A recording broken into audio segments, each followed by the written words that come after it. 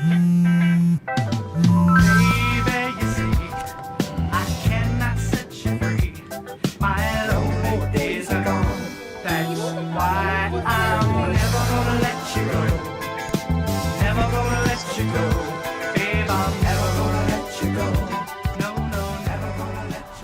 you go. Thank you. Thank you. Never gonna let you go. Never gonna let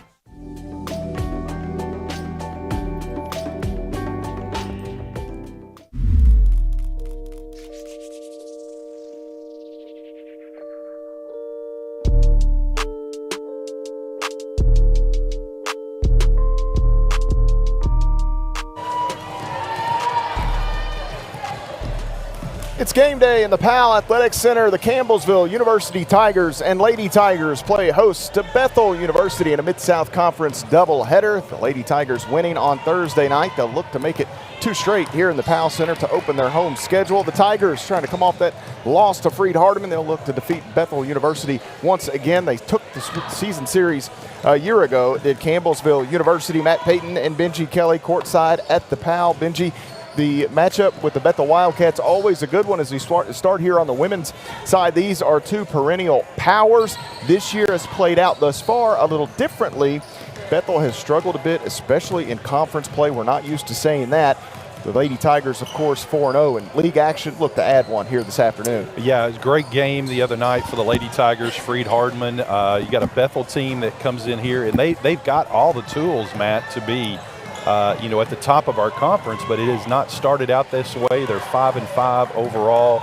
I believe, 1-3 in the conference. Very uncharacteristic for this team, but they're such dangerous shooters that if they come in here and they get on a roll, then it could be tough sledding here for Campbellsville. So we definitely got to bring our A game. It's 2 coaches that are good friends. They know each other. They know each other's programs. So it's all going to come down to execution and making sure that do you do the little things, rebound, block out, don't get back on defense quick enough. Make sure that you are defending the 3 and not giving them extra opportunities. So should be another exciting game here in the Powell this afternoon. The Lady Tigers with the win over Freed-Hardeman. They gave the Lions their first loss of the season, 75-53 in the Powell Center here on Thursday evening. Campbellsville University in complete control really throughout the ball game. They had a 5-point advantage at the end of the first 10 minutes. They added 6 more going into the halftime intermission, another 6 in the third quarter, and 5 more in the fourth. So it was very consistent. They were grabbing a handful of points in each and every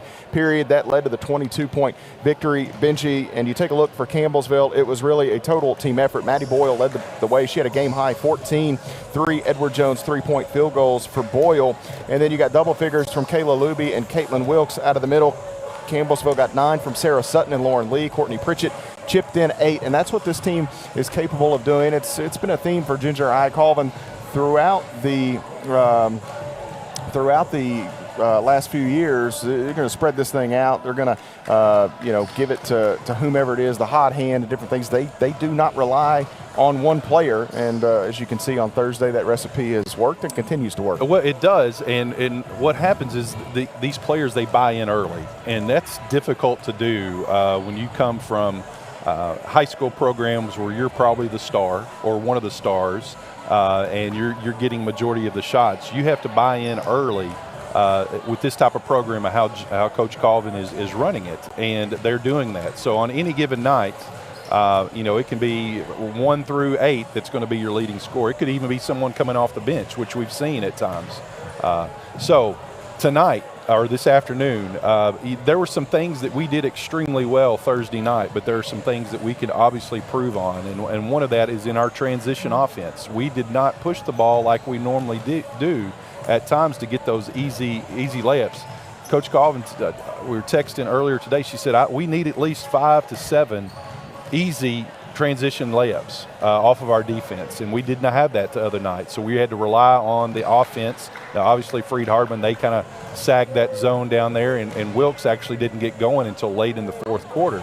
here tonight, we've got to continue to pound the ball into the post, because what that does is it frees up the perimeter for Maddie Boyle, Sarah Sutton, Courtney Pritchett, Burt coming off the bench to be able to knock down those threes. So it's complementary basketball, getting the ball down low, frees things up on the outside, but also when you knock down those shots, then it also frees up the inside. So a total team effort here this afternoon, and we just got to execute.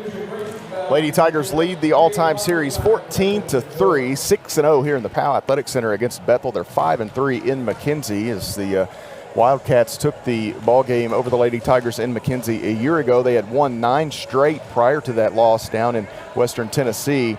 Ginger High Colvin is 14-3 against her good friend in Powell, Chris Nelson, and Bethel. So all of the meetings between these two clubs have come in the tenures of these two head coaches here today, which is kind of interesting in and of itself. The most famous meeting, of course, Benji Kelly, we were there in the quarterfinal matchup, the NAIA tournament back in 2015. CU overcame a 19-point deficit. We sat courtside with the wind out of our sails. We were packing bags and making plans from the table, and then all of a sudden things changed. They closed the game on a 39-11 run to win by 9. So they went from down 19 with 15 minutes to play and won the ball game by 9 points. They advanced to the NAIA Fab Four for the first time in program history. Madison Clements scored 18 points in the win for the Lady Tigers as really Bethel had pushed themselves really hard in the first few games of that tournament, and it was like they hit that 15-minute mark and somebody just flipped the switch on Chris Nelson's club that day. And the Lady Tigers, with that depth that we've talked about, and boy, it paid off that afternoon in McKenzie, in Independence, Missouri. And one that we'll never forget, but this is always a good matchup. No, it is, and once again, like I said, these two coaches, they know each other. They know their programs in and out. They're texting probably every week, just talking about things. Now, obviously, you're going to throw that out. They're here today. They're going to coach. They're going to try to win the game. But during the regular season, they're always sharing things about the other opponents, things that they saw that could help each other. Just great friends. But once again, this Bethel team, they're dangerous, Matt. They're very dangerous. They can shoot the lights out of the ball. They just have not had the success here early that we're used to seeing. So they're here at midcourt now sharing the moment. Miranda Denny walked the basketball over and was getting approval from Chris Nelson as if this was game ready. And, of course, he bounced it, put it high up in front of his chest, bounced it, and just a big nod like this one's not going to work. We'll have to go back to getting another one out of the batch. But I think that was all a little tongue-in-cheek there as he and Ginger High Colvin exchange words at half court. Again, two really, really good and close friends. Bethel last season, Benji, they got a win in the Mid-South Conference tournament in the opening round, and then ultimately would advance. They beat Life in the opening round. They lose to Georgetown in the Mid-South Conference quarterfinals, but they would advance to the NAIA tournament and actually pulled off the upset coming out of that quadrant or pod, whatever you want to call it. They knocked off St. Xavier and Dakota Wesleyan and advanced to Sioux City, Iowa. They would end up losing to Southeastern in that tournament, but just like the Lady Tigers, Coach Nelson is replacing a lot of his pieces. When you look at Millie Bryant gone, Ryan Roberts gone, Jenna Faust gone, Mickey Head now a graduate assistant. So he is trying to work in some new names, some new faces for that club. The Lady Tigers, while they lost a lot of those that are contributing have been here for a while, and that makes a big difference. You look for Campbellsville, really the only young lady that has stepped in and assumed large minutes this season that wasn't on last year's roster is Kayla Luby. Right. Everybody else, it's been an ascension from Elizabeth Bertram and Maddie Nally and others that have grabbed those extra minutes. It has, and once again, that's the beauty of the program that Coach Colvin has recruiting, is that these players are able to come in. Very rarely do you see some freshmen play early. However, we have had some special ones like that, but they're able to sit a year or two, learn the system, and not only that, to see the speed of the game, to have it to be able to adapt to that. Now, obviously, coming in, Kayla Luby, great post player. I really am impressed with how she plays the game and how hard she works, not only on offense but on defense. And just a great transfer for her to be able to come in and complement Caitlin Wilkes down there in the post.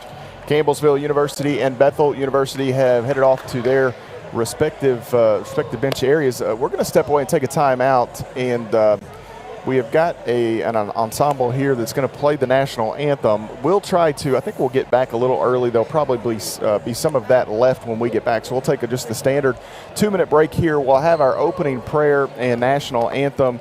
And when we come back, you'll probably come in midway through the national anthem, and we'll just carry that audio for those following along on radio and the video coverage as well. So you're following Lady Tiger basketball. We'll be back in just a moment here on the Campbellsville University Sports Network.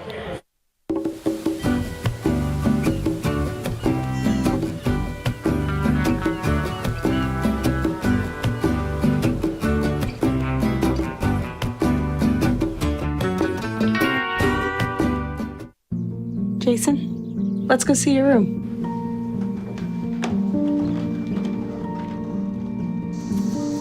No, that's not right. How was it? Is it good?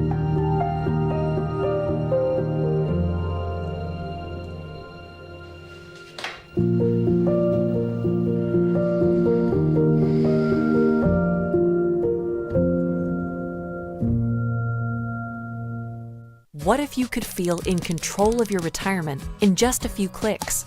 At aceyourretirement.org, you can. Start with a free 3-minute chat with Avo, your friendly digital retirement coach. Just answer some simple questions like, how do you feel about your ability to save for retirement? Or in how many years do you want to retire?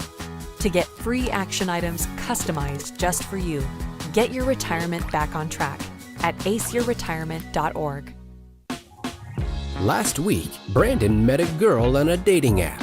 One day after work, he finally found the courage to ask her out. No answer. He started to panic. Was he being too pushy? Maybe it was too Hey, sorry I didn't respond. I was driving. I would love to go on a date. How does tonight sound? Brandon tried to play it cool, but inside he knew. A girl so smart, so responsible. She must be a keeper.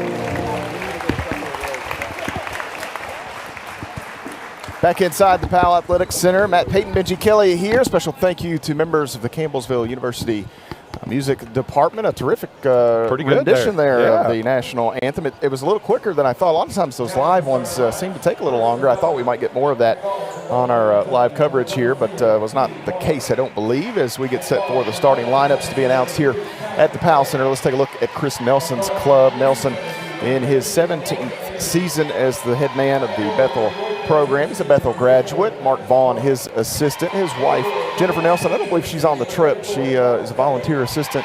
I believe Nikki Head, the graduate assistant this year, the former Wildcat. They run out today. Keely Morrow, 5'10", a graduate guard from Bowling Green, Kentucky. Kaylin Howard, 5'7", a sophomore guard from Covington, Tennessee. Elena Anderson, 5'5", a freshman guard from Gleason, Tennessee. Madison Hart, 5'10", a freshman forward from Yorkville, Tennessee. And Kyla Taylor, 5'7", a junior forward from Lexington, Tennessee.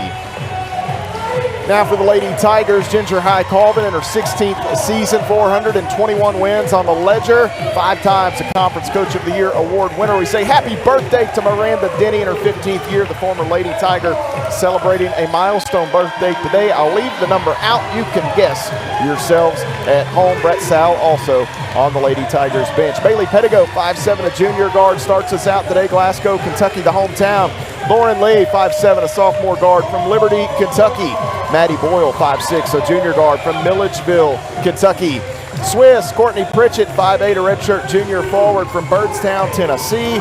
And rounding out the 5 for your Lady Tigers today, it's Kit Kat, Caitlin Wilkes, 6'2", the junior forward from Stanford, Kentucky. She still has the green light from deep, Benji Kelly. Don't forget she that. Does. As Campbellsville today in the home ash gray uniforms. Campbellsville across the chest in maroon numerals, some white trim, the tiger paw on the legs for Campbellsville University.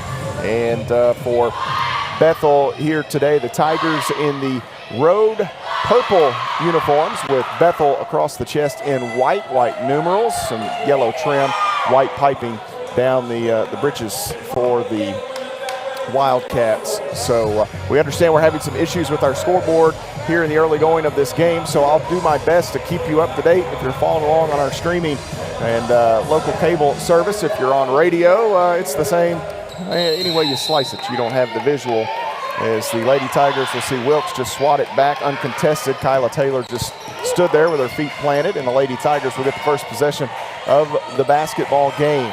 Lauren Lee out top, working with it. Has Pritchett out. Boyle thought about it. Instead, looking inside, not there. Lee again up top, dribbling in. Back to Boyle this time. She'll let it ride. 3 on the way. Bang! Maddie Boyle, an early Edward Jones 3 for the Lady Tigers. Yeah, you saw Bethel come out in zone, which we anticipated, and a great ball movement to find an open Boyle there in the perimeter. Boyle had 3 of those on Thursday evening, one here early, and the answer from Kaylin Howard is good. Howard on that far wing knocks down a triple for Bethel. We're tied up 3 apiece. Boyle on the left side, out to Pettigo, driving in, shovels. This is Pritchett, now Boyle left wing, looking for help. Pritchett back to Boyle, 3 on the way, bang! Maddie Boyle, get us started, young lady. Edward Jones payout number 2. You can just tell the confidence is oozing out of Maddie Boyle. Like you said, 3 the other night, already 2 here in the first minute.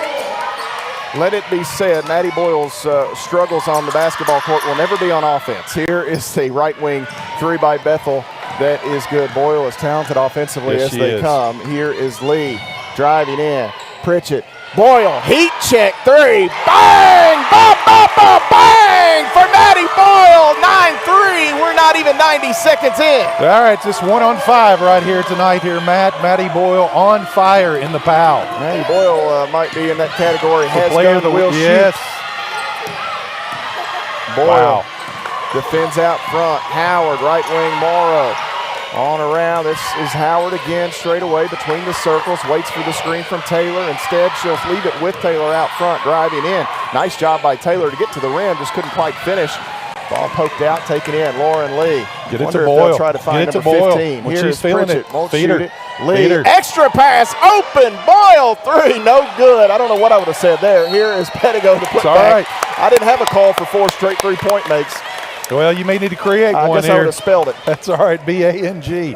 You know, when you got a player like that, just get her the rock. Now, what that's going to do is going to draw the defense out, and Maddie's strong enough and smart enough to be able to penetrate and find someone else. So great start here for this Lady Tiger team. Pettigo's free throw is no good as the Lady Tigers with the fast start here in the PAL. 9 points, all off the fingertips of Maddie Boyle. Edward Jones on pace to go out of business here today. Here is Pettigo, missed both. Bailey, that's rare. Unable to cash in there as she on the season 75% at the line. That foul earlier, I believe, was on Kyla Taylor. Her first on the Wildcats. Here driving in is Anderson. Nice little step there. May have took an extra step there. Rebound to Wilkes as she missed the shot. Here comes Maddie Boyle to the front court. Has Pritchett left wing. And now she'll wait inside, looking for Wilkes. And Taylor just got a hand on it, knocked it up into the air. Morrow to the front court with the basketball here for Bethel. Inside, this is Hart, and her first shot is going to actually, she's going to be fouled. I thought Pettigo may have blocked it from behind. They're going to say Bailey got a piece of the hand of Hart, the arm. Campbellsville, good job there getting back on defense, and the ball kind of went into the post. Bailey, I do believe, kind of smacked her on the hand there. Wilkes was down there as well, and I believe she actually got a piece of the ball as well. So Hart hits the first free throw. Hart won the Player of the Week award in the league first week of the season. Second free throw good for Madison Hart. The Conference Player of the Week award has been to, I think freshmen have won 3 of the 4 or 3 of the 5. Satterley for Freed Hardman's won a couple herself. 9-5, Campbellsville the 4-point advantage. Pettigo working against this zone defense, knifes her way in. Pritchett, and now Boyle. She'll drive in from the elbow. Jumper on the way, no good. Rebound going to be taken in by Wilkes. Campbellsville with more time to work here. Now Lee driving right side of the lane. She is fouled by Anderson, and this will send Lauren Lee to the free throw line. Good job by Lauren Lee there on the penetration to be able to get it in a little mid-range shot. She's so good at that. chance for her to go to the free throw line here. So right now, Campbellsville kind of clicking on all cylinders. 9-5 the score. Lee misses the free throw. So the Lady Tigers. Other than the free throw line. Yeah, that is not very rare. I'm still waiting for somebody besides Boyle to get into the point column. We've played 2 minutes and 57 seconds as 7:03 shows on the clock. And Lee misses both. Lauren Lee is about 80% on the season, and you could see the exasperation from the head coach, Ginger High Colvin, over here. Inside, looking for Hart. Now out, Morrow. Little ball fake. Pettigo pressures. Morrow has it knocked free. Now a trap, and we're going to go to the double thumbs. The arrow will stay with Bethel here with 6:47 showing. Campbellsville with a 4-point advantage, 14 on the shot clock. First quarter, Matt Payton, Benji Kelly here with you at the Powell Athletic Center. The Lady Tigers back in action next Thursday as they'll play Cumberland's here in the Powell. Right wing, Hart. Now to Morrow, inside at the free throw line, working is Taylor. Tried the up and under, but Wilkes sagged off. Taylor, give her credit, able to finish anyhow. Good strong move there by Taylor. Here is Pettigo working. They want Wilkes, can't get it to her. Now they do. Wilkes working against Taylor, who goes down. Now will they call the flop? They won't, which they put a point of emphasis there, right, Benji? So for me, if it's not a foul, it's a flop, no? It's one or the other. I mean, here is Howard working in. She'll go baseline to Taylor. Taylor underneath the goal, back out to Anderson, who was cut off a bit by Lee, forced all the way out to midcourt. Halfway through the shot clock, Anderson shovels it out. Howard wouldn't shoot it. Now looking, and this ball deflected out of bounds by Campbellsville. I believe Pettigo got a hand on it. Wilkes tried to maybe save it, and on out of play to Bethel. And that's what this Campbellsville defense does. It's suffocating. They're able to get the hands in there, knock the ball loose, and knock it out of bounds. Here is Hart, 3 on the way, and that is good. Yeah, this Bethel team, that's Howard. They can shoot the three, and have not been shooting it as well as of late, but here tonight they've already hit 2. 11-10 the score. Campbellsville will make a change here in a moment. Boyle, the entry, Wilkes, baseline jumper, good for Caitlin Wilkes. Nice little short baseline there in the corner, about 15 feet. Caitlin Wilkes, she can pretty good there on the block, but she also had that mid-range jumper. 13-10, the Lady Tigers lead as Hart drives into some traffic. Ball nearly knocked away. Anderson has it on the wing, works to the middle, kicks it out. Howard again, 3 on the way, and that is off the mark. Rebound taken in. Ooh, Taylor got the off arm out, no call. Out front, Morrow. Inside, they want Hart. Again, spinning, goes up off glass, good for Madison Hart. Strong move there. 13-12 the count. We have played almost 5 minutes of this first quarter. Pettigo holds it left side.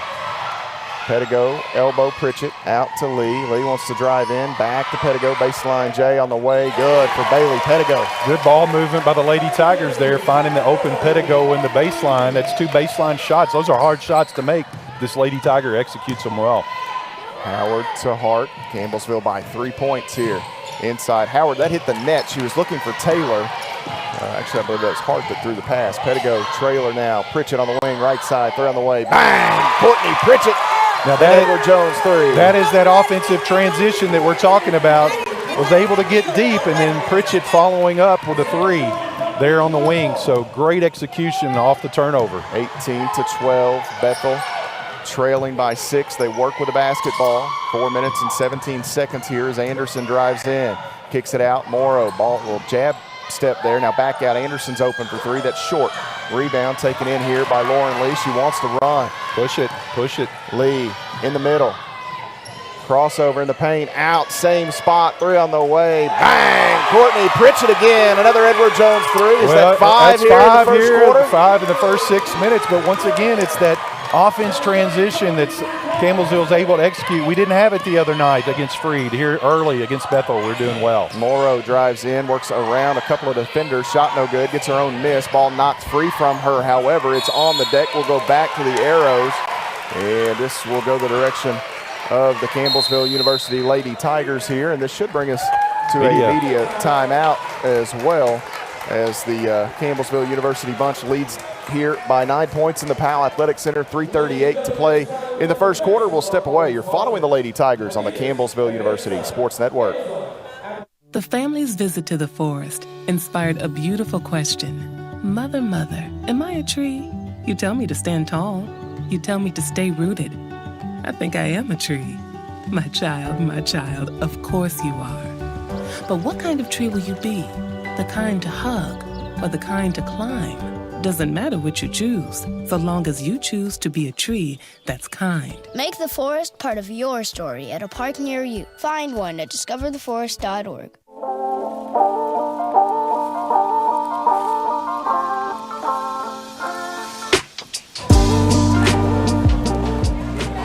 (21-12) the score. The Lady Tigers leading Bethel University here in the Powell Athletic Center. 3:38 to play in the first quarter. Campbellsville emerging from their bench with Pritchett, Lee, and Pettigo remaining on the court. Some changes for the Lady Tigers as Elizabeth Bertram, 5'6" sophomore guard from Glasgow, Kentucky, checking in.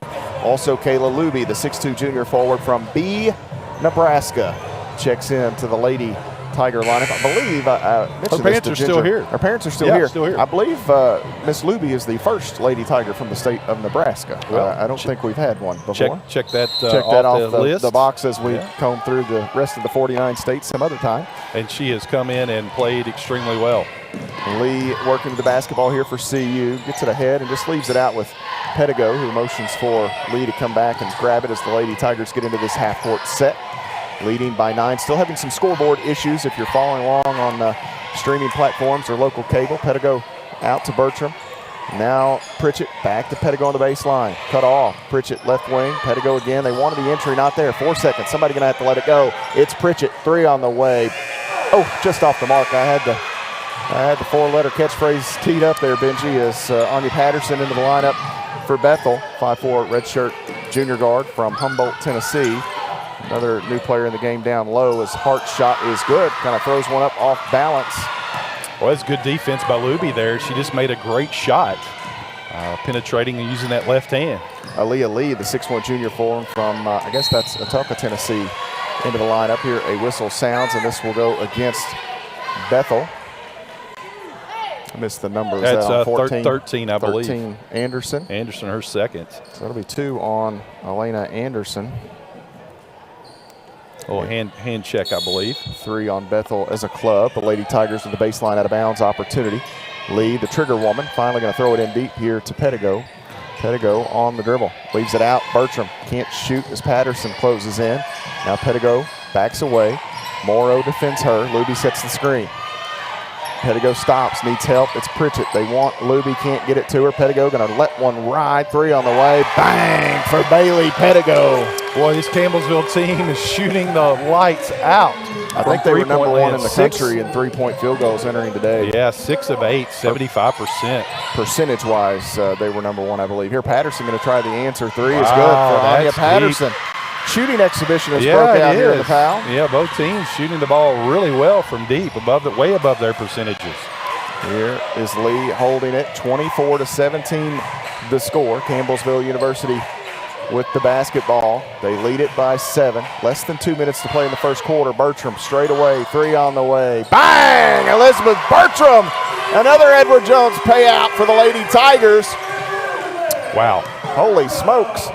Wow, 7 of 9 already. And this is one, if you're Bethel, you're playing pretty well offensively. Yes, you're are down by 10. This is as frustrating as it can get for an opposing club. Here, Bertram flashes out, ball knocked away. Taylor couldn't grab it as she kind of started that mess, did Bertram. Here is Lee inside, rolling. Bertram off glass. She gets the bucket. Lauren Lee, the bounce. That is the 3rd offensive transition bucket here in the first quarter. Offensive. That was a part of the game plan. Good job, Bird, on defense. Ball knocked away and knocked away again as Pritchett spills down. Lee to the other end, right side, down the lane, right hand fouled as they're going to say Taylor closed out a bit too much there. And this will draw more changes for the Lady Tigers, as if the 3-point shooting hadn't been good enough. You send someone in like Sarah Sutton. That's almost a cheat code right there. That is a cheat code. Oh, my goodness. She shoots it as well as everybody else. Pettigo checks out. Pritchett checks out. They get their first breathers tonight. Maddie Nally, 6'2" sophomore forward from Louisville, Kentucky, into the lineup. And also in Sarah Sutton, as I mentioned, 5'10", the junior forward from Scottsville, Tennessee. Lauren Lee, free throw here, good. It is 30-17 with 61 ticks left on this first quarter clock. Yeah, first free throw made here for Campbellsville. This is their 5th and 6th trip, or 5th and 6th shot. So now they're 2 of 6 as Lauren makes that second one. But very uncharacteristic. That's about the only thing that I could say is going wrong for this Lady Tiger team. Lady Tigers number 1 in the nation in field goal percentage and 3-point percentage entering play today. That number is going to increase. It's hard to increase that number, but they're going to do it here as this pass is nearly thrown out of bounds by Lee. And Campbellsville with another takeaway. Lauren Lee, the basketball for CU, looking down inside. Not there. Now Bertram. Entry. She's got Luby, goes up off balance. Shot no good. Nally, the putback, won't go. Rebound taken in by Aaliyah Lee. And here comes Patterson. Patterson working, and some contact there. We're going to have a foul called. A blocking foul will go against Lauren Lee.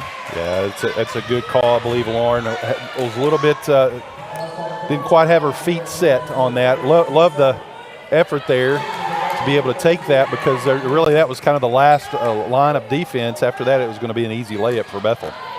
Campbellsville to trigger it in. This is Taylor looking, goes into the corner to Howard, back to Taylor on the baseline, spin move, working against Luby. Nice job by Luby, but again, that's the second time. Ooh, as Howard trips over Bertram. It's the second time, Taylor has been able to make a move against one of those Lady Tiger posts that are listed much taller, but she's been able to get a finish. Shot clock is off, 7 seconds. Campbellsville by 12. Sutton holds it, needs some help, 4 seconds. Nally, 2 seconds, gonna have to go. Bertram, 3 on the way, no good.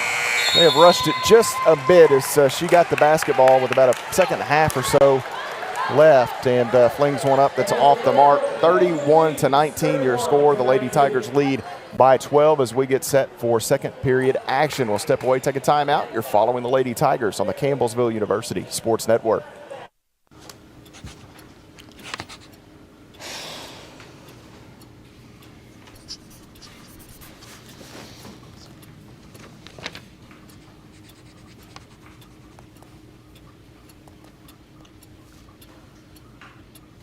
If you love them enough to relearn math so you can teach them math, then surely you'll check nhtsa.gov/the right seat to make sure they're correctly buckled in the back seat.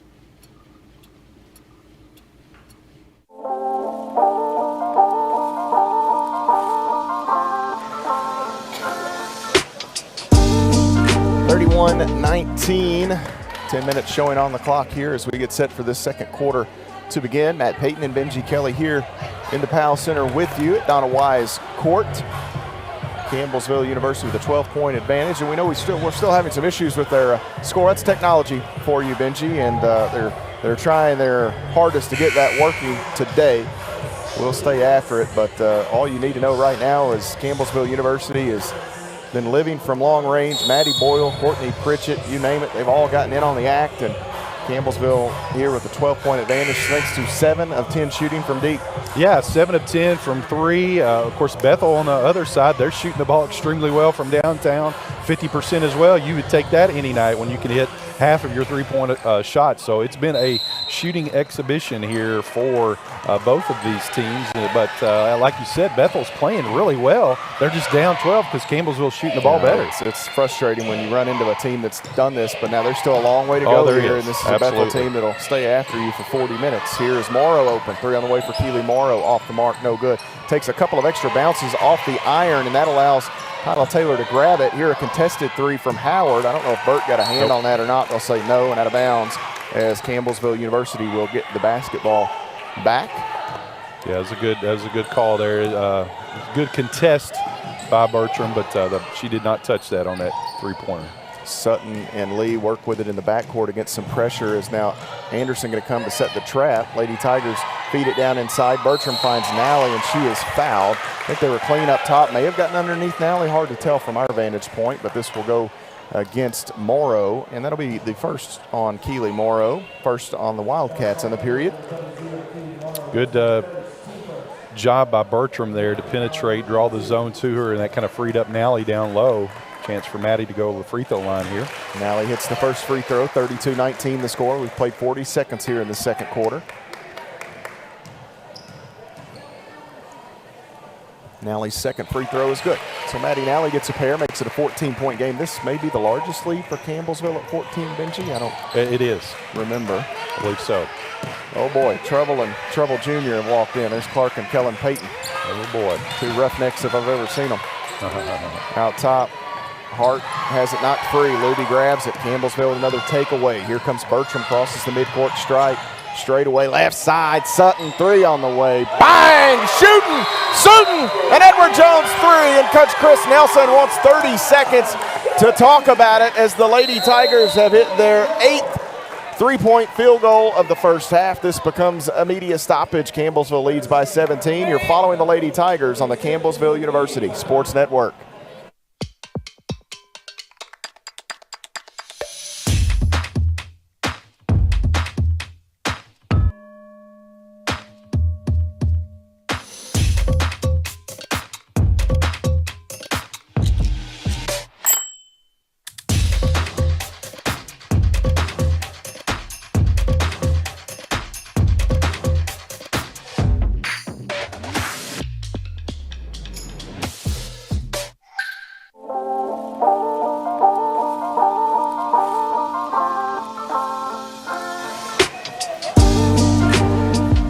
Back inside the Powell Athletic Center, Matt Peyton, Benji Kelly here is Campbellsville University blistering the Nets 36-19. We have to offer bonus pay to Brandon Lakes down there today. He's running the scoreboard.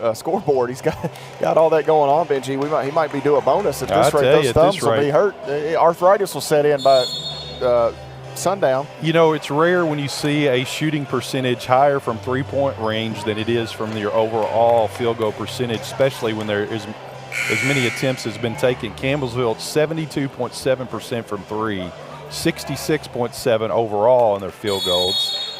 So just blistering these Nets here early. Well, and they're good looks. They're great looks. Playing some zone. You wonder if it may be a time that they just try to give up on that. I mean, you don't expect the team to ever shoot it this well against you, but Bethel may not be able to stay in that zone much longer if Campbellsville could continue this pace. Anderson driving in, steps through, and she had an extra step there. The old Euro step and a half. We'll say a special hello to our friend down at Bethel Diamond, Dave McCulley, Sports Information Director for the Wildcats. Always does a terrific job. We'll be down your way, Dave, here in January. Campbellsville working it ahead, long ahead. Lee has Bertram. She'll drive in, bounces, that ball kicked. Was that kicked twice? It was. Did Lee get a foot on that and then it hit? It was a little ricochet. Morrow? Yeah, a little ricochet in honor of the World Cup. There you go. I watched that today. Yeah, U.S. just couldn't get it going against the Netherlands. The Netherlands is really good. Bertram feeds it to Lee. Going to work right side of the lane. Inside Luby. Little double team there. Luby missed the shot, stays with it. It's ripped away by Lee. And Aaliyah Lee back to the front court. It's Taylor now. Taylor working right side. Gets by two defenders. Kicks it to Howard in the corner, and Luby knocks it away. The entry, and now Bertram has it knocked free. She's fouled by Morrow, and Bertram, with a nice sportsmanship, will pick up Keeley Morrow there. Morrow played her high school ball at Bowling Green High School, went to Lipscomb for a bit, and then when she left Lipscomb, she was actually back and forth between Bethel and Lindsay. I think at one point committed to Bethel, then changed her mind, was going to go to Lindsay, and then had another change of heart and back to Chris Nelson's bunch at Bethel. She's been a really good piece for them over the last 2 years. As this ball knocked free, Lee gets into some traffic. The other way, Morrow with the basketball. Attacks right at Sutton. Little contact there. Yeah. And we're going to have a blocking foul called on Sarah Sutton. Sarah, I think, was in the restricted area. 36-19 remains the score. 7:44 to play in the second quarter. Morrow at the stripe here for the Lady Tigers, or excuse me, for the Lady Wildcats, as I'm trying to see if I'm sure we're still working on the scoreboard issue. We a little short on our scoreboard today. Morrow's a 81% free throw shooter on the year. And this free throw for Morrow is good. So she gets both, 36-21 the count, as Madison Hart will check back in. Anya Patterson into the lineup. For Campbellsville, you've got that second unit basically with Lauren Lee out there running the point from that Thrivent starting lineup. Lee, the only starter out there. Bertram, she's got Sutton behind her. If she can find her, Lee does. Now Nally, short corner. Sutton again, 14 to shoot. Lee straight away. Driving in, feeds one, and this is kicked as Bethel has come out of that zone. And much more of a man-to-man look here as they trail by 15 with 7:23 to play in the half. Lauren Lee to trigger it in. Looking. Still looking. Bertram couldn't catch it clean. It goes out of bounds. I'm going to say, actually, Bertram may have been standing out of bounds. Yeah, stepped out of bounds when it hit her. So a turnover on the Lady Tigers. Campbellsville has been living from deep here in this first half. 8 3-point makes. On around. Patterson, inside Lee, out to Anderson. She'll drive baseline. Luby cuts her off. She's in a double team. Tries to throw it off Sutton and missed. Campbellsville picks it up. Lauren Lee sprints ahead. Lee out. Trailer. Sutton, 3 on the way. Bang! Sarah Sutton's second Edward Jones 3 of the basketball game. Great, once again, great transition offense off the turnover. Howard inside takes the jumper over the top of Luby. No good. And give credit to Lee. Ooh, man. I didn't see it. I was straight line. I was a bit straight line. There could have been a left-handed push, but it looked like that Lee just got in inside of Luby and kind of took it away. Hard to say for sure, but the officials call it against here Lee. Campbellsville sprints ahead. Bertram inside, throws one up, hits the bottom of the rim. Bert may have looked back at the official thinking she was fouled. Here's Howard. Howard may have gotten away with a high dribble, shovels it back. Patterson hit a 3 earlier in the game. That one is off the mark. Nally the rebound for CU. Lee again running for Campbellsville. Lee out, Bert open, 3. Bang! Elizabeth Bertram of the Lady Tigers have knocked in 10 Edward Jones 3s here in the first less than 14 minutes. Wow.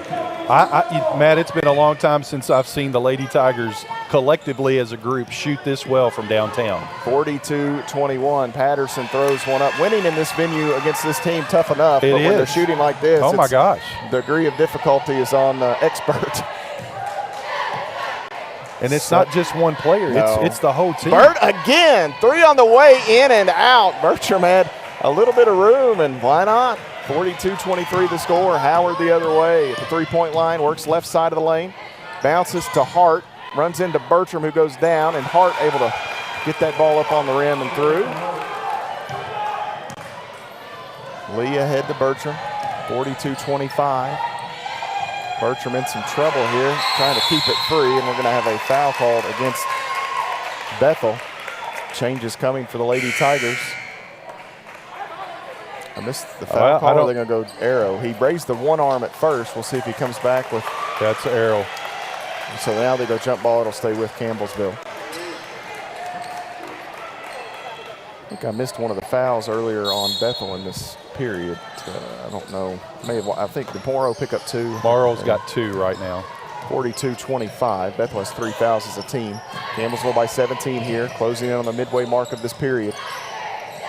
Pritchett inside, wants Wilkes, has her, goes up off glass, good for Caitlin Wilkes. She gets the finish, Courtney Pritchett the find. Good strong move there by Wilkes. Actually, there was a little contact, but she's so strong and able to play through that. Nice design play for the Lady Tigers. Howard left side to Morrow behind the back.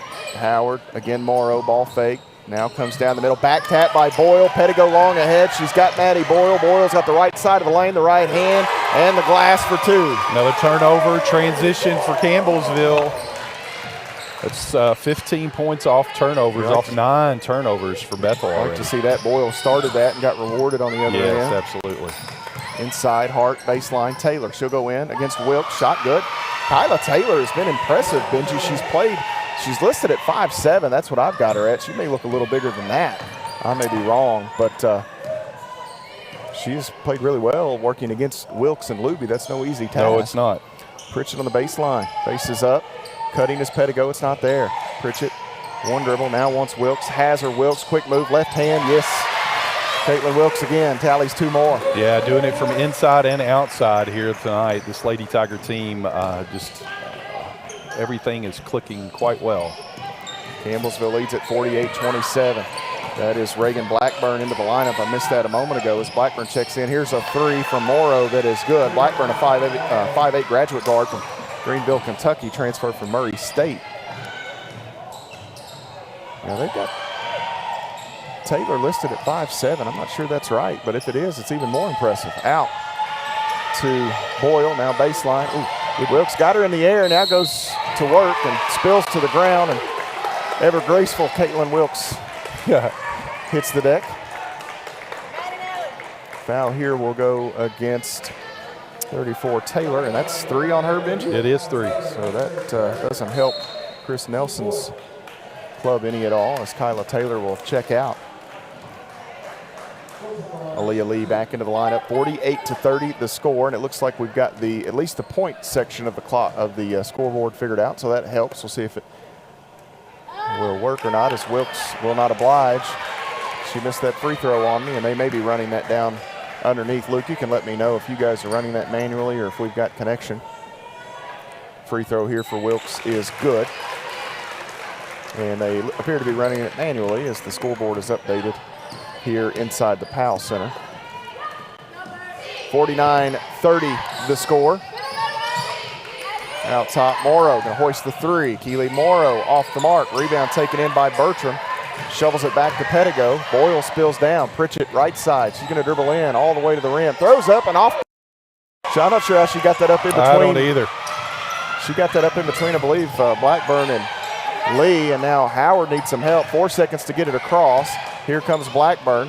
She has Hart, who will take the contested jumper over the top of Wilkes. That's no good. Morrow throws one back up, no good. Again, Hart shot, no good. And it will be Madison Hart to the free throw line for Bethel, as the foul will go against Courtney Pritchett. That's the first on Pritchett and the second on the Lady Tigers in the period.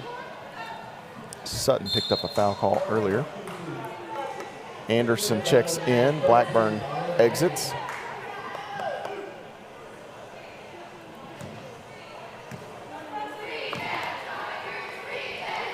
Free throw for Hart is off the mark to the right side.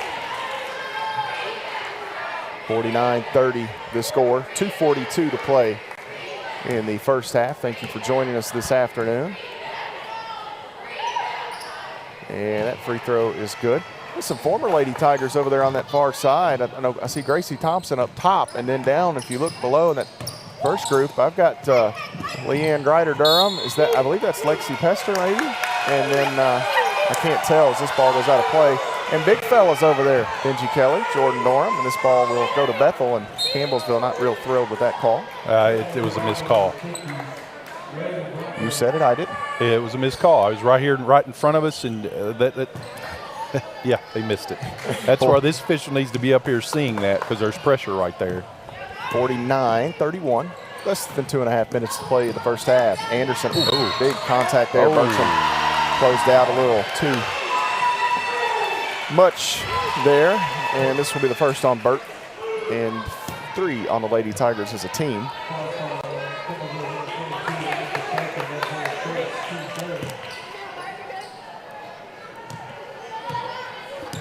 Howard the basketball. Out front to Lee. Wants Hart inside, driving left side of the lane. Runs into Wilkes, goes down, no call. Shot was off the mark. Pettigo grabs it. Pettigo the other way. Has Bertram. Bertram one dribble. Stops. Needs help. It's Pritchett open. Right side. Triple. No good. Rebound taken in by Blackburn, who checked right back into the lineup after leaving for a moment. Blackburn needs some help. She'll come long ahead to Lee at midcourt. Works around Bertram. Goes right side. Hart catches. Decks it. Driving baseline. Inside avoids the defender. Move. And Madison Hart with more points for Bethel. Yeah, that was a nice move by Hart. Bertram wide open on the right side. Thought about it. Won't shoot it. She'll drive in. Goes up the left hand. Shot off glass. Good for Elizabeth Bertram with 2 more. Yeah, a good aggressive move there by Bertram. A lot of times, she'll be that 3-point shooter, but she was able to put the ball on the floor and actually absorbed a little contact. Right wing, double team comes as Pettigo and Boyle there. The ball gets knocked through the legs of a couple of players, and Hart picks it up. Back to Blackburn, who was in that trap a moment ago. Blackburn to Hart straight away. Pritchett right there had a hand on top of it when she let it go. I believe she tipped that one. Good deep, good closeout. Boyle inside, stops, left side. Bertram hesitates, one dribble, thought about it, inside the Wilkes, finds a cutting Pettigo, right hand. Good, and one for BP. There we go. A little give and go. A little old school basketball. Wow. Foul will go against Aaliyah Lee, and that is her second 5 on Bethel. And Bailey will go to the free throw line here for Campbellsville University as Morrow and Taylor check back in. Yeah, nice play there by Wilkes and Pettigo there. Pettigo actually got fouled pretty rough there. Able to absorb that. And Go to the free throw line. Bailey hits the free throw, three-point trip for Bailey. 54-33. Lauren Lee re-enters for Campbellsville. 54 points in the first half for this Lady Tiger team, Matt. Less than a minute to go here. Bethel works with the basketball. Howard right side to Anderson. Back out top, it's Howard. Thought about that entry to Hart. Now has her. Taylor working on the inline, spinning. Lee digs, and we're going to have steps called against Kyla Taylor. Yeah, great defense there by Caitlin Wilkes to just kind of hold the position there, and kind of got in a little spin cycle, and she just took that extra step. So another turnover. That's a double-digit turnover now for this Bethel team. 54-33. Pritchett goes long right side to Boyle, who backs out with it. Waits, and Lee collects it. About a 10-second differential here, 9 to 10 seconds. Out top, Bertram, three on the way. Bang! Elizabeth Bertram and Edward Jones three for the Lady Tigers. And sometimes, even as the head coach, you know it's your day. Well, it is. I mean, 11 of 16 from three in the first half. Here's Howard. She'll try to answer. That's off the mark left side. Going to go back up with it. That's Hart blocked by Wilkes. It goes out of play. And the basketball will stay with Bethel here. 1.7 showing on the clock. Maddie Nally going to re-enter defensively here for CU. They'll try to stop a last-second effort. 24-point Campbellsville advantage, 1.7. They bounce it in. Morrow catches, goes up, and gets the finish. Gets right in front of Burt. Burt kind of looks over and says, my goodness, she was draped all over like a cheap curtain and still couldn't. Well, that's just a great offensive play right there. 57-35. Bethel trails Campbellsville by 22 here at the break. We will step away, take a timeout ourselves, come back and look at the numbers that made up the first 20 minutes. You're following the Lady Tigers on the Campbellsville University Sports Network. I tell my son, I love you every single day. Now, my dad has never said that to me. Not because he doesn't love me, but because culturally it wasn't comfortable for him. Now that he's a grandfather, he says, I love you to my son every time he sees him. My advice to all the fathers out there, forget the cultural restrictions. They grow up way too fast for you to waste even a single precious moment. The family's visit to the forest inspired a beautiful question. Mother, mother, am I a tree? You tell me to stand tall. You tell me to stay rooted. I think I am a tree. My child, of course you are. But what kind of tree will you be? The kind to hug or the kind to climb? Doesn't matter which you choose, so long as you choose to be a tree that's kind. Make the forest part of your story at a park near you. Find one at discovertheforest.org. The black truck? Hey, Christina from accounting. Yeah, hi. Hey, I used to date a girl named Christina. Oh, really? Yeah, and then she dumped me for my best friend. You want to see some photos of them that I took? I don't. I thought we talked about this, buddy. Buzzed and overshared again? Yeah. I'm gonna call a car. That's a smart idea. So yeah, I know, that's why I did it. Hey, you're gonna get back to the top of the mountain. Does that mean I'm gonna get back with Christina? No. Oh. No.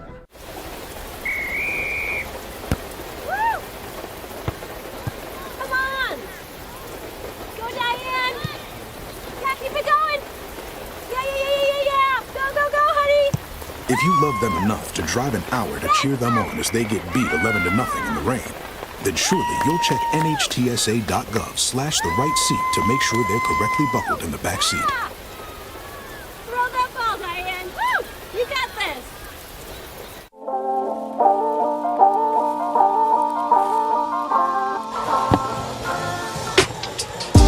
57-35, our score at halftime. Matt Payton and Benji Kelly with you here at the Powell Athletics Center. And Benji, in that first half, we can talk about all the numbers you want. And, if you're Bethel, you just got to flush that because, hey, you played pretty well. But when a team comes out and shoots 11 of 16 from deep against you in the first half, 68.8%. Campbellsville was 64% overall. They shot it pretty well overall, but from deep, that's unheard of.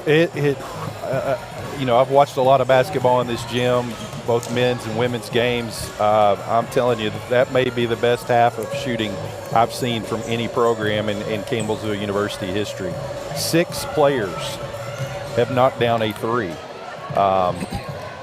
And they've knocked down multiple threes, each of them. Yep. That's impressive. And here's the thing.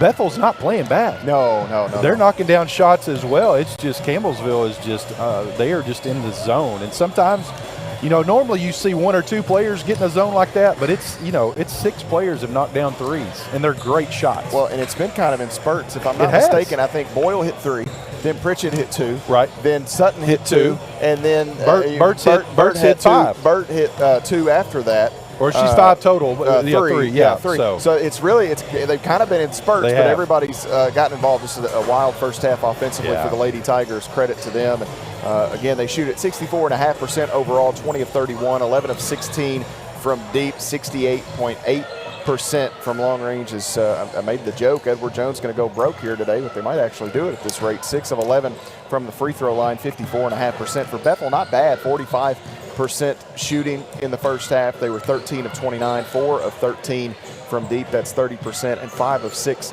at the free throw line, 83%. The game's high scorer here is Elizabeth Bertram with 13 points, 5 of 8 shooting, 3 3-point field goals, 3 steals for Burt in the first frame. Maddie Boyle chipped in 11. Boyle with 3 made Edward Jones 3-point field goals as well. Campbellsville gets 9 from Caitlin Wilkes to go with 2 rebounds and an assist. 8 from Bailey Pettigo. Bailey knocked in a 3-pointer as well. 3 boards, 2 assists to steal for Bailey. 6 from Courtney Pritchett. Pritchett with 7 first half assists as she is closing in on a career high. If she duplicates that, she'll have it. She's got 11 as her career best. Campbellsville gets 6 more from Sarah Sutton off the bench. 2 apiece from Lauren Lee and Maddie Nally Lee with 6 first half assists. So Lee comes in averaging 4.7 assists per game. Pritchett 3.8 assists per game. Benji, those 2 young ladies help facilitate so much of this Lady Tiger offense. And today, those passes crisp, on time, every time, and they're getting rewarded as they're hitting these shots out deep. Yeah, Campbellsville's just playing flawless basketball. I mean, if I had only any criticism is their free throw shooting. 6 of 11, which is way below what you normally expect this Lady Tiger team. Some of that may be due to the fatigue. I don't know. Your normal good shooters, they didn't hit a couple, missed our first 4, but 17 total assists for this Lady Tiger team. Doing it up points in the paint, 18. They're getting it down low with Wilkes and Luby. Your points off turnovers. So just a really great half of basketball for this Lady Tiger team.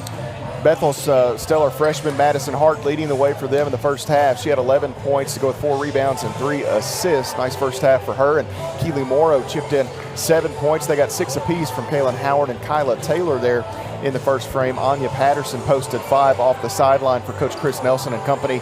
And then you had several players playing there for Bethel and failing to score as Elena Anderson, Aaliyah Lee, and Reagan Blackburn failed to score. They did get 6 rebounds, a game-high 6 rebounds from Aaliyah Lee there in the first half of play. Campbellsville's only Lady Tiger that was scoreless was Kayla Luby there in the first half. Rebounding, Campbellsville sees Bethel win the battle on the glass 14-11. Bethel with 5 offensive rebounds, the Lady Tigers just 3. Campbellsville finishes with 17 assists on 20 made baskets, 8 steals, 4 turnovers, 10 assists, 2 steals, and 10 turnovers for Bethel and Benji. That's long been a recipe for Campbellsville University. They're going to take care of the basketball, and they're going to turn you over, and here that has certainly been working. It has, and that's just that twilight defense. Teams just and Bethel's usually pretty good at executing, and they played well here tonight, but Campbellsville's been able to turn it over.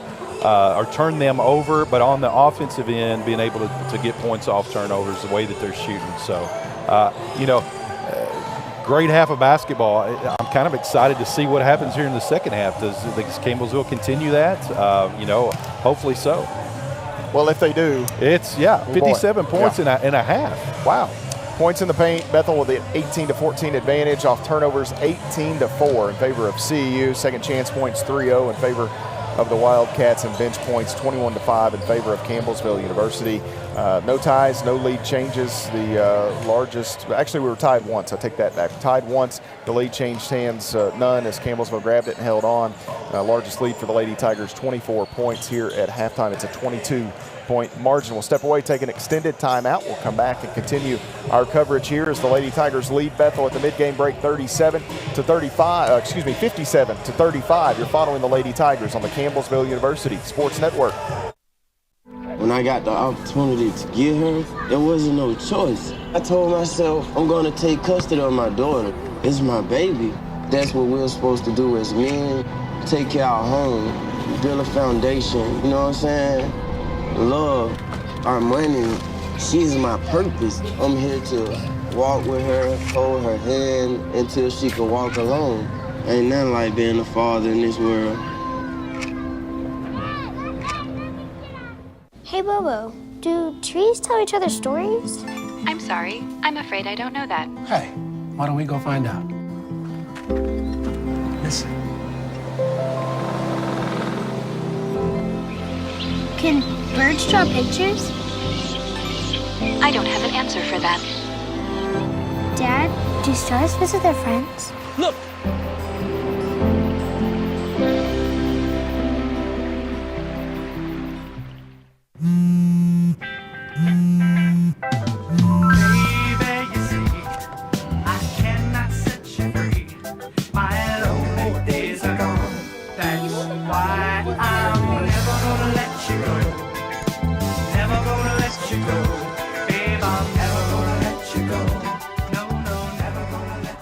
Here you go. Thank you. Thank you.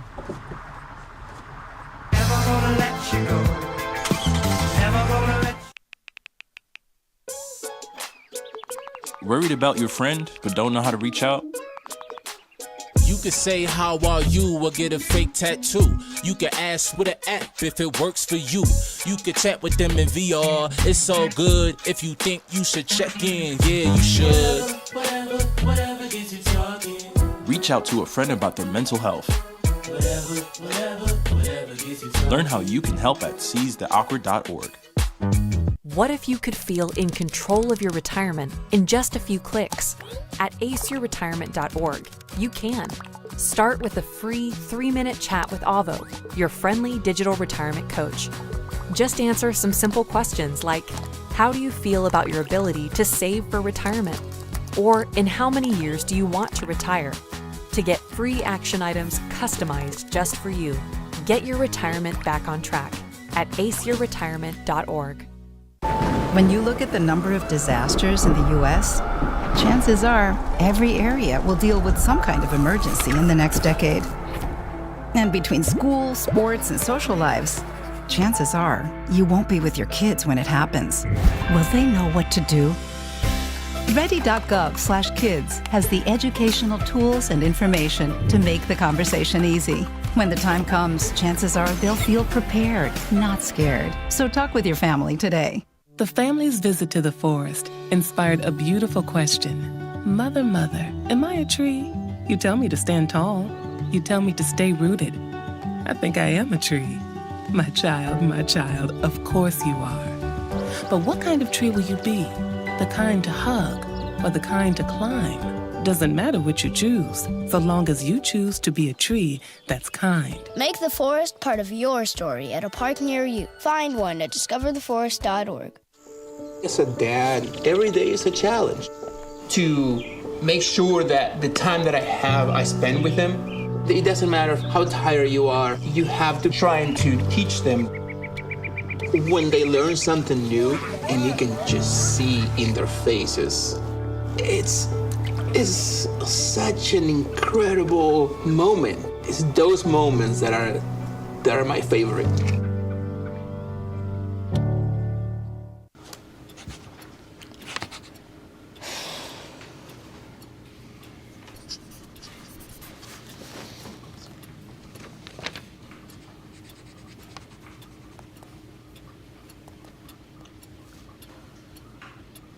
If you love them enough to relearn math so you can teach them math, then surely you'll check nhtsa.gov/the-right-seat to make sure they're correctly buckled in the back seat. Jason, let's go see your room.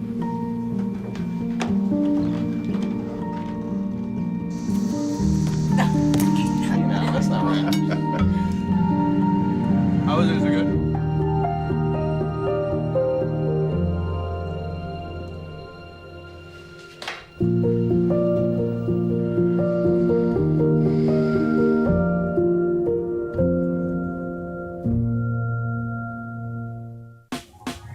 Last week, Brandon met a girl on a dating app. One day after work, he finally found the courage to ask her out. No answer. He started to panic. Was he being too pushy? Maybe it was too... Hey, sorry I didn't respond. I was driving. I would love to go on a date. How does tonight sound? Brandon tried to play it cool, but inside he knew. A girl so smart, so responsible. She must be a keeper.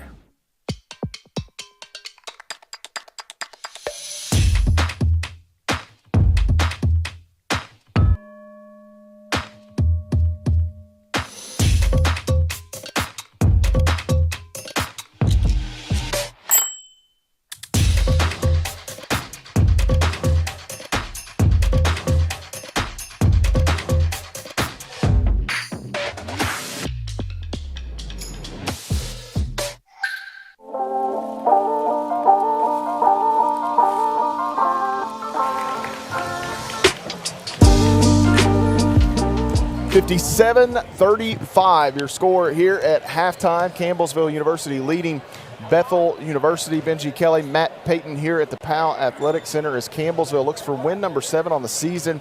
They would move to 5-0 in Mid-South Conference play. Next week they'll take on Cumberland's here at the Powell before making the trip to Georgetown, Kentucky to take on the Georgetown College Tigers. Some replays are fired up here for those of you following along on local cable or through our streaming platforms on CampbellsvilleTigers.com, also our CU Sports Network YouTube channel. If you're on CU Sports Network, the YouTube channel there, make sure you subscribe for us as we take a look here around some of the other scores inside of Mid-South Conference play today. Pikeville up 6 on Georgetown, that game at halftime. And we're going to have, I think we've got a few in the central time zone, so we may be a little tardy on a few of those. Wilberforce trails UT Southern by 7. Cumberland's up 8 on Shawnee State. That's in Williamsburg. I think that Lindsey Wilson, Freed Hardman game is just getting ready to tip off here. Actually, Thomas More houses their stats on their own site. They don't use the NAI Presto stuff. They are up 17 on Cumberland University at the moment. As we get ready to return to play here, the Lady Tigers send out their starting lineup. Lee, Pettigo, Boyle, Pritchett, and Wilkes for Bethel. That is their starting 5 as well. Kyla Taylor out there with 3 fouls. Hart the basketball. We go into the corner. Hart again. Now Taylor going to work against Pettigo. Pritchett comes to help, nearly takes it away. This leaves Hart open. 3 on the way. Good for Madison Hart. And I'll tell you, Bidgie, for a freshman in this environment against the number 3 team in the country, she's played very well. Played extremely well. 57-38. Like a little man-to-man here. They come out of that zone. Boyle left side. Campbellsville, if you're just joining us, hit 11 first half 3-point field goals. Into the corner. Pettigo, 3 on the way. That is no good. And Chris Nelson, looking down there, he might jump up and down. As the Lady Tigers actually miss one of those. Into the corner. Howard, run off the spot, wants to drive, flicks it across the paint, and a little too far out in front of Hart, I believe.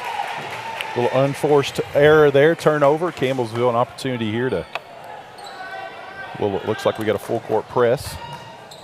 Back to work. The Lady Tigers, they'll have to deal with some full court pressure. Nice job that time. They get it ahead. Boyle able to work free from the defender there. And now out front, Lauren Lee will set up the play between the circles on the dribble. Left side, it's Boyle. She holds and surveys. Wants Wilkes, not there. Pritchett has it. Into the corner, Pettigo. Wilkes repost here. Pritchett again looking, now has her right side, right hand, good for Wilkes. Yeah, Courtney is just so good at finding Wilkes, especially from that free throw line extended there. And of course, anytime Caitlin gets the ball down low, majority of the time it's going to go in. Boyle intercepts the pass, but can she control it? She kind of turtles up and tries to take a timeout. Oh my. They're going to say that Taylor trying to dive in on the ball. Yeah, she pushed her from behind. And Anna T, she's gone. Oh man. That's 4 and 5. Well, I hate that for Kyla Taylor because, Benji, she was really impressive in what is going to end up being limited minutes. Yeah. And then I don't know what was said after the fact. So Kyla Taylor picks up her fourth. Said the magic word, whatever it was. And then ends up getting the technical. So and the official will have a conversation there with Chris Nelson. So tough one for the Bethel Wildcats as they need some things to go their way as they try to get back into this thing. And that's about the last thing you need. That will shorten the bench for Coach Nelson here as Pritchett hits the first free throw toss, 60-38 our score. One more coming her way. And that one is good as well. Now the Lady Tigers will have the basketball. Well, lost in all that was a great defensive effort by Maddie Boyle. Yes. Getting in there and getting that steal. Taylor did kind of bump her a little bit, but, you know, sometimes that's just kind of in the heat of the battle. But I believe Maddie was actually falling down as well. Well, and also, and may not matter, it saved the possession arrow and a timeout. It did. Boyle was trying to take a timeout. Taylor was just trying to tie her up, and the foul changed everything in terms of that one particular play. Pritchett holds it left side, calls for Boyle. Dribble handoff. Boyle, left side. Now flicks it over to Pritchett. Pritchett going to drive. Spinning. No. Looking. Wants Boyle. Backdoor cut. Boyle needs help. She's in the tall trees. Pitches it out. Wilkes. Little running shot. Banks it in. And she got hit in the head. That is a hard bank shot from the front.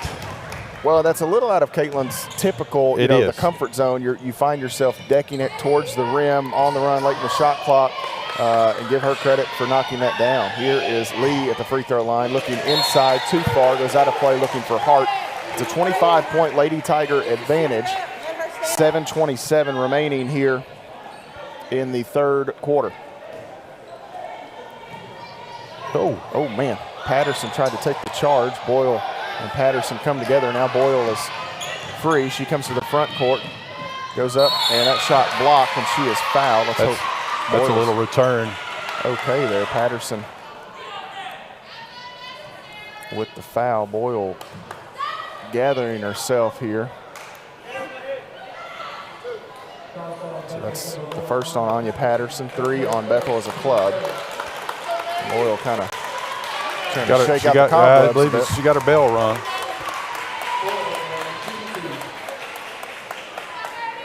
So Boyle will go to the free throw line here for the Lady Tigers.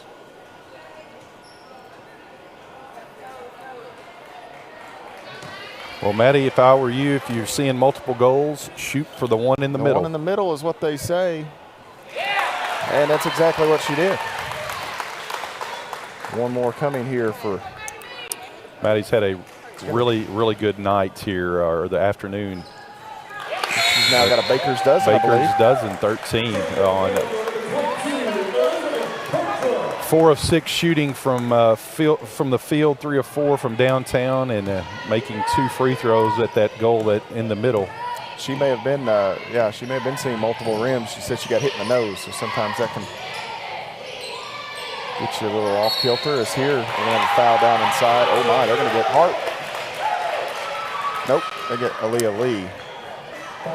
Push perhaps. They missed the shot. I thought they were going to get Campbellsville on that rebound attempt, but they instead got Bethel. 65-38 the score. Lady Tigers to inbound. Boyle checked out a moment ago. It was Elizabeth Bertram for Campbellsville checking in. Pettigo. Pritchett as Bailey had to keep it away from Howard there at midcourt. Pettigo wants the entry to Wilkes, not there. Pritchett going to drive into the middle, comes around right side, finds herself wide open. That is short, and look at Elizabeth Bertram knife in and grab the rebound. Needing some help, Burt hands it to Pettigo. Pettigo works around Lee, out to Lauren Lee, and now Bertram thought about it, run off the spot, drives in. Oh my, Burt. Her right leg kind of got twisted up underneath her there. Ooh, Lee coming in there like a linebacker. She's going to.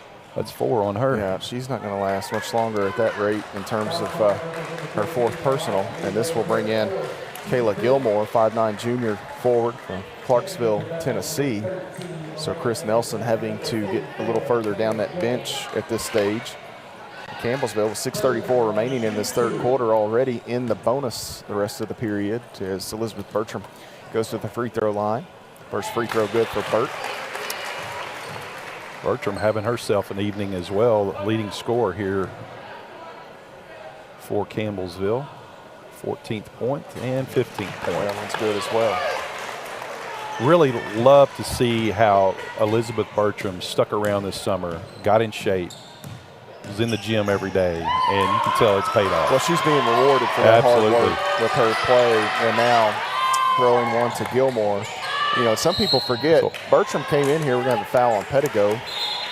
The Pettigo and Bertram high school teammates at Barron County, Benji. Some people, if you don't know, Bertram came and she sits for 2 years, right? She sits behind some really good players, the Lake Twins and Madison Shepherd and her freshman year, Savannah Gregory, all this stuff, right? And you forget, she's the all-time leading scorer in Barron County Trojanette history. So no slouch. It just took her a while to acclimate. For some, it happens faster than others, and for her, the light has went on. It has. It's the game has slowed down and it's clicked. Inside, Gilmore lost the handle, no call. Howard out top, 2 to shoot. Anderson gonna have to let it go. Didn't know good defense. The shot clock was so late, and a turnover here on Bethel as they do not get a look at the rim there. Yeah, great defense by Campbellsville, just that stifling pressure. But kind of getting back to Elizabeth Bertram, I'm assuming she's going to use her COVID year. That's the plan. Most all of these Lady Tigers, and I know there's some around the league that won't like to hear that. Oh, Lee just lost the handle. Ball still free on the deck. We've got a scrum, and we'll go to the double thumbs. It'll go to Campbellsville University here as Lee just had that jump right out of her hand. You rarely see that from Lauren Lee. It was an unforced error, though the pressure was in the backcourt, and they've got one to get it across.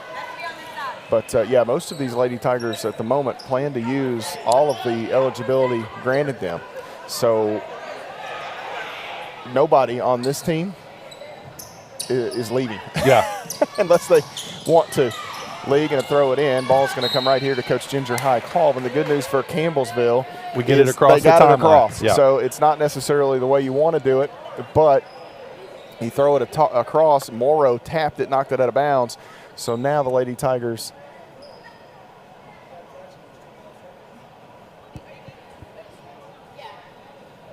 I'm not sure what they're going to do.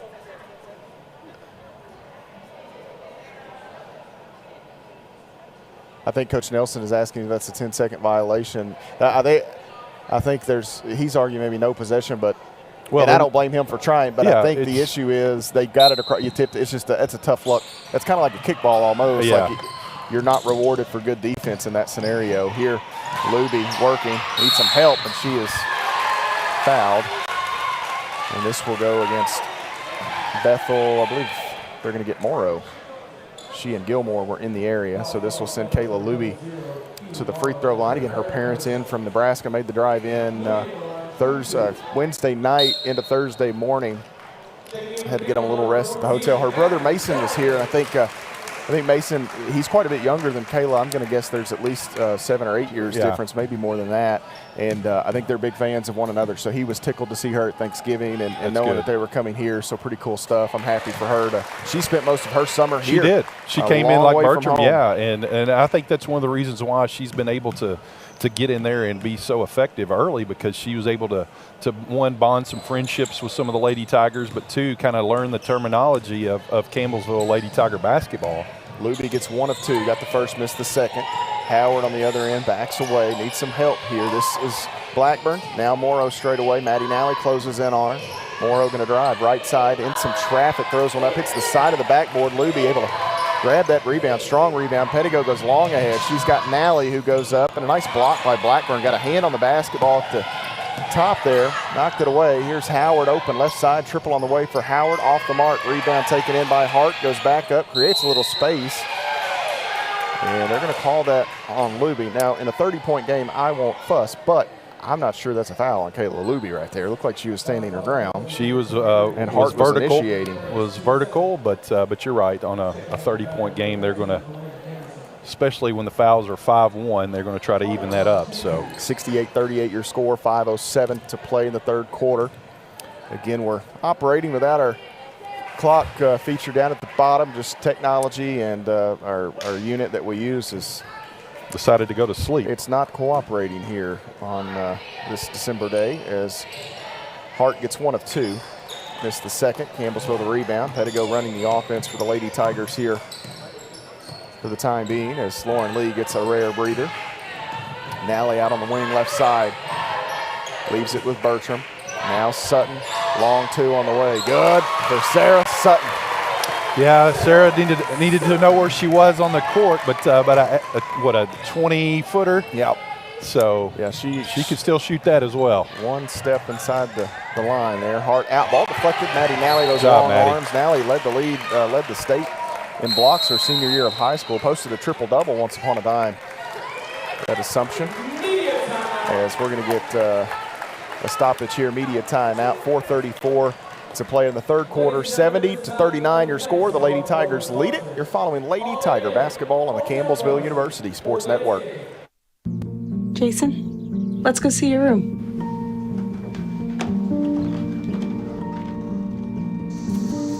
No, that's not right. How was it? Is it good?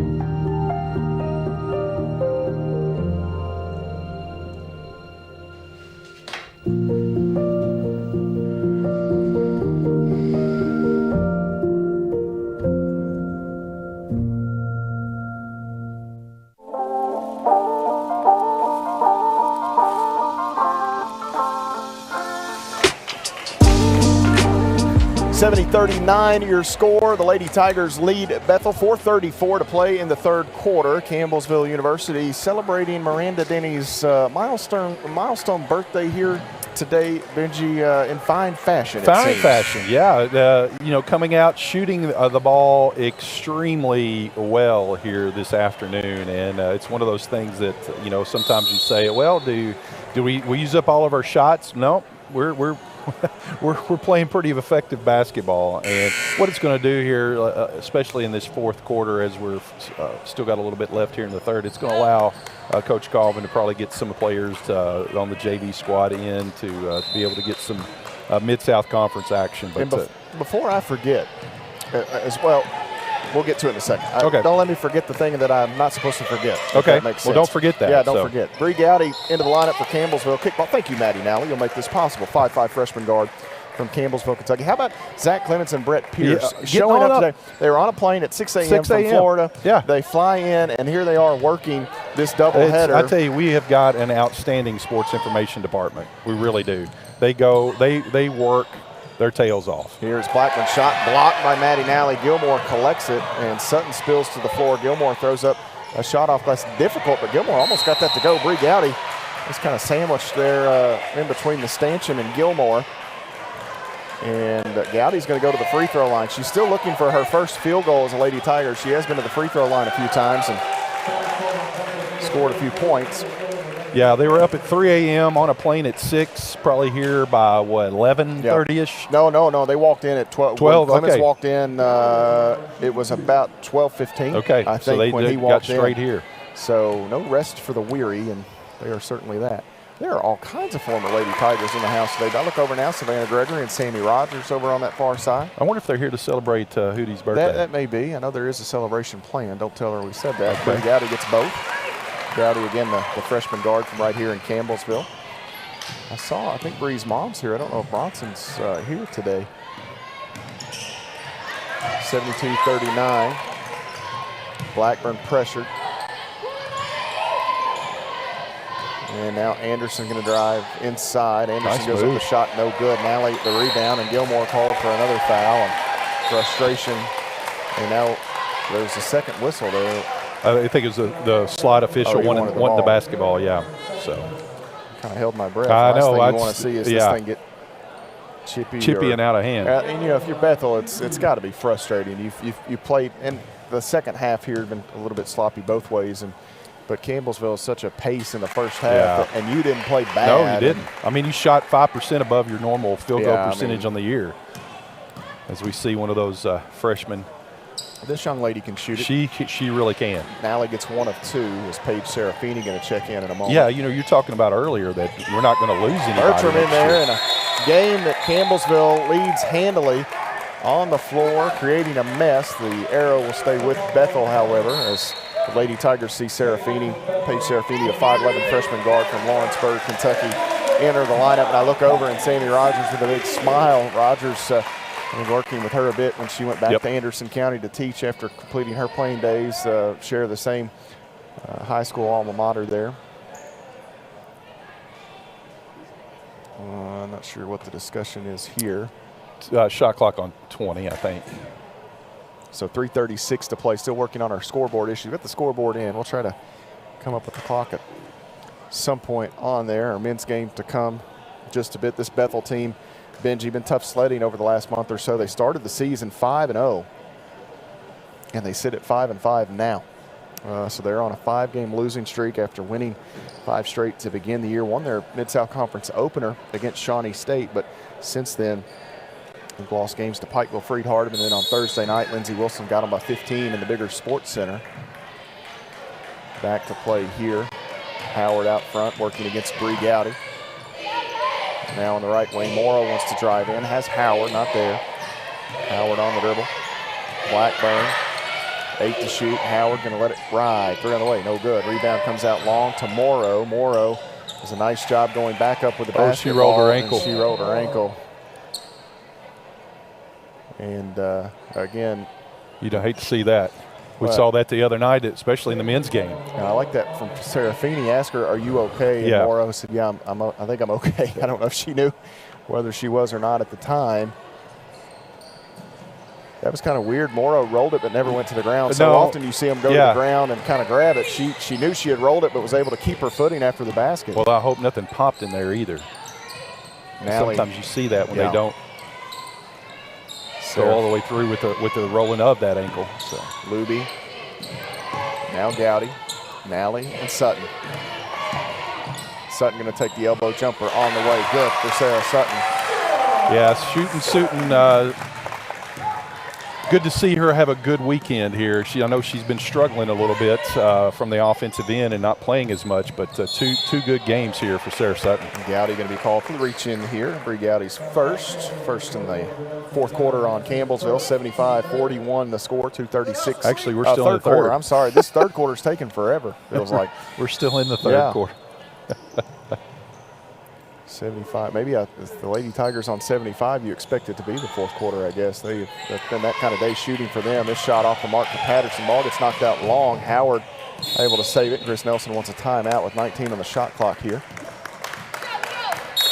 75-41 the score. 2:24 to play in the third, and this is a 30-second timeout taken by Bethel, Benji. And the Tigers and Wildcats coming up at the conclusion of this one. Both of those two teams stuck with 1-3 records in conference play. Bethel got steamrolled by Lindsey Wilson the other night over there in Columbia. The Tigers lost a bit of a heartbreaker. Boy, they did, didn't they? To Freed Hardeman. Had their chances and just not their night, but a chance for them to get back to it here at home. Yeah, it was a frustrating loss. But I love the effort from this Campbellsville team and not making any excuses or anything, but they have had the illness bug go through them, and I think that was the first time that they've had their full squad in like 17 or 18 days. So, sometimes you don't get the opportunity to practice when this illness is going through, but all in all, it's a good effort, but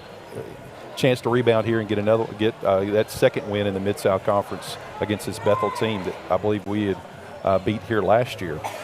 We're starting to see the Miranda Denny cutouts. I don't know if we can get those across the court. You're starting to see some of them pop up. There are a slew here in the building. Yeah, we need to get a couple over here as well.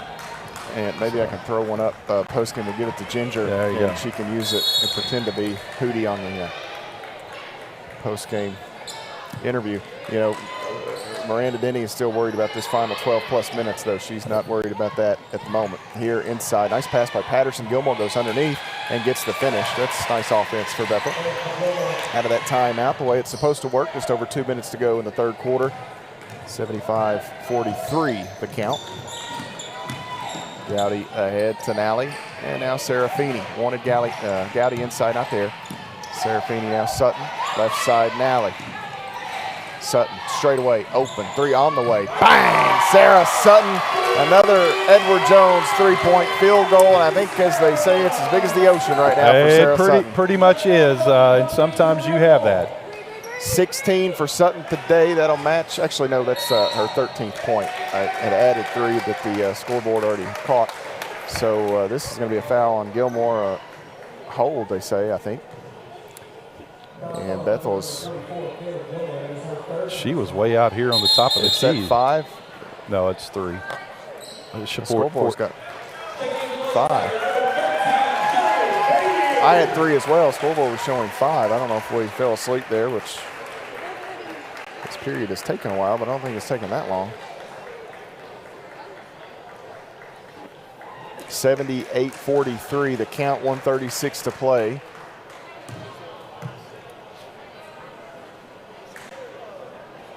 And it'll be Kayla Luby at the free throw line, so Campbellsville leading here by 25.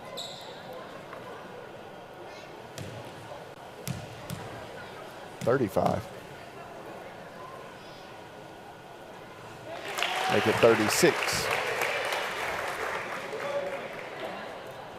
79-43. Good to see that free throw percentage climb back up. That 18 of 25 now. That's very respectable.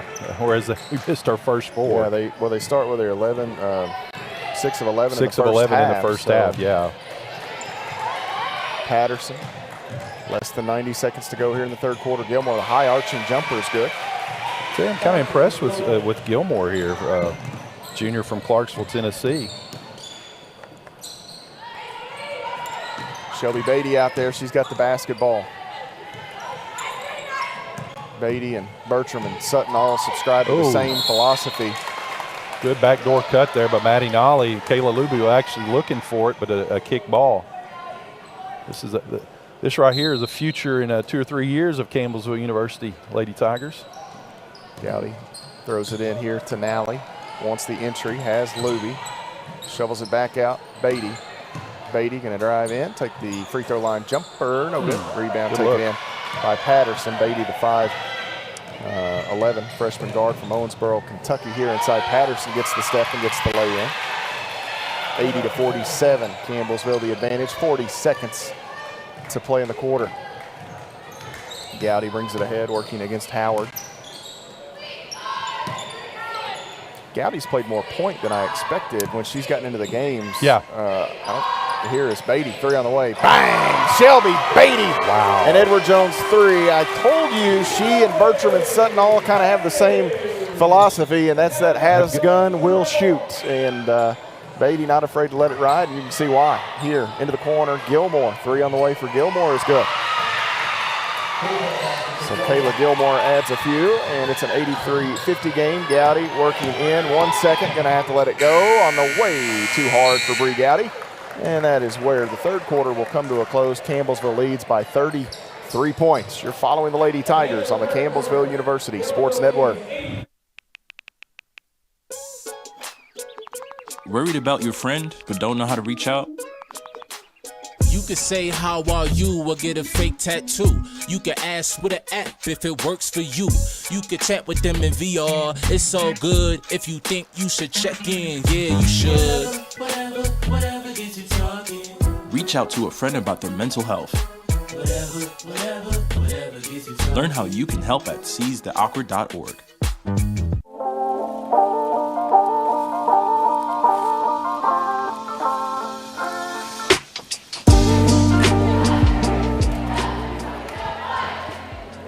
(83-50) the score. Campbellsville University leading Bethel in the first half of this Mid-South Conference doubleheader. Matt Payton and Benji Kelly in the friendly confines of the Powell Athletic Center. Here, Benji, just a quick glance at some other scores around the league.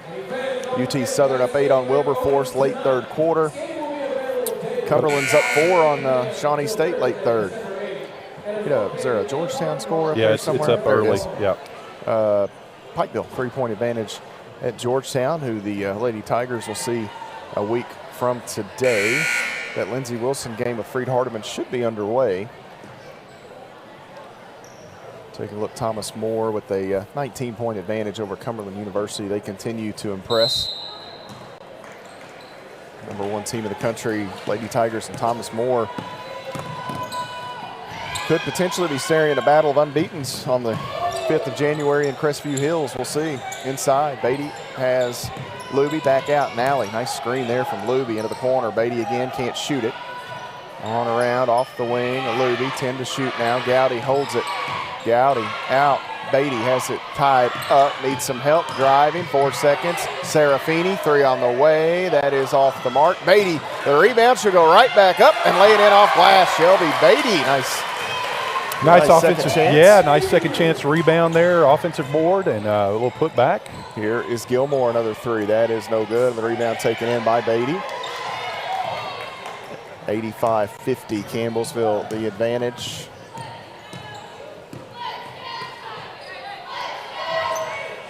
Nally on the wing, out top, Serafini won't shoot it. You can see her teammates all stood up. Beatty, 3 on the way. That is no good for Shelby Beatty. Did Beatty hurt her ankle? No, she's fine. She kind of looked down there. Aaliyah Lee back into the ball game.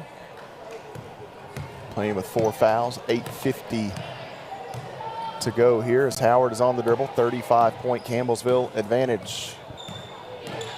Lady Tigers looking for win number 7. They've still got some non-conference action to come over the Christmas holiday. They've got several non-conference games, 4 of them, in fact. Don't they have one Tuesday?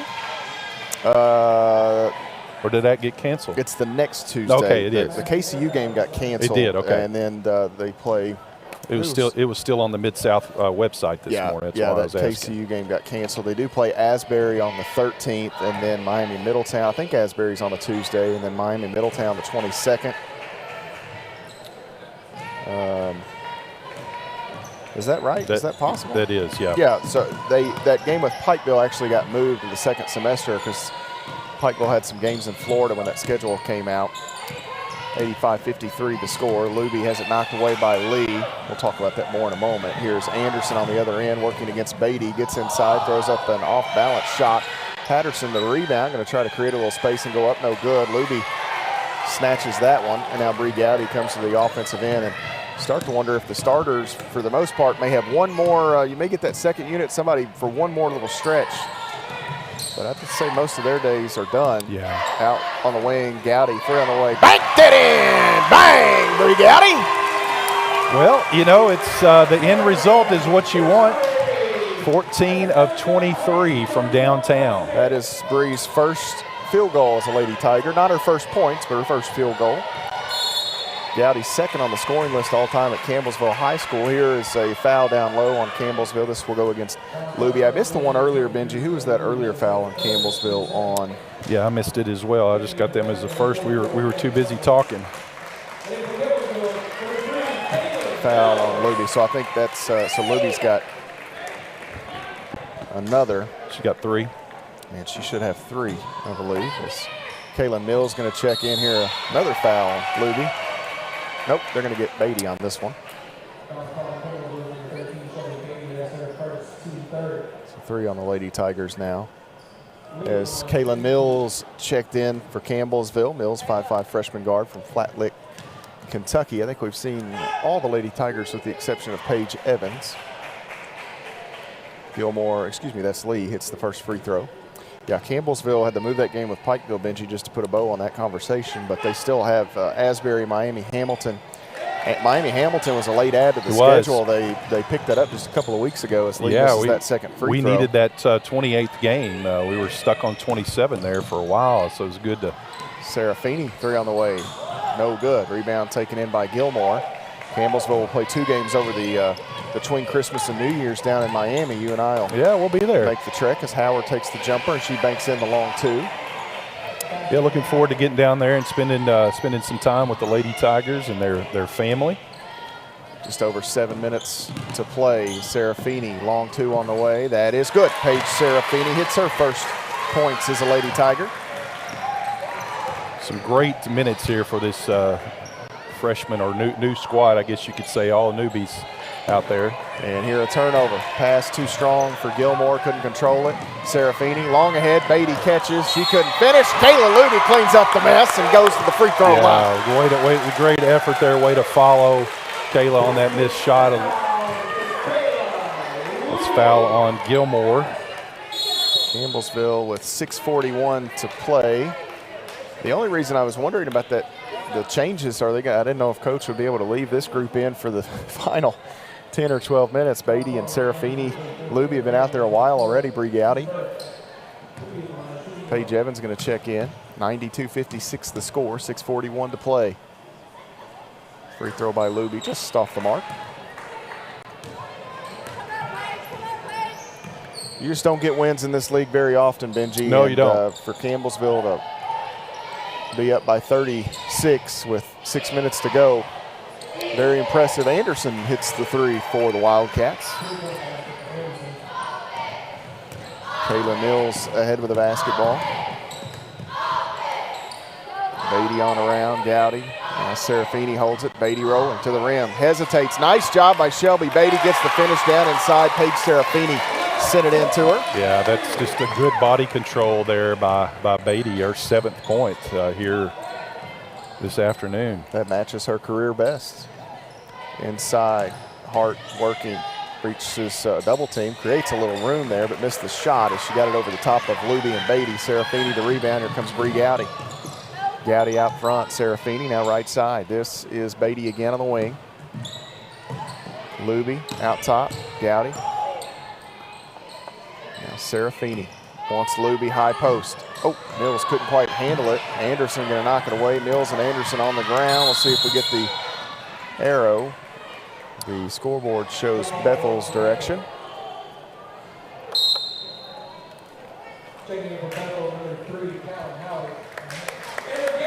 So Howard back in. Paige Evans into the lineup for the first time. 5'3" freshman guard from Hodgenville, Kentucky.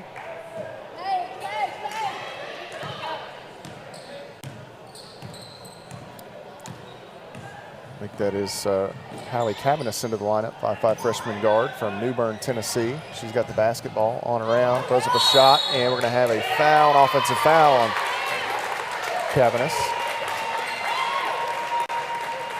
Shelby Beatty, I believe, took the contact. So Beatty was some good, really good minutes. Really here. Solid minutes.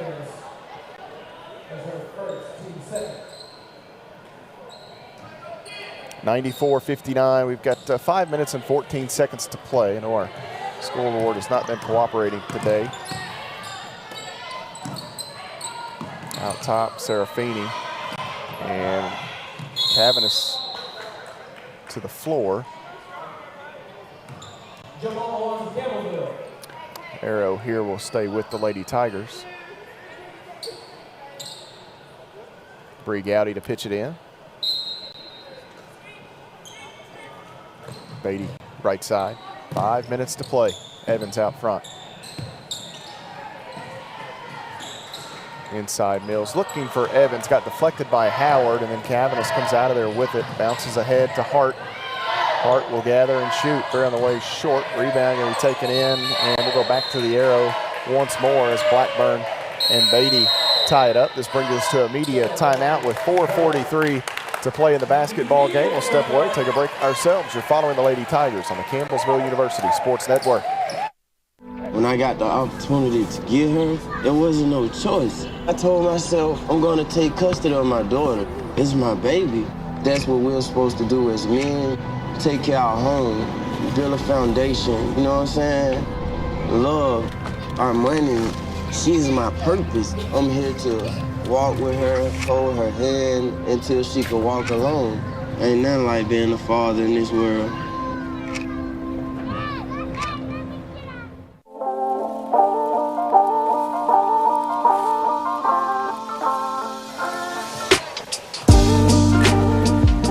.43 to play in the basketball game. The Lady Tigers lead Bethel here at the Powell Center, 94-59. Matt Payton and Benji Kelly here with you as Campbellsville will pick up their 7th win in a few more minutes. And Benji, it's just been all Lady Tigers from the get-go really here today. From Maddie Boyle at the start with 3 3-pointers basically in the first minute of the basketball game.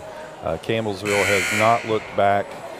Shooting the ball extremely well.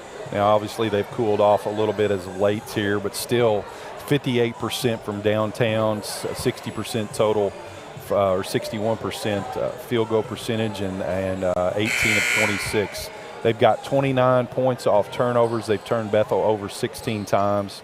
All in all, just a great effort here this afternoon for this Lady Tiger team. Back to play here. Blackburn. 3 on the way for Blackburn is short. Cavanis, the rebound, or saved it in play. Ball gets batted out of bounds once again. I believe Aaliyah Lee had a chance at it there.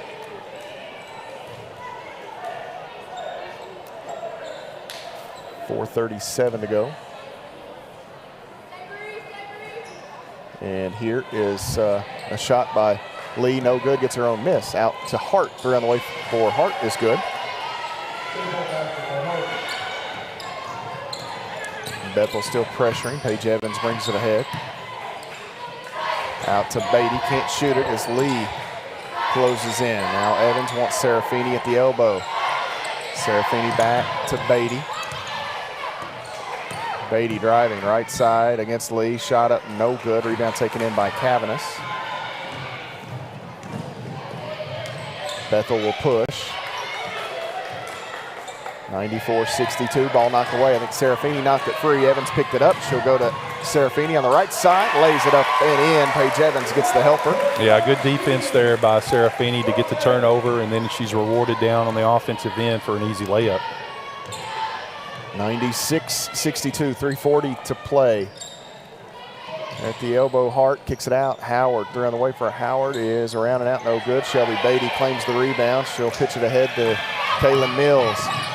Mills off the wing right side. Surveys, wants Serafini down low. Has her, faces up, and she's fouled by Lee. And I think that's going to do it for Aaliyah Lee. That should be number 5 on that young lady. Or excuse me, I'm talking. That's Gil. No, it's Lee. That's Lee. Yeah, Lee that's her fouled 5th. out. Yeah, it's her 5th. Gilmore with 4-2, and she comes back in. I got twisted up there a minute. Checking in here. I don't have. Is that 15? Or oh, that's 25. Okay, that is Lauren Carmona, 6-foot senior forward from Cooper City, Florida. Blackburn in there. Anya Patterson returns to the lineup. Here Mills, baseline out of bounds. Play her shot, no good. You know how much, it's just interesting, and this is all teams, not just the Lady Tigers, but you see like Serafini get an open look, Kayla Mills get a running look, and you see kids off the bench jumping up. They absolutely, this is big. These guys, they're practicing every day. They're going through the ringer just like they are. Yeah. Finally, they want good things to happen to them. Well, it's just, that's how this the camaraderie of a team. Yes, absolutely, how close this team is. Here's a 3 out of the corner. That is Blackburn knocking down the three-pointer. 96-65 to score. 3 minutes to play. Bree Gowdy the basketball. Beatty to Mills. Right side, Gowdy. Out front, Serafini. Hand down, 3 on the way. Bang! Paige Serafini, the first of many. Edward Jones threes. Shoot it. 99-65, 1 digit from the century mark. Here's a 3 left side. Is that Blackburn again? It is. And 30-second timeout. 30-second timeout taken here. And Benji, you can never underestimate the minutes for these young players we talked about, you know, getting a chance and having some success. You can never underestimate that long term. Really good to get out there in these conference games and kind of figure out what this league is all about. Well, it's, you know, once again, coming from, you know, they're having to buy into this program, and obviously sometimes they're going to have to sit.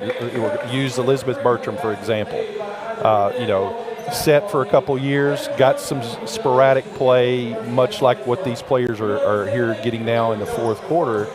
But this is good for them. They can learn from this, and you know, you can tell that the speed of the game's a little quicker. But all in all, they've handled it extremely, extremely well. And for them to be able to get, you know, a good quarter of action here, just once again, just tells how deep this Campbellsville University Lady Tiger team is. So this is the future of the Lady Tiger. They're great recruits, and they're getting some great minutes here. Evans will bring it ahead.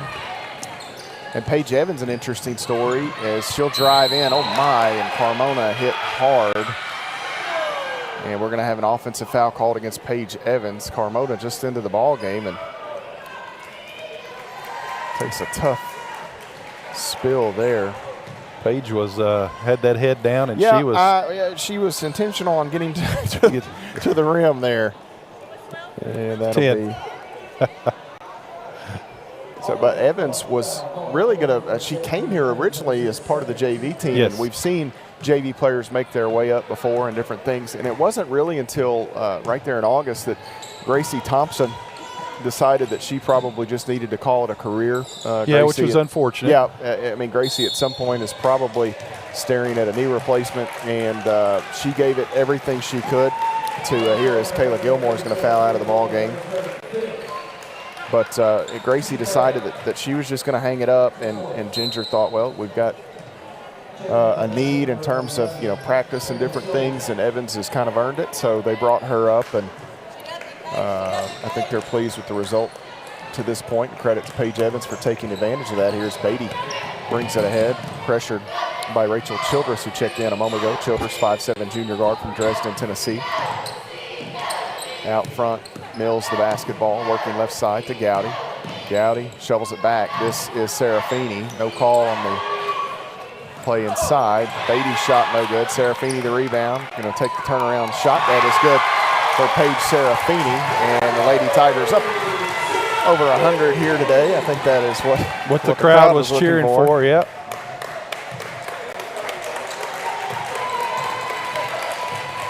Good steal by Kaylin. Mills takes it away. She'll go long ahead. Evans left side, comes to the right side and scoops one up and in. Paige Evans the bucket. And I'll tell you, Benji, I'll say this, and Ginger may not like me saying it, but I think in her mind, if they had quit scoring at about 95 or so, she wouldn't have cared. Yeah. She and Chris are super so close. Yeah. As this shot going up. I mean, it's part of it, but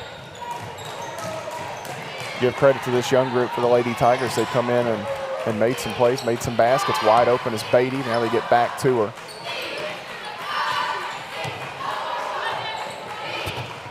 Mills. We need Mills to score, and every Lady Tiger will have scored today. I don't know what the play call is for Kaylin Mills, but that's what we're going with. Yep. Out right side, Mills, 4 seconds. This is her chance. Going to throw up a shot in the paint, and she's fouled, so she'll have a chance to score with 1 on the shot clock, and the shot clock now will go off as 29.3 seconds remains. Kaylin Mills to the free throw line, looking for her first points as a Lady Tiger. Evans had scored a couple down. It's not showing on the website. She had 1 free throw down in McKenzie earlier this year. There was an issue with the stats. It's still not correct, but here Mills gets her point. So now all of the Lady Tigers on the roster have gotten points this year. And Mills gets both, and they were beautiful. They were a good free throw shooter. 105-68.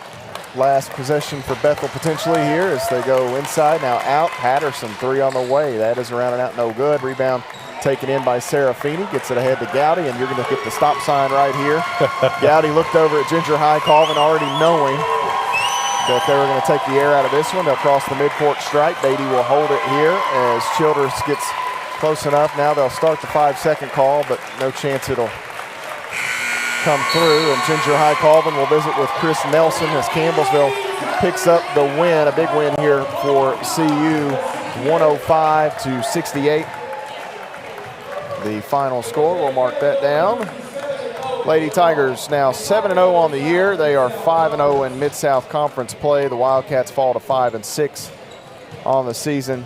Amidst a 6-game losing streak, they are 1-4 on the year now in league play is Bethel University. As we get set to take a look at our final game numbers here, Pikeville up 2 on Georgetown with just a minute or so, actually 11 seconds remaining, and now you're going to get happy birthday. You want to join in on this, Coach, or we're just going to let the Lady Tigers handle the happy birthday here?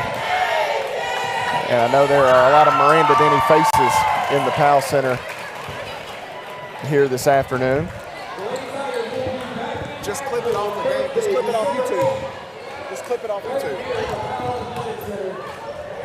As we'll visit here with the head coach. I know our camera will probably make its way over in a minute, Coach, but I don't need any more FaceTime than I get already. So we'll go with it. In this league, you don't expect to get wins by 30-plus points. So when you get them, it's almost like an added bonus. And we'll talk about some of those younger kids that you got in there today. But let's talk about the first half. Let's talk about the 11 made threes there in the first half. That's some good shooting, and it seemed like everybody got in on the act. It did. And you know what that's like. That's just basketball. When the first few go in, Matty Bull set the tone, I think, at the beginning of the game, and those shots started falling, so the bucket just gets bigger. And it's fun when you're hitting shots, but you got to be able to play when you're not hitting shots too. So that's something we've got to realize.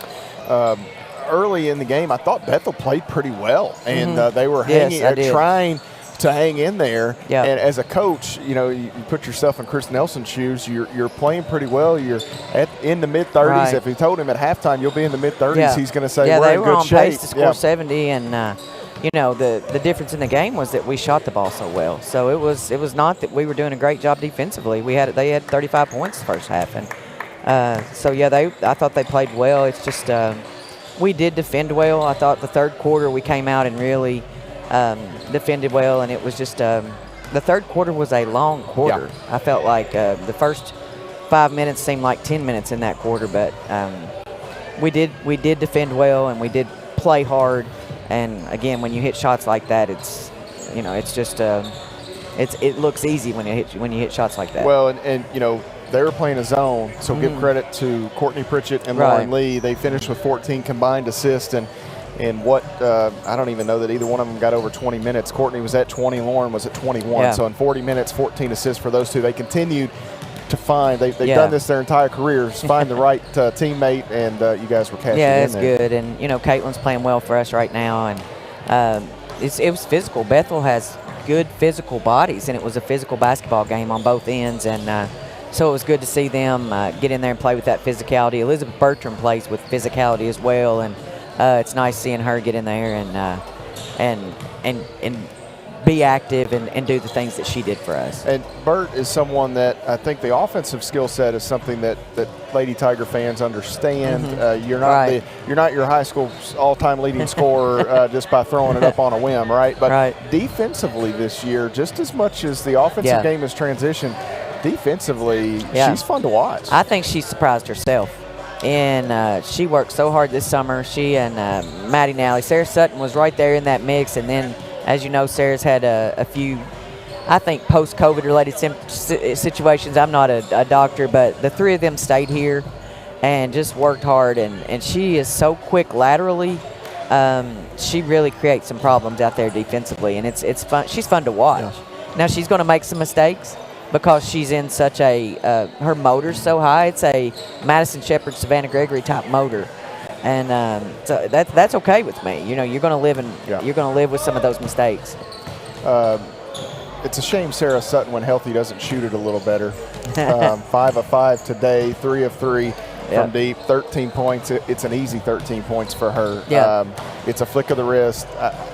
Emily Fox, obviously. After that, I mean, just pure shooters. I've coached some really good shooters. I can stand here all day long and talk about the first kid I ever signed, Wendy Messer, was one of the best shooters I've ever coached.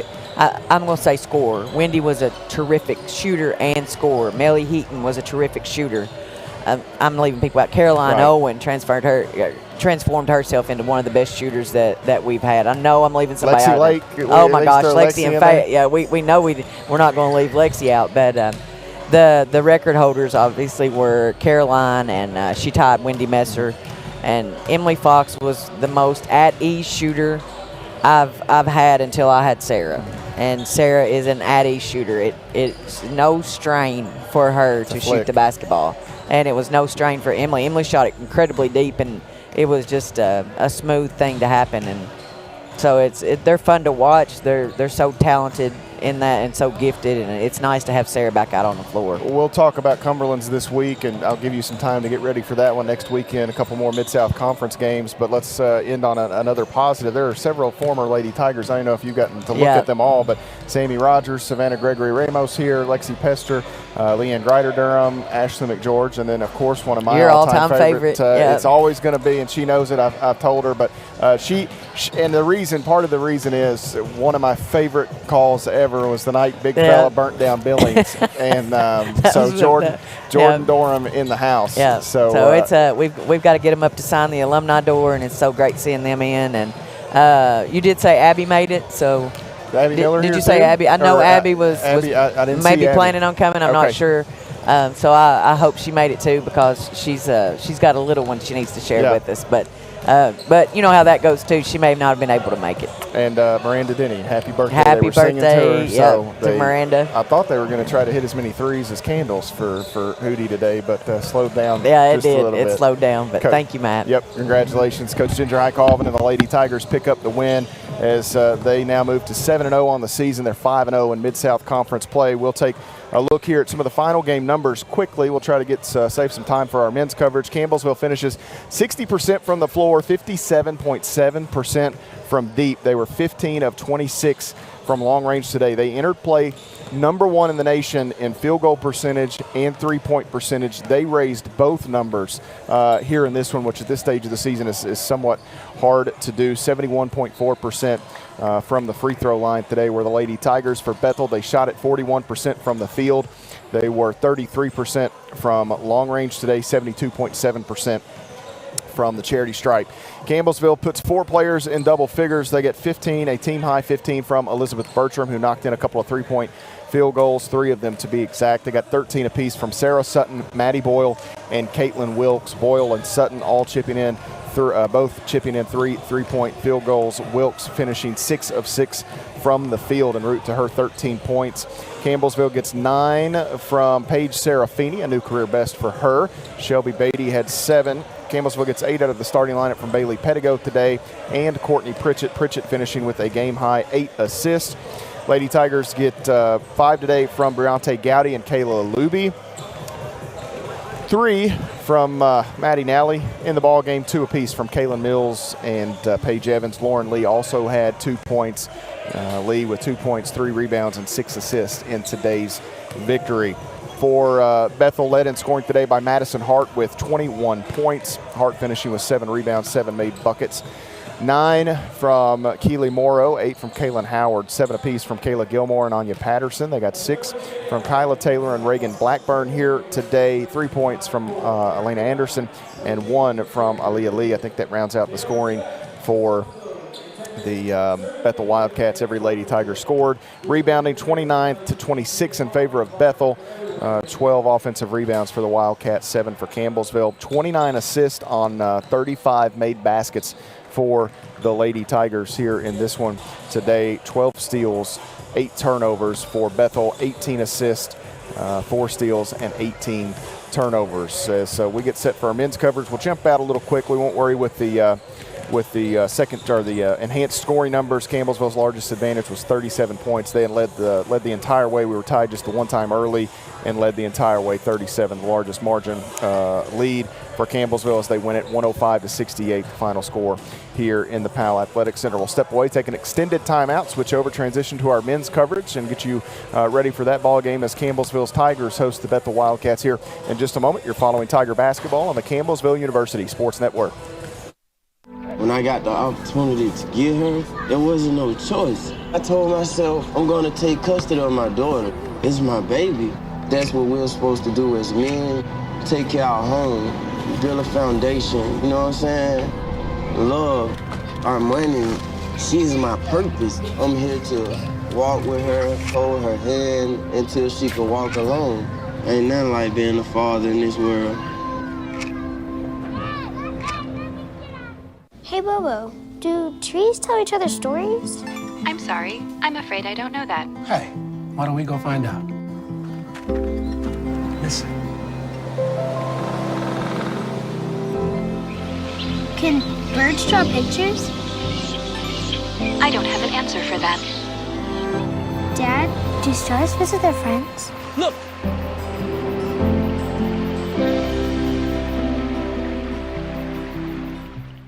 Baby, you see, I cannot set you free. My lonely days are gone. That's why I'm never gonna let you go. Never gonna let you go. Babe, I'm never gonna let you go. No, no, never gonna let you go. Here you go. Thank you. Thank you. Never gonna let you go. Never gonna let Worried about your friend, but don't know how to reach out? You could say how are you or get a fake tattoo. You could ask with an app if it works for you. You could chat with them in VR. It's all good if you think you should check in. Yeah, you should. whatever gets you talking. Reach out to a friend about their mental health. Whatever gets you talking. Learn how you can help at seizetheawkward.org. What if you could feel in control of your retirement in just a few clicks? At aceyourretirement.org, you can. Start with a free 3-minute chat with Avo, your friendly digital retirement coach. Just answer some simple questions like, how do you feel about your ability to save for retirement? Or in how many years do you want to retire? To get free action items customized just for you, get your retirement back on track at aceyourretirement.org. When you look at the number of disasters in the U.S., chances are every area will deal with some kind of emergency in the next decade. And between school, sports, and social lives, chances are you won't be with your kids when it happens. Will they know what to do? Ready.gov/kids has the educational tools and information to make the conversation easy. When the time comes, chances are they'll feel prepared, not scared. So talk with your family today. The family's visit to the forest inspired a beautiful question. Mother, mother, am I a tree? You tell me to stand tall. You tell me to stay rooted. I think I am a tree. My child, of course you are. But what kind of tree will you be? The kind to hug or the kind to climb? Doesn't matter which you choose, so long as you choose to be a tree that's kind. Make the forest part of your story at a park near you. Find one at discovertheforest.org. As a dad, every day is a challenge to make sure that the time that I have, I spend with them. It doesn't matter how tired you are, you have to try and to teach them.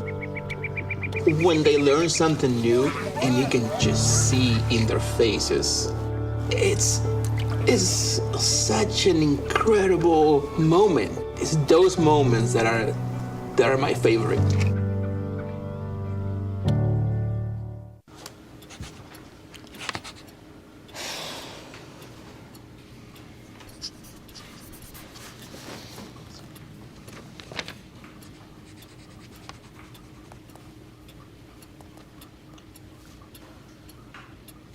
If you love them enough to relearn math so you can teach them math, then surely you'll check nhtsa.gov/the-right-seat to make sure they're correctly buckled in the back seat.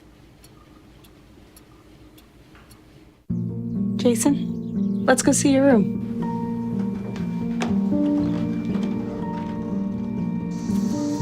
No, that's not right. How was it? Is it good?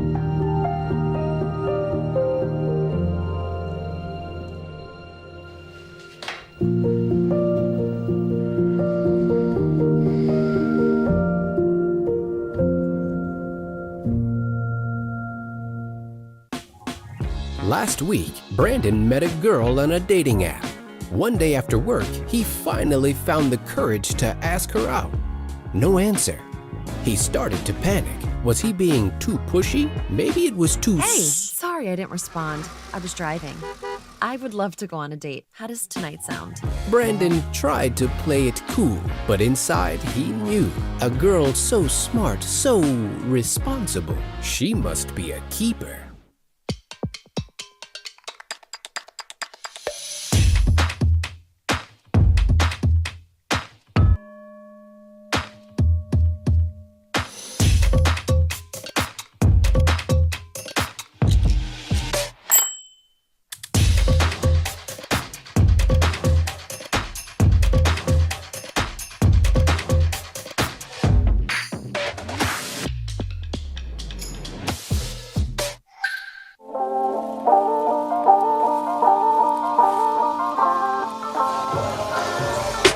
Welcome back inside the Powell Center. Matt Payton, Benji Kelly here as we get set for the second half of our Mid-South Conference doubleheader. The Tigers and Bethel Wildcats coming your way here in just a moment as Campbellsville and Bethel, each two teams, Benji, just looking for some positives right now. The Tigers played so hard on Thursday night, had chances against Freed-Hardeman, in some ways should have won the basketball game. One of those nights where it just didn't bounce their way at the end of the day. And here you get a Bethel team coming in, they're struggling a bit as well, and you're trying to stay out of the cellar in the conference. Somebody's going to get a very important second win in league play. Well, they are, and these going back to Thursday night, Campbellsville game, the first half was just a choppy game. Campbellsville, I think, was down 5 at the half, but I love that second half, how they came out, got the tie, actually built, I believe, almost an 8-point lead. And then there, about 5 minutes to go in the game, we had that double foul, which I think was the right call, but the whole momentum shifted because Muhammad, that gave him number 4. He had to go out, and Bethel just on the next 2 or 3 possessions, next thing you know, the game's tied. So a little bit more stronger mental toughness. Love the effort of this Tiger team. But like we said in the women's contest, there were 16, 17 days where he didn't have his full team because of this illness that's kind of gone through, and now he's kind of struggling with that illness as well. So, this is a big game here tonight. You don't want to be 1-4 in the conference. At the end of the day, we want to be 2-3. Tigers last year swept the season series between these two clubs. They are 6-2 all time in this series, as the first meeting coming back in 1966, the fall of 1966. The Tigers took a pair of games from Bethel back then. It was several years before they played again. Coach Vernon is 4-2 against the Wildcats, and Coach Jeff Britt, who is the longtime coach of this Bethel club, he's been there for 23. This is now his 23rd season. Campbellsville losing to Freed-Hardeman on Thursday, 62-58. For Bethel on Thursday, they lost to Lindsey Wilson College 103-75. Peyton Cundiff and Elijah Jordan got going for Lindsey Wilson. It was a pretty close game at halftime, but the Blue Raiders opened it up in the second half. Campbellsville averaging about 74 points per ball game. Bethel just under 71 points a night. Campbellsville at 44% from the field. The Wildcats 46% from the floor. The Tigers are not a really good three-point shooting team. Bethel a little worse. The Tigers about 28.5% from deep. That percentage has climbed up as they played some home games and gotten healthy, so let's hope that trend continues. Bethel under 25% from deep. They're within percentage points of each other in the free throw shooting, which is about 68%. They averaged around 36 rebounds a night. And Campbellsville, 15 assists, 13 turnovers, 7 steals per ball game. For Bethel, 11 assists, 17 turnovers, 8.5 steals. So again, Benji, a team that will turn the basketball over. That's one area that I want to watch tonight. If Campbellsville can force this Bethel team into some mistakes, generate some turnovers, obviously that's always a recipe for success. It is. And talking to Coach Vernon this morning, of course, he's a little bit under the weather. It's good to see him here. He said, I'm going to make it. I'm going to fight through. But got to defend, and we've got to rebound, because majority of Bethel's offense, they're really good at rebounding, getting those second chance points. So if we can defend them well, turn them over, and block out, then Campbellsville's chances to win are going to increase, because, as you said, they're not that great of an outside shooting team at roughly right at 25%. As we get set for the starting lineups to be announced here at the Powell Center in just a moment, we'll prepare for them here courtside as well. The Tigers heading off the floor to our right. The Wildcats off to the left here. I've got a funny one on Chandler Clements we'll get to here later today. Don't let me forget when Chandler checks in. Chandler played at Bethel there for a couple of years. Actually, wasn't he their leading scorer? He was that second year. He was a second-team Mid-South Conference. Bethel was second year. I think averaged about 18 points and 6-7 rebounds a game for the Wildcats as we get ready for tip-off here in just a moment. Starting lineups to be announced. Be good to get a sweep here today. It would be nice. We could use a sweep. The Tigers and Lady Tigers back at it next Thursday, so hopefully they can pick one up here this this evening. The Mid-South Conference doubleheader sweeps are always so hard Yes, to come they are. by. Let's take a look at the starting lineup for Coach Jeff Britt and the Bethel Wildcats, again in his 23rd season. He's been around this league for a couple of years, but you go back, he was at St. Catherine before he was at Bethel, so he's a little more familiar than you might think, because he's assisted by Aaron Johnson and Jonathan Stanley, two of the longest tenured assistants in the Mid-South. 17th year for Johnson, Stanley in his 12th season. They send out today Quirion Gadsden, 6'1", a junior guard from McAdams, Mississippi. Jose Nazario, 6'2", a sophomore guard from Puerto Rico. Tyler Neely, 6'2", a sophomore guard from Charlotte, Tennessee. Brennan Marsh, 6'8", a sophomore forward from Murfreesboro, Tennessee. And Yassine Zalitny, 6'6", a sophomore forward from Zurich, Switzerland. And Zalitny has a lot more hair than I'll ever have the rest of my days.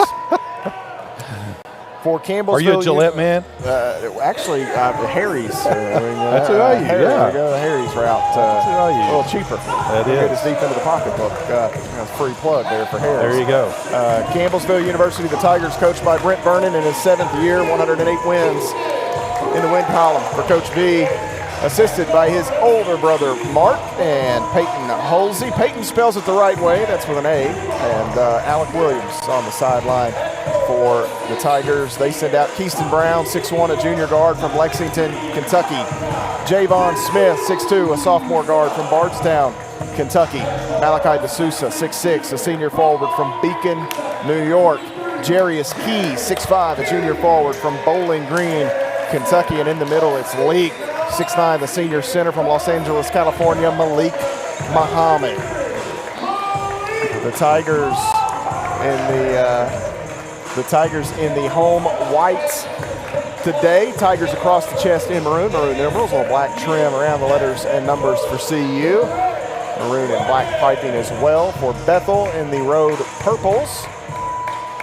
Purple uniforms there for Bethel with the yellow numerals, letters, Bethel across the chest there. And some white trim, white and yellow piping for the Wildcats.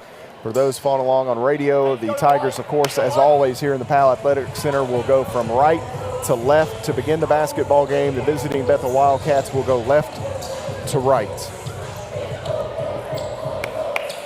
Muhammad will jump it up with Marsh for here. an afternoon game, Matt, good crowd here. Not bad at all. Good crowd for the of course, I know we had several Lady Tigers back. Here, ball tapped and going to go nearly out of bounds. And shot blocked, I believe, by Smith. Neely saved it and went straight up with it. That's a rarity. Now Neely open for three, and that is no good. Ball hit the pad on the backboard, but fortunately comes out to Keaston Brown. He wants to run. Brown into the corner. Smith has it back. Muhammad sets the screen. Rolling left side is Brown. Picked up by Marsh. Needs some help there as the much taller Marsh defends. Bounces it to Malik Muhammad. Faces up briefly. Now going to rip through, go to work, spins, and now he's fouled by Marsh. Good strong move. Good effort there by Malik Muhammad. 34 Marsh picks up his first on Bethel. Marsh transfer from Volunteer State Community College. Ball State. Muhammad. I refereed some games down at Ball State back in my day. I won't tell them what day that was. No, that was back in the last century. Not in the late 90s. So you're telling me Coach Britt was at St. Catherine at that He was time, at probably. exactly. 1-0. Campbellsville leads after Muhammad hits the free throw. We're going to be without the score, without the clock during this game. We'll try to keep the scoreboard manually. We've had problems throughout our women's game. Our crew has tried diligently to get it fixed. They've tried more ways than I could ever explain to get us something, but we're just going to have to let it ride today and fix it before next week. So we'll try to keep you informed as Campbellsville leads 2-0 here. Neely, he may walk out to Zalitny. Zalitny won a Mid-South Conference Player of the Week honor earlier this season, driving in Gadsden out. Neely splits two defenders, throws up a floater with the left hand. Can't get the bounce. Marsh, however, flies in and taps one back. Yeah, it's that rebounding there. We got to keep them off the boards because, as we said, they get a lot of offensive boards and that second chance opportunities.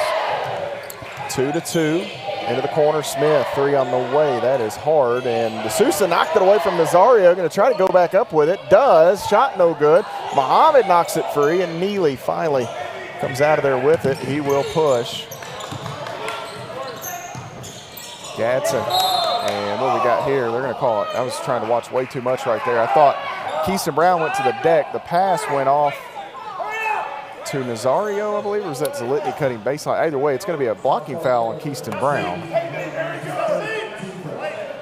The shot was missed, so it'll stay with Bethel here.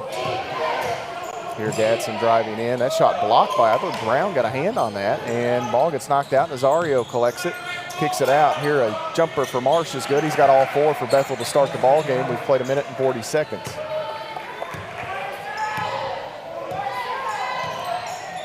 D'Souza into the middle to Keyston Brown. Right side, this is Javon Smith. Muhammad hands it to Brown. Working off the screen. Muhammad rolls not there. Now D'Souza working against Nazario. Into the corner, wide open. Smith, 3 on the way. That is hard. Good look. Taken in here by Marsh. Here comes Gadsden. Yeah, good look by Campbellsville there. Gadsden transferred from K-State, Kentucky State. Inside, now out. Zalitny, shot on the way, no good. Rebound taken in by Kai, and D'Souza will push. D'Souza into the middle, and the lane just opens up there. Yeah, good strong move by Malachi. It's like the sea just opened up there, and he was able to get to the rim. Gadsden inside. We're going to have another foul call. They're going to count that basket. Gadsden forces the issue, goes right at Campbellsville University, and is this Keyston Brown? It is. It's 2 on him. Two quick fouls. So Jace Wallace will jump up and check in. Trayshawn Smoots warmed up, and I don't know until we get to the point where they need him to enter the lineup if he's available today. I know he had that hamstring issue and different things. Now Keyston picking up a couple of fouls, but it's been something that Trayshawn's been dealing with, and I know it's frustrated the daylights out of him as the free throw no good, batted around, it goes out of play off of Bethel. So the Wildcats lead 6-4. 17:22 to play in the first half. Matt Payton and Benji Kelly here courtside. Donald Wise court, the host for this South Conference matchup. Javon Smith to Jarius Key. Key spinning. This might be Key's first touch here. Inside, little hook shot for Key, no good. Muhammad had the rebound. He's fouled, no call. Jace Wallace has it. He'll back his way into the corner. Key can't shoot it. Wallace on the wing right side. Jace, the 6'6" junior forward from Lexington. Ball knocked away almost. Now Wallace going to drive. Shot blocked inside by Marsh. Awfully physical here to start this one. 6-4 the count. Neely pushes. Well, if you remember this game last year, Matt, was very physical as well. Gadsden working against Wallace. He'll back away now. On around left side. Baseline shot, no good. A little running shot that's off the mark. Campbellsville the board. It's D'Souza. D'Souza crosses the timeline, gets the screen. Rolling is Muhammad. He's got him, spins away, and he's fouled. This will either be Zalitny or Marsh. This will be Zalitny, so each of those guys have 1. That's going to be the second on Bethel as a club. And Malik Muhammad back to the free throw line here for more free throw tosses. Bethel really kind of packing the paint, it seems, early. Benji, they've been able to get out on the shooters, but they've sagged down in there quite a bit as well. As Muhammad's free throw good. You know, we were talking the other night about Muhammad. It's probably the first true post player we've had since Andrew Smith, and man, he is just so strong and can play with his back to the baskets. And good to see him also have some nice touch at the free throw line, because a lot of time your big guys, they don't shoot free throws that well, but 4 for 4 here already from Malik. Here is Neely off to the left. Now tied at 6. We've played almost 4 minutes. Here a jumper from the inside the free throw line by Marsh. No good. Jarius Key the rebound. Campbellsville the other way. D'Souza on the far wing holds it, waits, and Key will come to help him out. Now they want the matchup. Oh, they got a mismatch, yeah. Muhammad and Neely, they get it to him. Cutting is Wallace. Muhammad going to, he got the left arm. Chicken wing, He got that left arm out. He really didn't need to. He did. So that's going to be the first on Malik Muhammad, the third on the Tigers. Javon Smith going to check out. Jordan Graham into the lineup for the first time. Graham, the 6'3" freshman guard from Winchester, Kentucky. Muhammad going to check out. Chandler Clements into the lineup, 6'7" junior forward from Clementsville, Tennessee, a pulled in today, and Chandler was walking over. He was going to run to the trainer's room and get some treatment before, and so we were talking. I looked up, and he had on a purple shirt. I said, I don't think the transfer from Bethel can wear a purple shirt on game day. He said, I thought of it as I got out of the car. You're driving layup for Nazario. It's good. He said, I thought of it as soon as I got out of the car. So he said, my plan was to run into the locker room and put on something else before anybody saw it. So I had a good laugh with him. We joked about that. I couldn't wait to get that story in. That's funny. 8-6. Keegan a drive baseline. Goes reverse. Can't get it to stick. And Zalitny the other way. Bethel the basketball. Nazario inside. Kicks it out. Neely. Trailer here is Gadsden down the lane. He goes up. Shot too strong. Ball batted. And Wallace couldn't quite save it in bounds as Clements knocked it away from Marsh. And here, Dimitri Stojanovic going to check in. 6'11" freshman center from Serbia. Stojanovic, he likes to, he's kind of got that European game. He likes to shoot it from deep. Nazario to Stojanovic. Another new player to the ball game is Connor Guthrie. Here's a face-up jumper from Zalitny that is good. Nice and move. It's a 10-6 score. Guthrie, 6'2" sophomore guard from Mayfield, Kentucky. Mayfield. Down at Western Kentucky, my neck of the woods. Was he at Graves County or a Mayfield? Mayfield High School. All right. Trayshawn Smoots checking in for Campbellsville. Nice to see Trey out there. Smoots, 6'2" graduate guard from Sacramento, California. This ball deflected over there, and Sammy Rogers grabbed it. Sammy's out of eligibility, folks, but actually she did have a year left. She chose not to, yeah. Here's Smoots to Wallace on the wing. Wallace bump, no call. He'll keep driving, goes up with shot off glass, no good. Ball deflected. Thought Graham was going to have a tap back, but it kind of hung on the rim a bit. Neely ahead, gets it to Guthrie. Now back, Neely hoists the three. The southpaw shot, no good. Wallace couldn't control it. Jarius Key will, however, in Campbellsville with another possession. Smoots on the far side, working off the Clements screen. Leaves it back with Clements. Can't shoot as Stojanovic closes in. Now Smoots will. Three on the way. That is off to the right. Excuse me, off the left. And it'll go out of bounds. 14:01 showing on the clock here. Bethel with a 10-6 advantage. Yeah, Campbellsville 1 of 9 to start this game from field goals. 0 for 3 from downtown. The majority of their points have come from the free throw line. So need to change that trajectory. Nazario, left side, Stojanovic. Now Guthrie working off the screen. And now on the dribble, it's Nazario inside, left side of the paint. Wow. Shot up good off glass for Nazario. Yeah, it's one of those things that sometimes that happens. Throw it up there, it goes in. Graham inside working against Guthrie, shot off glass, and that bounces out. Campbellsville's missed a few of those already, and Bethel's had those go down. That's really the difference here. 12-6, Neely out. Trailer is Stojanovic, can't shoot it. Nazario goes opposite the Stojanovic screen, and he took an extra step. Yeah, a little hop step. So this will give it back to Campbellsville. Jay Milburn going to enter the Tiger lineup. Milburn, 6'8" freshman forward from Campbellsville, Kentucky. And we're going to get a timeout by Coach Brent Vernon, a 30-second timeout taken by the Tigers here, Benji. And early in the game, it seems like a concerted effort by Bethel to really attack and get that ball inside and try everything around the rim, which isn't a bad way to go about it. It isn't, because once again, they're one of their strengths is offensive rebounding. They've already got 9 rebounds here in this first 6+ minutes of action, and trying to get these enhanced. I'll tell you, I've talked about Presto.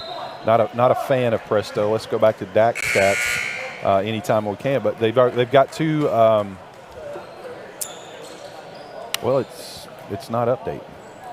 I don't understand this. Anyhow, it's the one tool that a good color man needs is some stats. It's some stats. So we got total rebounds of 9, but it's not giving me the offensive. Oh well. But anyhow. You might be up top there. 3 offensive. Okay. Back to play here. Oh, Benji. There we go. Benji drafts a strongly worded email. Yes. Well, I saw you even tweeted them earlier. Yeah, I did. I had to. Here, Graham up top. The stats for the girls work just crashed. Here, Graham going to throw up a floater to the right hand. No good. Campbellsville battling for the rebound. Wallace has it knocked out of bounds. And actually, Nazario catches it before it goes out of play. Long ahead. He's got Guthrie. Guthrie shot up, no good. Ball knocked away from Stojanovic. Campbellsville the other direction here with Trayshawn Smoots leading the charge. He goes long ahead. He's got Milburn, can't catch it clean, and it's taken away by Nazario. Smoots may have hurt that hamstring again. Yeah, he's limping, gimpy a little bit. Yeah, he's not 100%. Here's a three, fired in, no good. Rebound taken in by Wallace right in front of A.J. Burnett, the 6'8 freshman forward from Philadelphia. Burnett had a nice pitching career in the majors as well. Milburn inside, wants to stop, and that ball gets batted, and it goes to Jace Wallace, and that could be something quirky enough to get the Tigers rolling. You know, sometimes a funky play like that is what the spark you need, so. 12-8. Nazario out top. Right side, it's Neely. Now Stojanovic.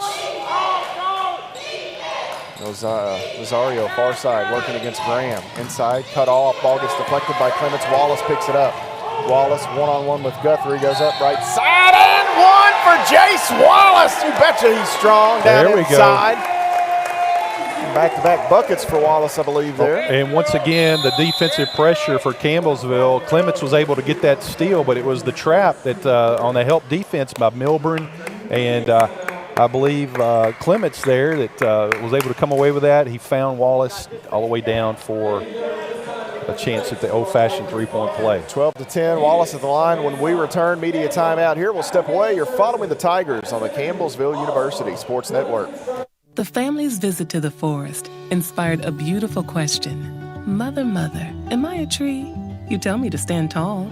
You tell me to stay rooted. I think I am a tree. My child, of course you are. But what kind of tree will you be? The kind to hug or the kind to climb? Doesn't matter which you choose, so long as you choose to be a tree that's kind. Make the forest part of your story at a park near you. Find one at discovertheforest.org.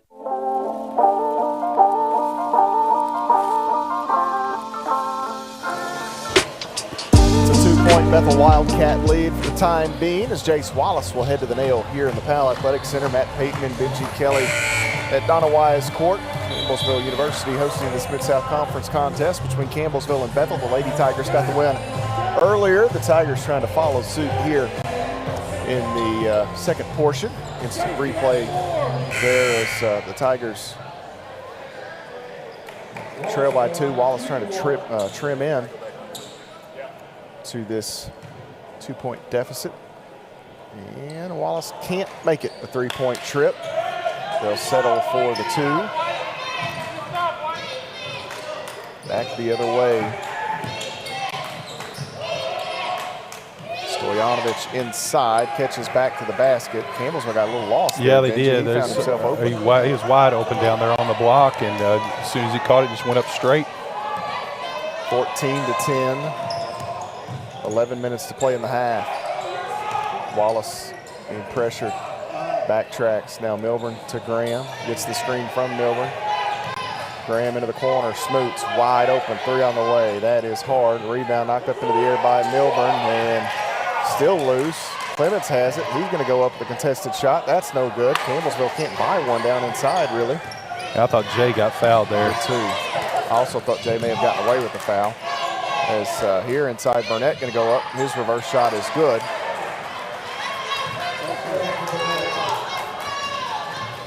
(16-10) Bethel the advantage. I believe this matches. Were they at 10-4? I think maybe at one they were 12-6, something they were up. Wallace is going to try a 3 on the way. That is hard. It looked good from here, just too much on it. And now we're going to have a foul against Chandler Clements as he reached in there on Burnett in the backcourt, trying to grab that rebound. That foul on Chandler Clements will be his first. Campbellsville just needs a little rhythm offensively here. They do. You know, we've kind of settled down a little bit and made a couple layups there in the transition, but once again, this Bethel team, they're just feisty enough that you let them keep around like this, they're going to get a little more confidence and they'll start making some shots outside. Gatson crossover back to the middle. We're going to have a foul here called on Jordan Graham as Gatson is not afraid to knife his way into the tall trees down there. He has been very aggressive trying to get to the rim. So Graham's first. Baseline out of bounds here for Bethel. Nazario has it in the corner now. Burnett out front, faces up, going to go to work against Muhammad. And the step's going to be called here against Burnett. Good defense by Muhammad there. Met the resistance of Malik Muhammad, led the steps. Jordan Graham going to check out here. 16-10, Campbellsville trailing here in the POW. They trailed early against Freed Hardeman before battling back, ended up having an 8-point lead in the second half. D'Souza out front. Malachi gets around. One defender goes up off glass, and that is what Malachi D'Souza has done so well this season, and good to see him. Well, he's a cutter and a slasher. Yeah. That's when he's at his best. Gadsden has that block by Muhammad. Ball gets poked free, and it comes back to Gadsden, who got back in bounds. Campbellsville erased the first attempt. And ultimately, Gadsden stays with it and gets rewarded. D'Souza inside, goes up right-handed again, and one for Malachi D'Souza. Yeah, he's once again, he's a cutter and a slasher. You get it when he's able to go to his right like that, and he's got such a long wingspan that he can get it up there on the rim so easy. That time was able to draw a little contact, finish strong, chance to go to the free throw line to cut into this 4-point lead. 18-14. That's something we missed the other night to get Freed. He never got going in that game. Yeah. His points per game average dropped there after that game against Freed as he misses the free throw. He struggled from the line this season. Whoa. And here we're going to have, it was completely straight line. Everybody in the gym saw that one except you because you were straight line. But Brent Vernon was right in front. All I saw was that maroon Adidas top he's wearing. So a turnover here on Bethel. You know, one thing the other night, nobody is going to know or see. After that game was over, the Tigers lost a tough one. Malachi was down at the other end working on stuff. He was doing some dribbling drills, and I think once it cleared out, he was working on free throws here. Rolling as Muhammad shot no good. And Campbellsville comes up empty again. Gadsden inside, throws up an off-balance shot. Marsh catches, tries to back and runs into Key, and now Guthrie open, throw on the way, no good for Guthrie. Campbellsville the rebound. Here come the Tigers. D'Souza, right side of the floor. Will back away now. Leave it out with Smoots. 18-14, 8.5 to play in the first half. Ball deflected by Gadsden, and he's able to grab it before it goes out of bounds. They wanted Muhammad, right side. Nazario, and we're going to have a foul call here on Jarius Key. A little hip check, they say. 6 on the Tigers as Key picks up number 1. Tyler Neely back in. Campbellsville with 8:23 to play in the half. Trying to get something rolling offensively. Keyshawn Kennedy going to check in, 6'4" junior guard from the Bronx, New York. Neely pitches it in. Marsh working against Muhammad. Back to the basket. Marsh comes across. He walked. And finally, this guy up top here, Tony, gets it. Yeah, it should have been the slide official there. Should have been that should have been his call, but ultimately they got it right. Campbellsville down by 4, coming to the offensive end of the court. Smoots on the dribble, goes with the Muhammad screen. Now D'Souza off to Smith. Smith defended by Neely. Key going to drive. He's bumped, body check. And that's going to be the third. Is that on Burnett? That's 3.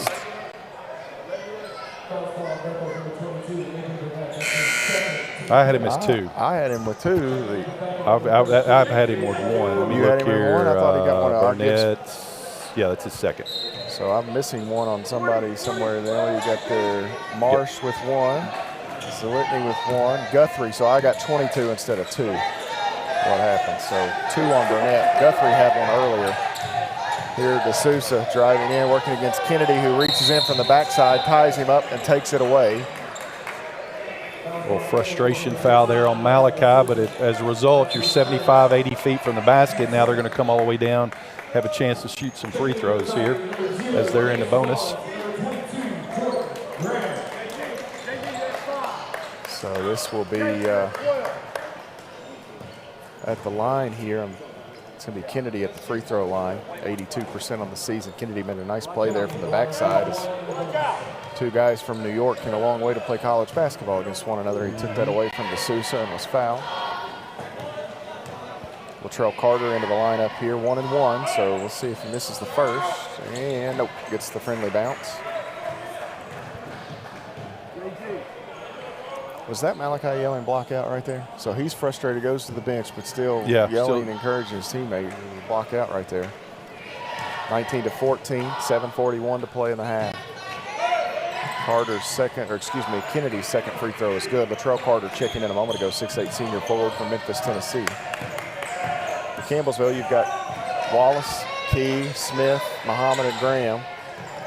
Graham looking for Muhammad. They dig from the backside and kind of keep that away from him. Try to double, I should say. Now Wallace off the handoff. Tries to spin away from Gadsden. Wallace still on the dribble, kicks it out. Graham working now against Kennedy. 4 to shoot. Graham has to take it away.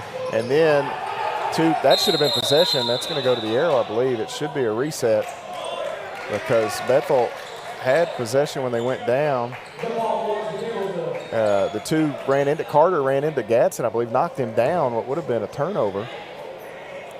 Bethel pretty active defensively. I know they've struggled offensively this season, but pretty active. Actually, I think that should be a shot clock violation. Well, he had full possession, though, on the ground, and the Tigers reached in. Okay, so there was a change in possession. Yeah. Okay. I thought when he went to the ground initially, he definitely had possession.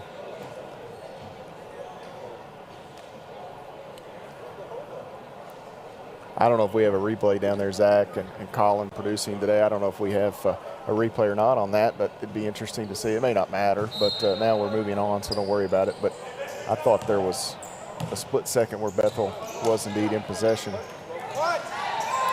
Key, left wing now, Smith, and we're going to get a hold here on Marsh.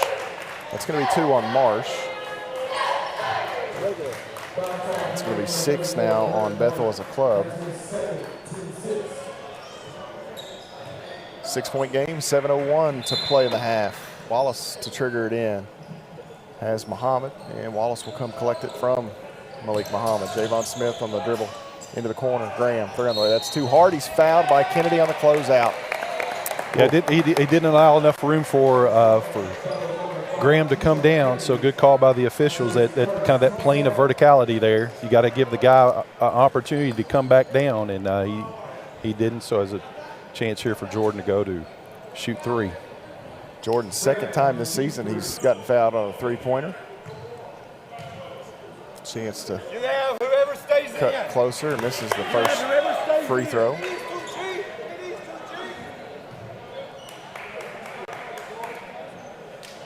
(20-14).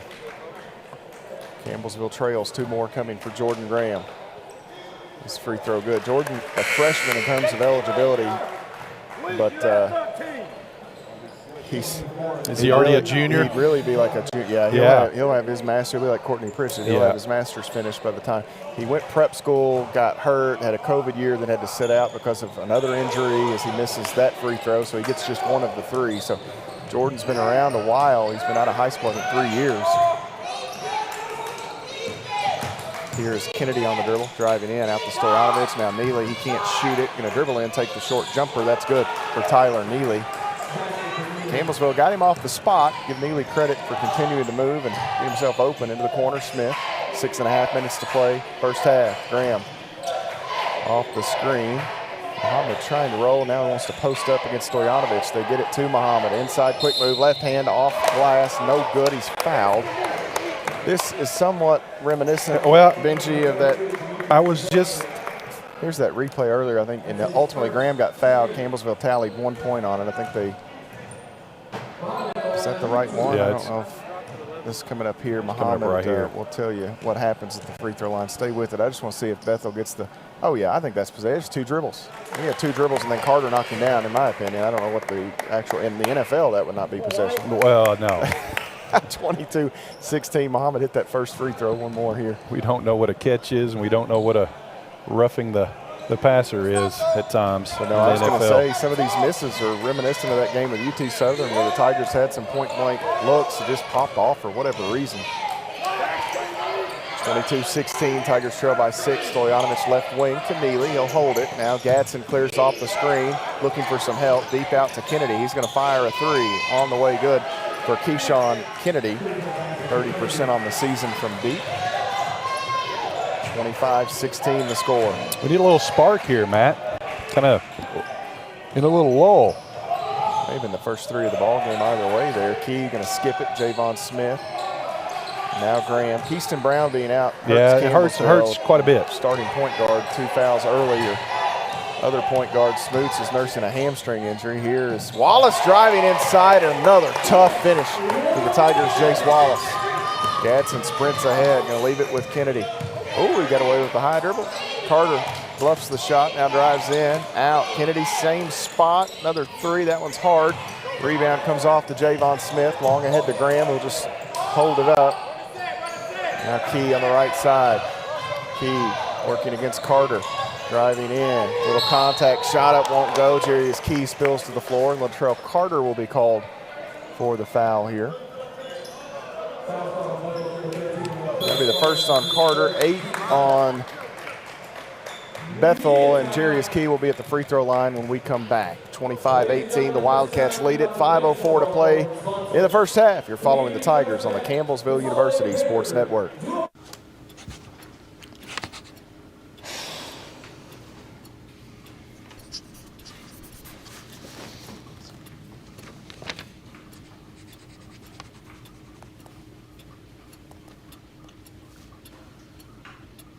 If you love them enough to relearn math so you can teach them math, then surely you'll check nhtsa.gov/the-right-seat to make sure they're correctly buckled in the back seat.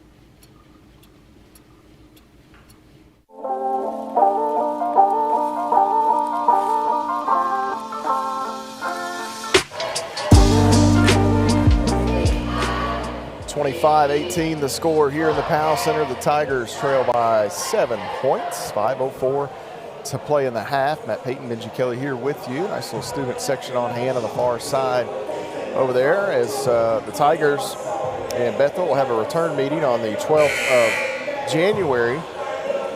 Campbellsville and Bethel starting in somewhat similar fashions. Bethel began 5-0 on the year. They had wins over Welch, Brescia, Southeastern Baptist, and Crowley's Ridge. So you wonder about the competition some there.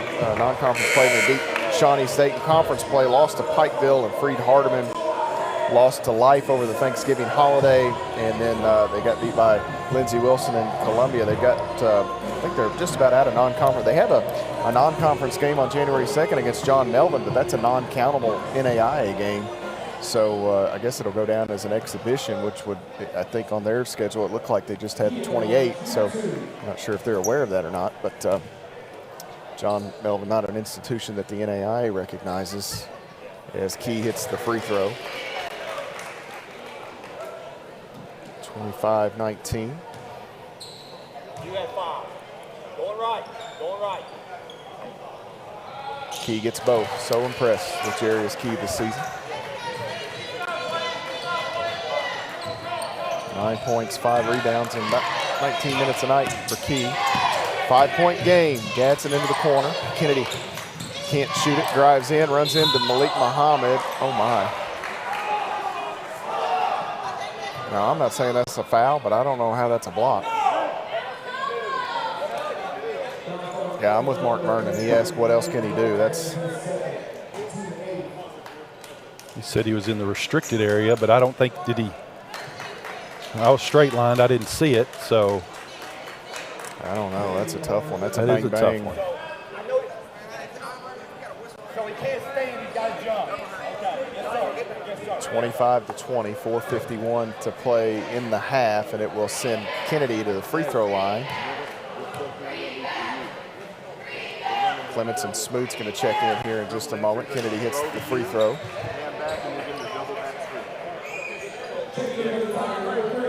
Here's that replay here. Well, that may be a little too late. Have to back it up a bit there, but Muhammad was there, and there was definitely contact. He's not in the restricted circle. Well, he may have that back foot on it. I don't know about that. That's a tough one, but in the split second, these guys are trying to make the call. Here's Kennedy. He gets the second, so it's back to a 7-point Bethel advantage, 27-20. 4:51 to play. First half, Smoots walks it ahead slowly, greeted by Neely. Smoots to Clements. Clements leaves it here with Key. Good Back door. He's got Wallace inside. Tries to shovel it around to Clement. Oh, did he lose the handle before he did? I was kind of two players there. I couldn't tell exactly what happened. It was a great cut. He just could not handle that pass. And as a result, it goes out of bounds. 7-point Bethel advantage. Gadsden into the corner. Kennedy. And now Carter with the entry. Key defends. Goes baseline. Shot good for Latrell Carter as he gets around Key going baseline. Strong move. 9-point Bethel lead. Wallace gets the basketball here from Smoots. Right side Key. Entry. He's got Clements. Faces up. Wants a cutting Wallace. Not there. Now Clements going to go to work. Inside Carter digs. Needs some help. Ball deflected by Stoyanovich, and another turnover on the Tigers. Ahead, Neely goes up the shot. No good. Carter can't get the putback. Jarius Key the rebound. Here comes Smoots. He's got D'Souza. Gadsden knifes in front. D'Souza continues on, and he's fouled by Kennedy. And this will send Malachi D'Souza to the free throw line. It will be there's a long stare there by the official. He didn't like the reaction, I don't think, of Kennedy. No, he did not. Nope. Good call. And now he's pleading his case to him. Campbellsville just has not been able to get in a rhythm offensively.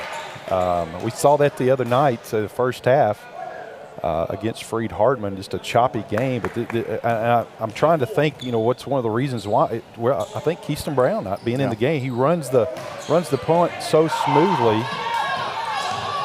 Gadsden the other way as Malachi gets 1 of 2. Gadsden shovels it back to Kennedy. He'll work right side. Inside shot blocked by Malachi D'Souza. A little contact in there. There was a play on. 29-21 the score.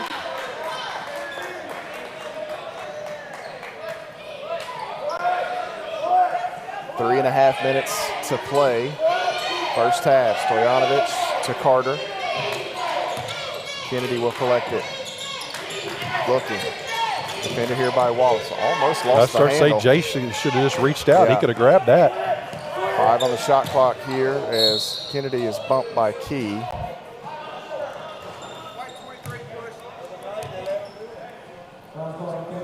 So that'll be the 9th team foul there. Nice job by Malachi D'Souza on that block a moment ago. For those following along on our video coverage, local cable or streaming platforms, thank you for tuning in today. Also, if you're on 88.7 The Tiger. Jay Milburn going to check in here for Campbellsville. Key going to check out.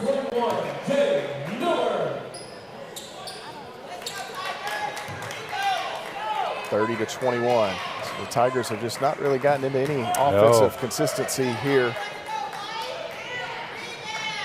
Second free throw is well short. Stoyanovich looped around. He went baseline, looped around Clements, and he stayed put that side. He may have had that rebound as it came off hard to that side. D'Souza working against Kennedy. Kicks Clements back to D'Souza out on the wing. Now the entry here. Clements looking. Shovels it to Wallace. 7 to shoot. Wallace going to go baseline. He's fouled by Gadsden. First on Gadsden, and Jace Wallace will shoot 2. So maybe Campbellsville can take advantage of some free throws here down the stretch.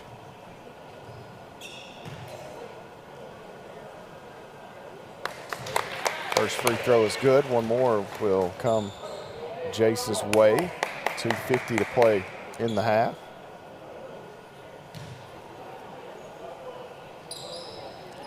We missed the second one. Campbellsville's leaving some free throws there. Opportunities were 10 of 17. Make half of those, it's a 2-possession ball game. Here inside, Gadsden leaves it out. Carter going to drive, throws up a contested floater, and that is good. And Latrell Carter. One of those nights. A couple of buckets. 10-point Bethel advantage. Smoots works off the Milburn screen, tries to roll to it, and does. Inside, Milburn has Clements. Little hesitation goes up. That finally goes through. Campbellsville just struggled to get one to go through the net. Nice pass by Milburn there to Clements. I thought Jake had actually gone up with it himself, but he found an open Clements and went up strong. Neely working to the middle, out to Gadsden, back to Neely. They want the entry to Carter, not there. They now have it. Faces up with Milburn, double team from Smoots. Milburn nearly blocked that shot. Nice job. Here comes Smoots as Wallace grabbed the rebound. Less than 2 minutes to play in the half. Tigers down by 8. Smoots, the entry to Clements. Stojanovic defends. Clements working in, back to the basket. Little baby hook is hard, and Wallace gets knocked down. This ball is thrown ahead, but we're going to have a foul called on Carter. So that's on the rebound. Will Wallace have some free throws here? He will. I believe he came down on that, either his knee or hip or something.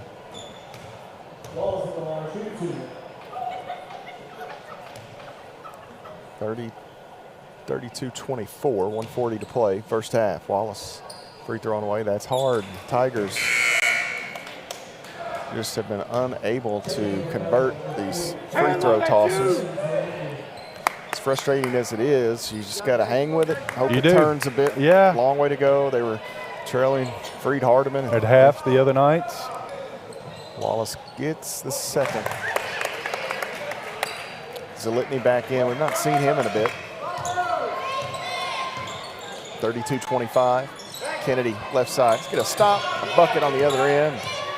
Start this comeback. Neely inside, spins back out to Kennedy. Can't shoot it. He'll drive in. Oh, and he is tripped. I believe Clements may have gotten the leg out. Called him on Clements. 2 shots coming the way of Kennedy as Chandler Clements picks up number 2. Both teams in a double bonus the rest of the way here. This final 124, of course. Sean Kennedy is made a living at the free throw line here in this one. He's had several free throw tosses. Tigers going to send Cam Willis in.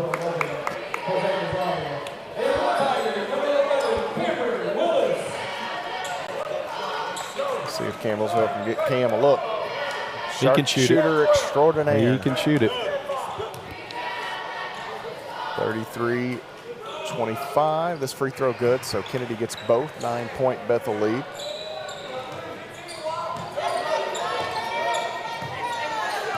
Smoots brings it ahead for Campbellsville. Kennedy defends. A couple of screens out top. He goes with Milburn. Now to Sousa. Looking for Milburn briefly. Now to Sousa going to drive. Kicks into the left corner. Smoots, 3 on the way. That is hard. And the other way comes Neely. Willis gives chase. Pressures Neely. Forces him to retreat a bit. Willis still in the pocket there of Neely. Carter holds it. Nazario circles. He has it. Spins inside. Nazario's lay-in is good. And Bethel gets another bucket. Sousa working hard down inside. He gets knocked to the ground. They're going to say the shot up top there was clean as Zalitny came across off of the defense. Here's a shot, no good. Nazario there for a putback, and Campbellsville going to have some work to do in the second half. 38-25, the Wildcats lead it. Let's see if the Tigers can get one more tally before the buzzer barks. 10 on the clock here.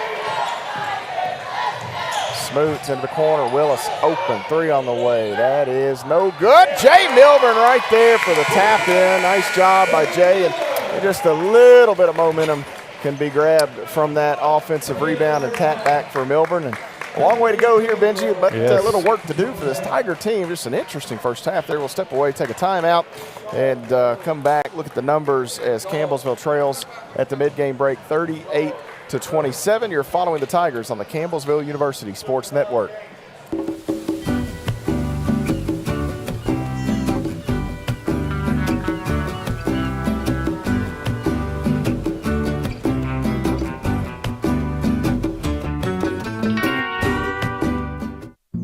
Jason, let's go see your room.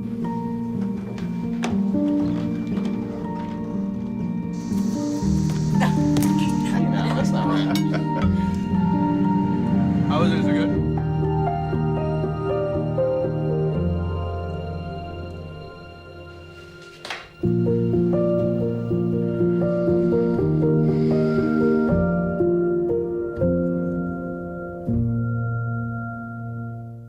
What if you could feel in control of your retirement in just a few clicks? At aceyourretirement.org, you can. Start with a free 3-minute chat with Avo, your friendly digital retirement coach. Just answer some simple questions like, how do you feel about your ability to save for retirement? Or in how many years do you want to retire? To get free action items customized just for you, get your retirement back on track at aceyourretirement.org. Last week, Brandon met a girl on a dating app.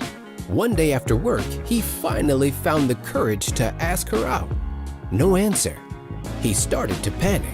Was he being too pushy? Maybe it was too... Hey, sorry I didn't respond. I was driving. I would love to go on a date. How does tonight sound? Brandon tried to play it cool, but inside he knew. A girl so smart, so responsible, she must be a keeper.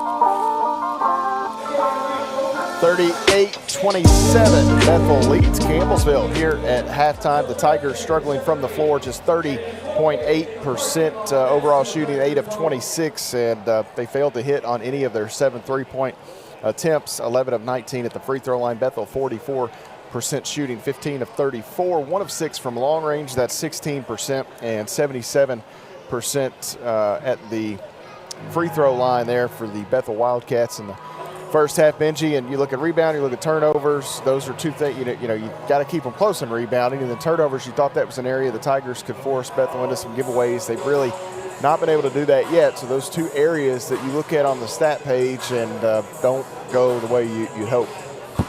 Yeah, it had to defend well, and it had to keep them off the boards, and they've got an 8 rebound advantage, and 6 of those being on the offensive end.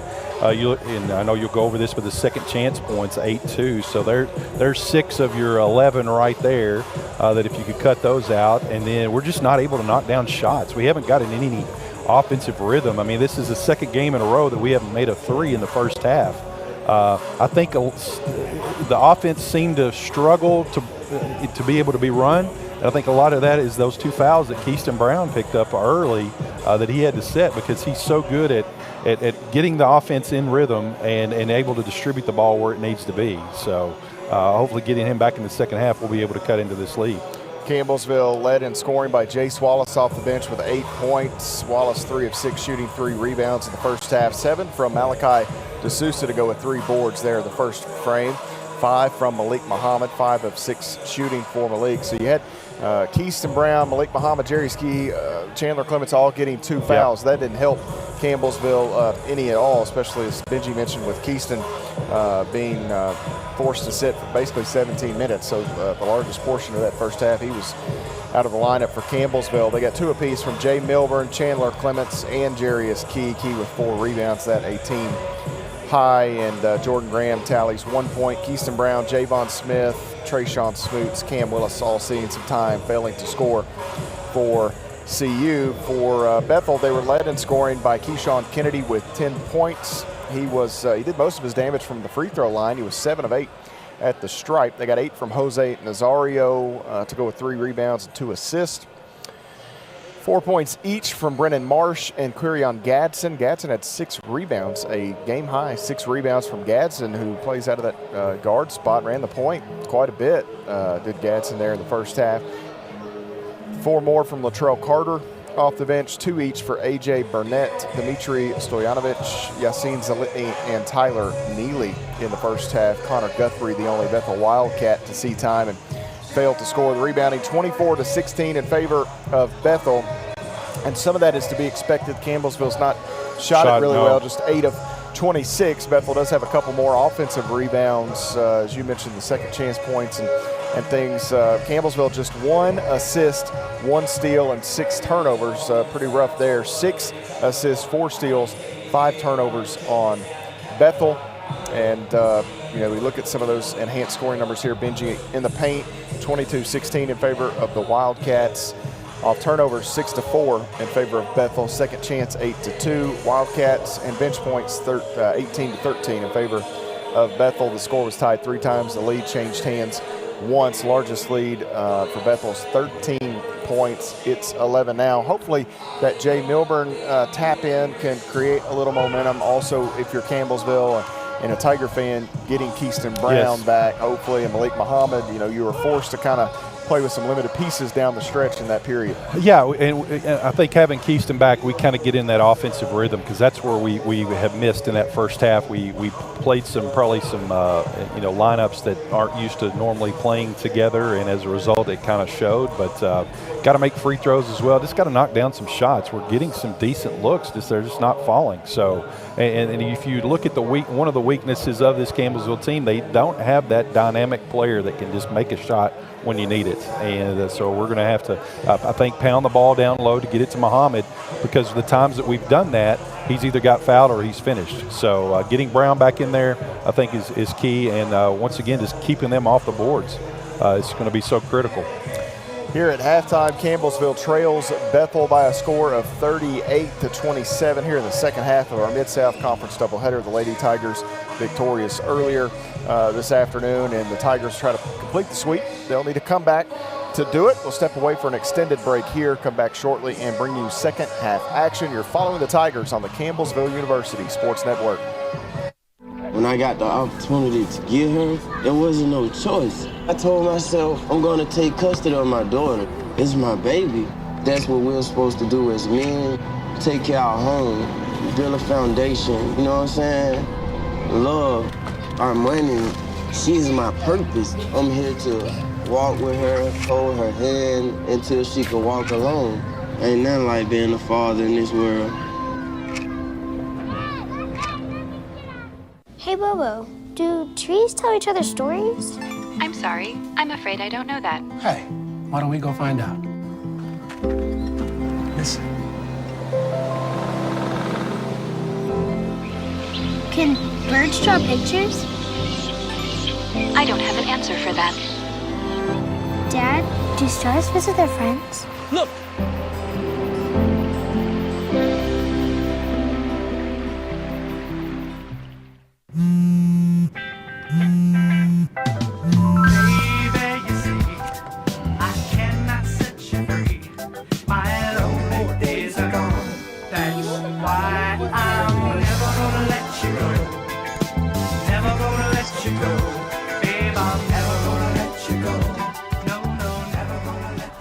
Here you go. Thank you. Thank you.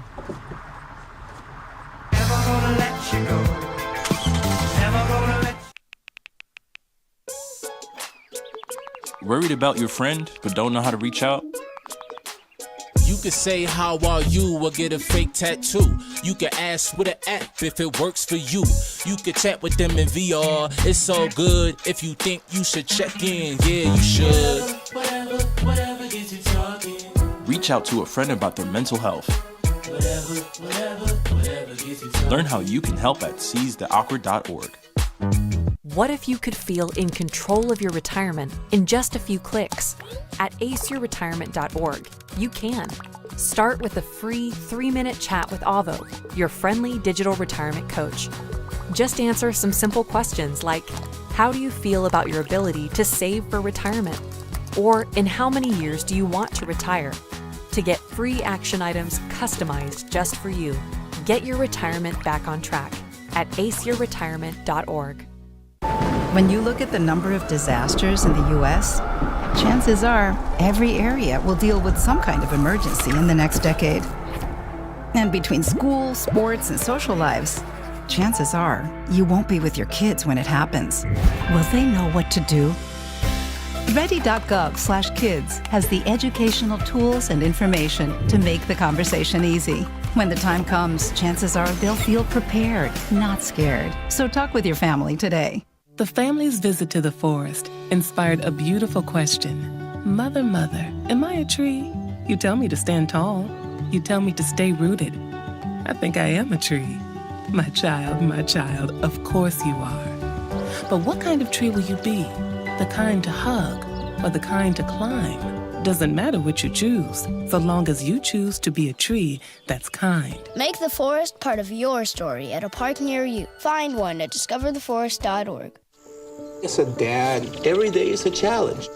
To make sure that the time that I have, I spend with them. It doesn't matter how tired you are, you have to try and to teach them. When they learn something new, and you can just see in their faces, it's such an incredible moment. It's those moments that are my favorite.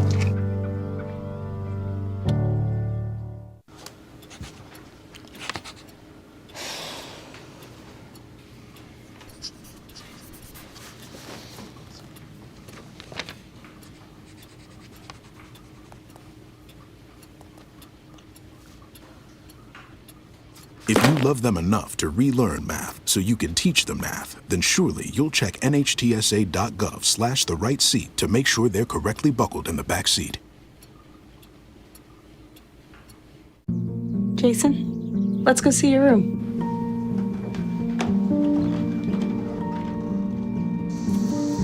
That's not right. How was it? Is it good?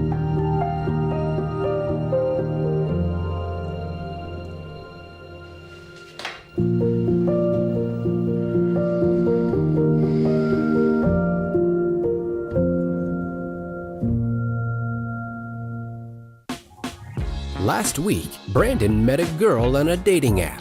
One day after work, he finally found the courage to ask her out. No answer. He started to panic. Was he being too pushy? Maybe it was too Hey, sorry I didn't respond. I was driving. I would love to go on a date. How does tonight sound? Brandon tried to play it cool, but inside he knew a girl so smart, so responsible, she must be a keeper.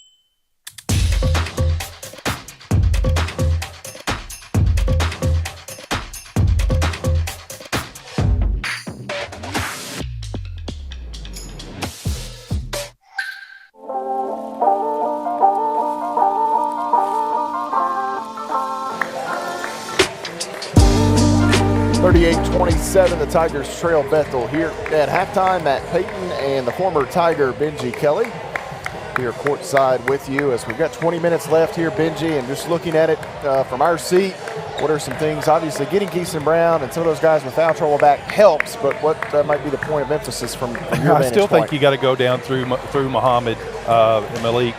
Get the ball down low, because the times that we were successful there in the first half, we were feeding him the ball. And he's just such a presence down there, and he was one of the few that made some free throws for us when he did get fouled. But I think having Keaston back, especially when it comes time to running your offensive sets, having him in there is just a little more calming presence.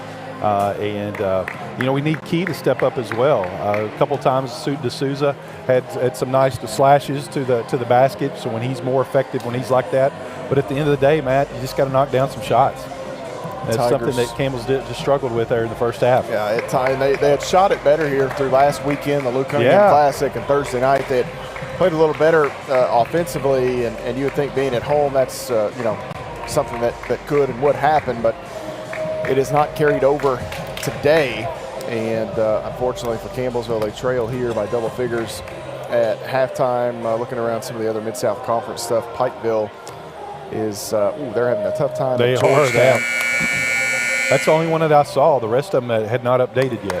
So we'll see if we can find something on Cumberland up 4 on number 1 Thomas More. So we'll keep an eye on that. I'm assuming Thomas Moore's women's team won, 63-40.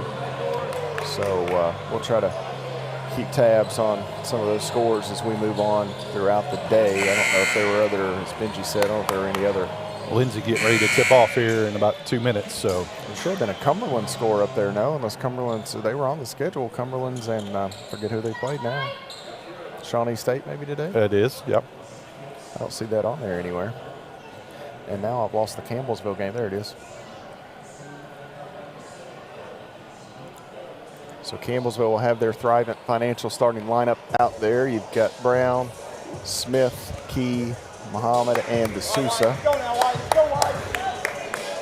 Tigers going to have to erase an 11-point deficit to pick up a win here today. It starts down. Right side, Nazario.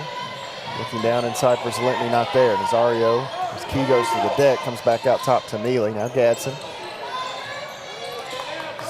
Marsh works away from Muhammad, spinning out as Gadsden. Zalintny 3 on the way, and that is good. You could tell it when it left his hand. Wow. Yeah, seeing Zalintny 26% on the season. I don't think that's his forte, but able to knock one down here and there.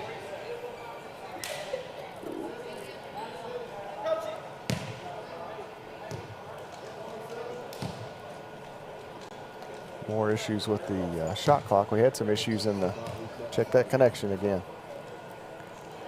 On Thursday night, they had some issues in the women's game. They had those pretty much corrected for the men's game. And they'll try to figure this out now.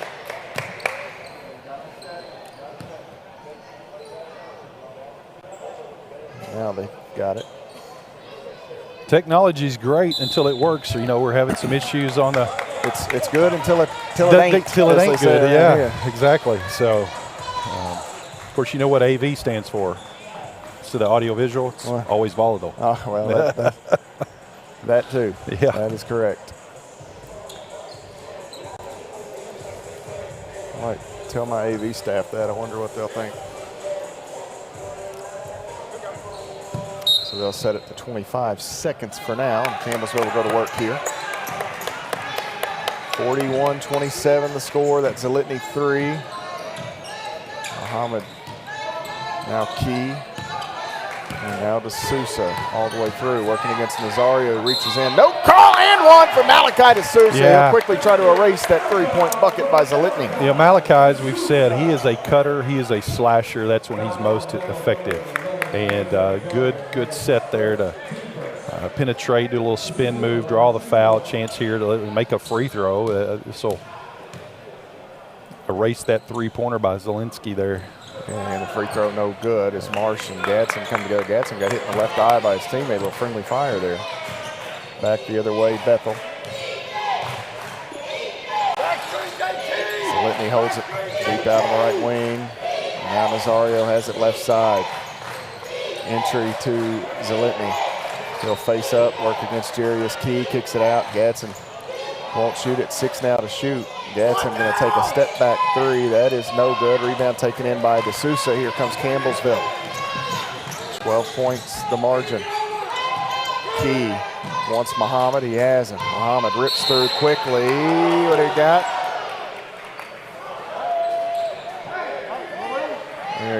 They got Muhammad on that?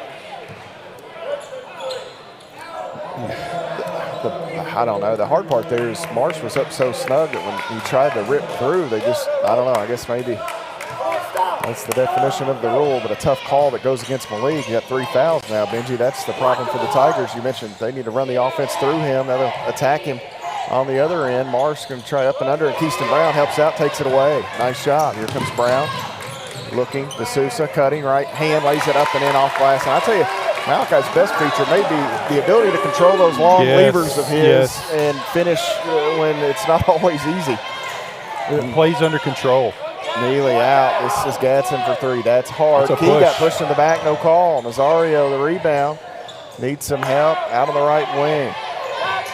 10-point game. Neely out to Gadsden. Gadsden comes through, ball knocked away, and Marsh picks it up. 8 to shoot. Now Brown takes it away. Here comes D'Souza, bounces long to Smith. Smith is bumped and fouled by Neely. At least here, if nothing else, Benji, Campbellsville playing maybe a little more energy and fire than we've seen. They are a little more tenacity and good transition from defense to offense. A couple easy plays there as we see that replay from D'Souza on the foul. So a little more intense here in the second half, which is good. Muhammad going to go work back to the basket. It's knocked away. He's fouled. This is either Zalitny or Marsh. If it's Marsh, it's 3. It is. It's on Brennan Marsh. So that complicates matters for both teams. Muhammad and Marsh both in a little bit of foul trouble here. 17:39 to play in the basketball game. Campbellsville trailing by 10. Muhammad would like to bring them a little closer here. Free throw is good. One more coming for Malik Muhammad. Hey, this is pinned down the corner for a handbag. Second free throw for Muhammad is good. So it's back to an 8-point margin here. Campbellsville did a nice job defensively the last couple of trips. They did give up some offensive rebounds, but they were able to avoid Bethel points. 2.5 minutes gone by in the second half. Into the corner, Neely. The southpaw's 3 on the way is good. And Tyler Neely hits the three-pointer. Here is Keyston Brown inside, cutting. Muhammad goes up, no call. As Marsh there to defend. Neely, left side, Gadsden shovels it back. Neely off the screen. Picked up here by Brown, and he takes it away. Keyston Brown read the pass attempt. Takes it away. He has Jarius Key, avoids the defender, goes up, shot good off glass for Jay Key. Yeah, this offense is in much more better rhythm with Keyston out there. 44-35. Campbellsville down by 9. Gadsden backs away from Brown once. I thought he was going to go to Marsh. Instead, it's Zalitny out top. Nice defense by Key. Contested jumper. Oh, banked my it gosh. in, and they're throwing up Hail Marys here already in the second half. It's one of those nights, Matt, that they throw it up and it goes in.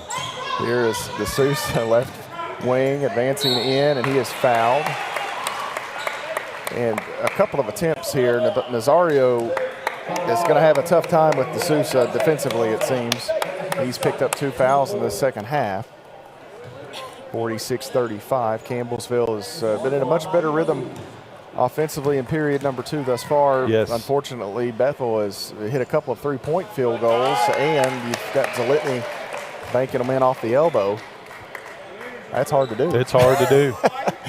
That wasn't a shot at Zalitny's game, but that's a tough thing to do, is bank one in from the elbow. That angle. And D'Souza missed the second free throw. 10-point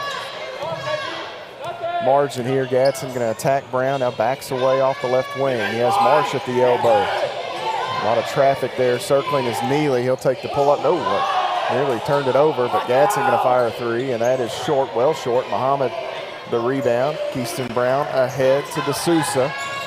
Malachi on the far side. Back to Brown straight away. 3 on the way. That is no good.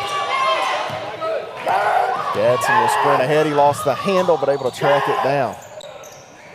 And Brown nearly another takeaway. He got a hand on it, but Zalitny able to grab it. Keyston's created all kinds of problems on that end for Bethel here in the second half. Nazario off the screen. Has Marsh. Steps into the long 2. That is good. Front of the iron, backboard, and down. And Coach Britt wants a timeout. And Campbellsville trails by 12. That's one of those, and I know Coach Britt going to talk about maybe the defensive stuff there, but your team's hitting some of that stuff. Let them play on. That's absolutely. Don't stop the clock. You can't risk changing that. As a 30-second timeout, 15:28 to play in the basketball game. Campbellsville and Bethel kind of trading blows here in this second half. Bethel with the 1-point advantage in period number 2. Again, they've knocked in a couple of 3-point field goals. The Tigers have gotten some things going down inside, and we'll see what they come out with here out of this 30-second timeout. Tigers emerge from the bench with still going to be their starting 5 out there. And Bethel will return with their starters here as well. 15:28 to play.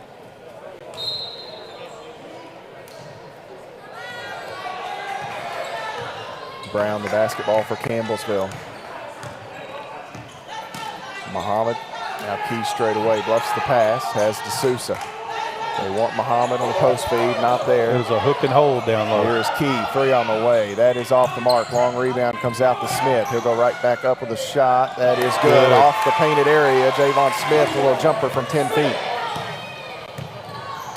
48-38. Neely driving, backs away. Nazario defended here by D'Souza. Nazario gets the screen. He's met by Muhammad. He'll send it back out to Marsh. What do we got here? An offensive foul on Marsh, and that's 4, Benji. It is. Good defense there by Malachi, getting set and taking that contact from Marsh.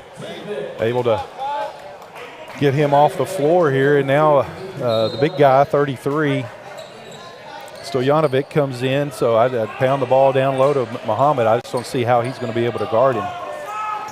He's giving up several pounds there. Yeah, for sure. Is Brown going to work out top to Key? Tigers trail by 10. Ball knocked away, and that's one way to do it, I suppose. Neely the other end, and that ball knocked out of bounds by Key on the shot attempt. 48-38 remains your score with 14:26 to go. Bethel with 5 team fouls, Benji, so the Tigers creeping closer to the bonus, and we're still several minutes from the midway point of this period. Here's Stojanovic, decks it. Out to Nazario, driving in the middle of the lane, and that shot off glass pops out. Zalitny, unfortunately, there for the tap in. Yeah, it's a guy, once again, gotta get a body on them, keep them off those boards, those second chance opportunities, especially when you're down 10, now down 12. 50-38, Brown, defended by Gadsden. Out top, he dribbles, works off the Muhammad screen. Now Key working inside all the way to the lane, to the rim, and he's fouled by Zalitny. Good strong move there by Key. Chance to go to the free throw line here. So now Campbellsville's in this bonus here with 13:52. Here's Key on the other end. Got that block shot by Neely. Neely kind of found himself a little too far underneath. Easy block for Key. And here Jay Key at the stripe for the Tigers. 12-point Campbellsville lead, and Jarius misses just his second free throw of the year. He's been to the 20s or so, and 94% entering play today. He'd been their best free throw shooter. Wallace checking in from Malachi D'Souza. 13:52 to play is one more free throw for Key, and he gets that one. 50-39 the count. If we could just ever get a couple stops and a couple baskets cut into this double-digit lead, Matt. I just think I don't see them panicking, which is good. Out top, Nazario, left side Gadsden. Now they've got Zalitny down low. Key with a hard closeout. Zalitny's shot up off glass is good. So Yassine Zalitny continues to go to work here for Bethel. Key on the drive, some contact there, shot no good. Muhammad tries to tap it up and in, and he stays with it in the second effort from Malik. Good offensive board there by Muhammad. Gadsden off the Stojanovic screen. Need a stop here, Matt. Now baseline, Zalitny going to go to work inside. Brown tries to knock it away. He may have walked, and Nazario gets the bucket. A jump stop and a step is a walk. 54-41. Campbellsville trailing by 13. Gadsden knocks that free. Brown will retreat to grab it. Less than 13 minutes to go here as Brown works opposite the Muhammad screen. Wallace bluffs the shot, has it knocked away. Staying with it, Nazario, Wallace, everybody in there on it. Ball's knocked free, and Neely comes out of there with it finally for Bethel. Left side, Nazario. Now Neely with Smith defending. Stojanovic thought about it, but Muhammad closes out quickly. Stojanovic has it knocked free by Smith, and we're going to go to the arrow here. And Stojanovic tried to grab it away. I don't know why guys get so bent out of shape over it. Once the whistle sounds, who cares who has it? It's exactly. a jump ball. Do we go to the arrow, or they give a timeout? They didn't call a jump ball? Oh, goodness. 54-41, so it'll stay with Bethel. 12:21 to go in the basketball game. And 30-second timeout taken by Coach Jeffrey. I thought for sure that was going to the arrow, Benji. It looked like Malik had reached down and tied it up before, I don't know. Before the whistle sounded. I don't know. I don't know what they saw. So Trayshawn Smoot's going to check in here for the Tigers. Chandler Clements back in there for Campbellsville as well. Jordan Graham into the lineup 13 on the shot clock here. That's, I guess, the good news for Campbellsville. If they can come away with the stop. Again, the Tigers in the bonus the rest of the way here. 6 fouls already on Bethel. It's a Litany, the intended target there. Tigers took him away, and instead Nazario gets a lay-in. I'm not sure Nazario's had a day like this all year. He's got 7, averaging 7 per game on the season, and right now everything that young man throws up onto the rim, it's falling through for him. Over the top, they find Muhammad, gathers, he's fouled, no call, and now on the second chance, Muhammad, Stojanovic spiked it, and that will happen every time. Yeah. So Stojanovic, and we'll mark this down, 12:02. Yep, 12:02. You count the basket from Muhammad, you're going to get a personal on Stojanovic, and then the other official's going to come over, and you're going to get the technical on Stojanovic. So that's 2.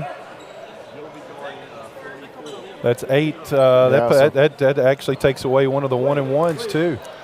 Well, actually, was the technical go as a personal? Yeah. So it's going to take away 2, right? It should be good. That's They'll go correct. Up to 8, it'll go up to 8. That's exactly right. So this is going to be an and. You're going to have the and one for Malik after. Yep.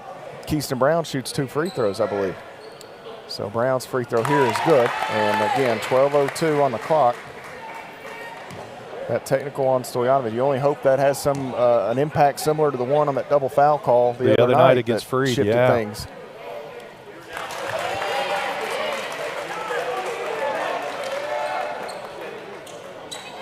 So Keyston gets both. Now Malik will have the and one.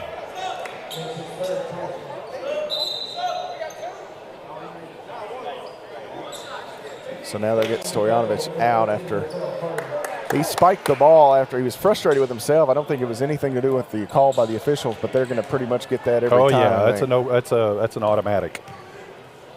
Free throw here from Malik Muhammad on the and one is good. There so we the go. Tigers are now able to cash in on those free throws there. Yeah, 5-point play right there. 5-point trips are a rarity. 56-46. Neely holds it. Smoots right up in his kitchen. Now a switch to take Gadsden, and we're going to get this. Going to have to even up a little bit. It's 8-1 in terms of fouls, so they're going to start to even this up, I believe, as Campbellsville's Jordan Graham nabbed for the foul call there. That'll be his second 2 on the Tigers as a team with 11:48 to play in the basketball game. We've got a media stoppage. We'll step away. Tigers trail by 10 here on the Campbellsville University Sports Network.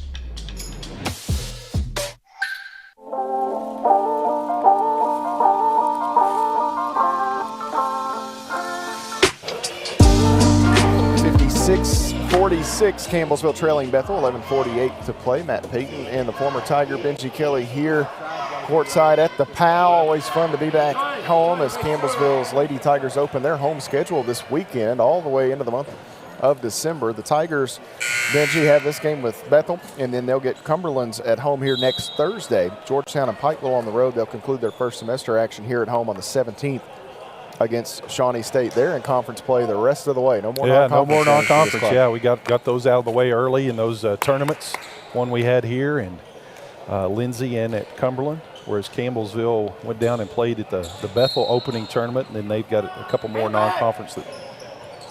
One here and I believe 2 on the road, right? Asbury? The Asbury on the road, Miami Hamilton here. 2 in Miami for the Lady Tigers as bucket down inside by Carter. Campbellsville's got to come up with some stops and find some offense as well here. Down by a dozen, 11.5 to go. Left side, Graham. Off the screen, step back now, Brown. Jumper off the elbow, it's going to be short. Rebound, Muhammad. Muhammad takes it away from Jordan Graham, and he's fouled. And that's is that it on Marsh? Tigers' best offense. They gave it on Carter. I thought they were going to give it on Marsh there. Well, I don't think Marsh not back in. still It's 44. It's Linton, yeah. So Campbellsville here at 11-18, going to shoot 2 shots the rest of the way. This is a 2-shot foul. That's the last of the 1-and-1. Double bonus the rest of the way here. Muhammad's free throw good. Malik now with 13 in the ball game. Malik has 5 rebounds in the game, but 4 of them on the offensive end.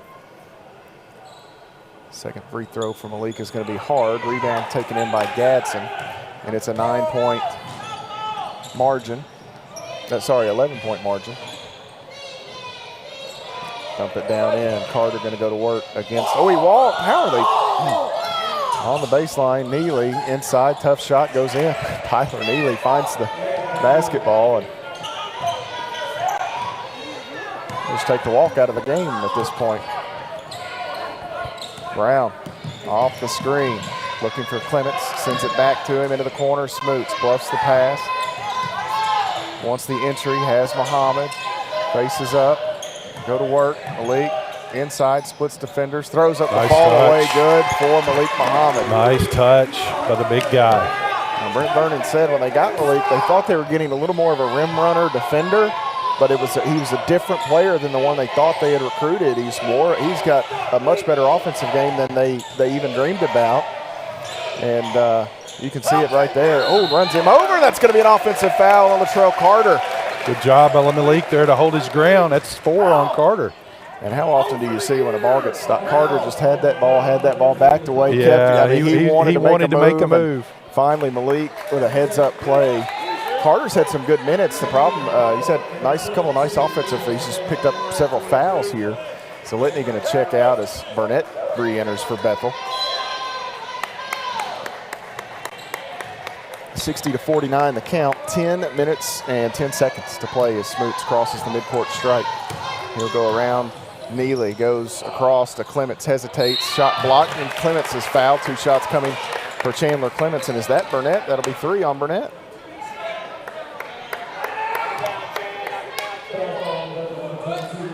Well, Campbellsville did not shoot the ball real well in the first half on the free. Actually, still here in the game, just 61%.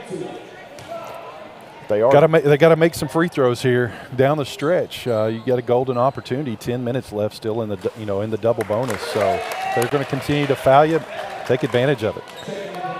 The Tigers, are 24th in the NAI in free throws made per game, 10th in free throws taken. I think both those numbers are going to go up today. Yeah. Clements' second free throw in and out. So the Tigers missing another free throw. 10 minutes to play in this ball game. They're down 10. Entry here to Carter. Again, going to work against Muhammad. Pitches it out to Neely. Again, they repost with Carter. Now Gadsden, the ball fake, driving in. And looking for Kennedy. And I'm surprised we didn't see Kennedy a little earlier because he had a terrific first half for Bethel. He did. Honestly, I kind of forgot until you see him out there, but you wonder such a deep run here in the second half without getting Kennedy back in the lineup.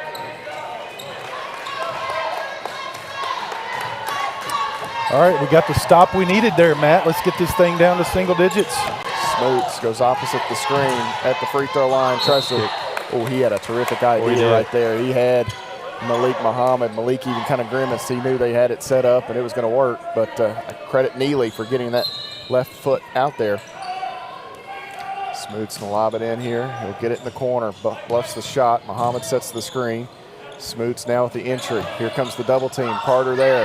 Muhammad goes hook shot, taps it. Tried it. That's a good heads-up play by Malik. Tried to tap it to Chandler, just too much on it. And here, Graham going to be called for the foul. He thought Kennedy had the arm out.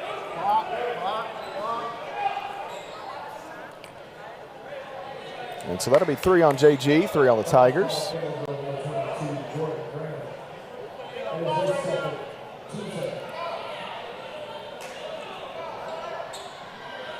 .9:27 to play. And it'll be a baseline out of bounds here for Bethel.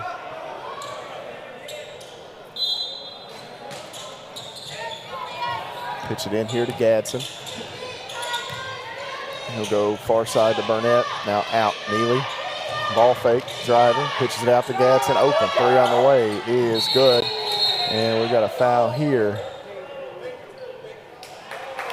We're going to get Jordan Graham again, and so now Bethel with a chance at a 5-point trip potentially. It's going to stay on this end of the floor, I believe.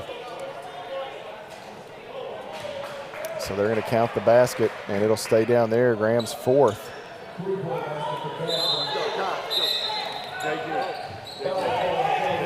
Malachi DeSouza going to check back in for the Tigers. So Campbellsville had it down to 10 with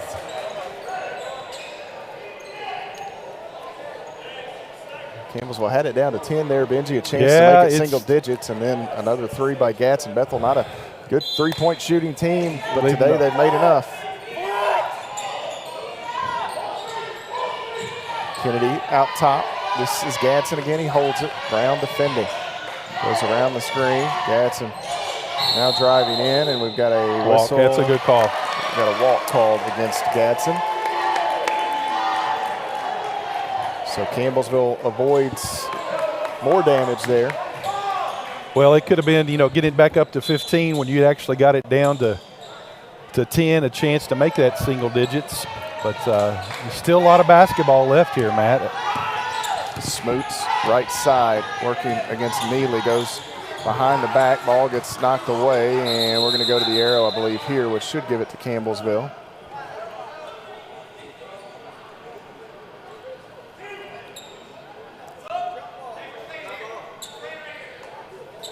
Guthrie going to check in here for Bethel.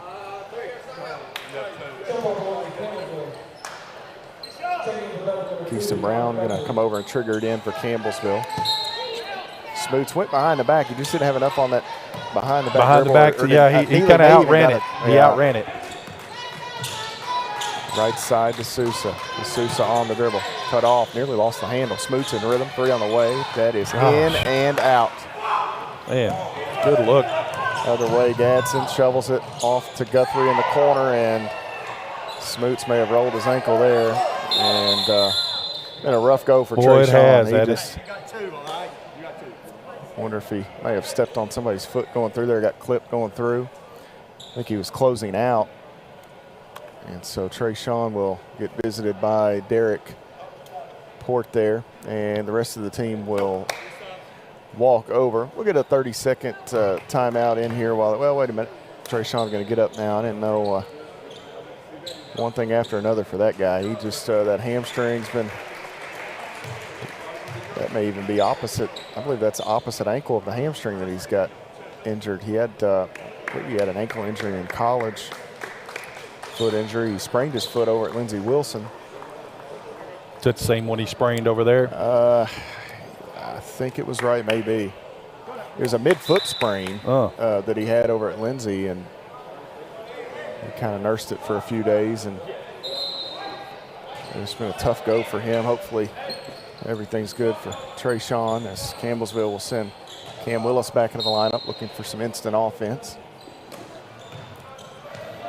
Tigers still without a three-point Still without a field three. goal. It's been a minute since we've gone a game or so without a three-point. I hope they've saved up about a handful for this last 8 minutes or so here. Willis out top to D'Souza. Clements on around Brown. He'll try to skip it, and Guthrie knocks it free, but Willis going to chase it down.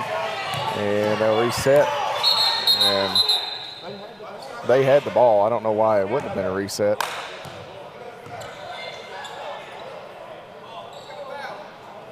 Guthrie had it. Oh, we got a foul away from it. Okay, well, that's completely different. So that's going to be on Burnett. That's his, is he done? Or no, that's Carter I'm looking at. That's his fourth. So 2 shots coming for Malik Muhammad here.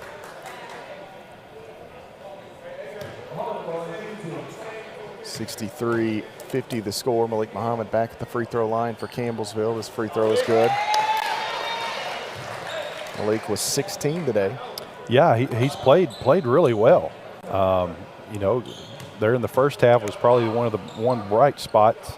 But what I love, a big guy, he's 11 of 13 from the free throw line, 6 rebounds. So earning the majority of his points here tonight from the charity stripe. Well, that second free throw there gives him a new career best, 17 points. And Coach Brent Vernon wants a timeout here with 8:02 on the clock. 63-52 your score. Bethel leads Campbellsville. You're following the Tigers on the Campbellsville University Sports Network. Jason, let's go see your room.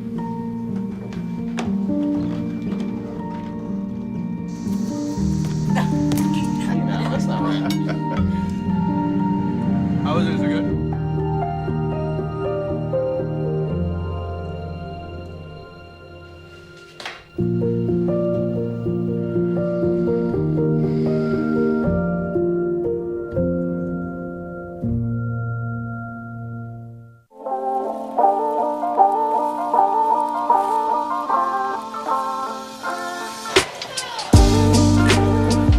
It's an 11-point Bethel lead with 8 minutes and 2 seconds to play. Campbellsville trailing here at the Powell Athletic Center, and Tigers looking for a couple of stops, some defense. Trayshawn Smoots went to the bench a minute ago. I think they've got a replay down there of that ankle roll as Trayshawn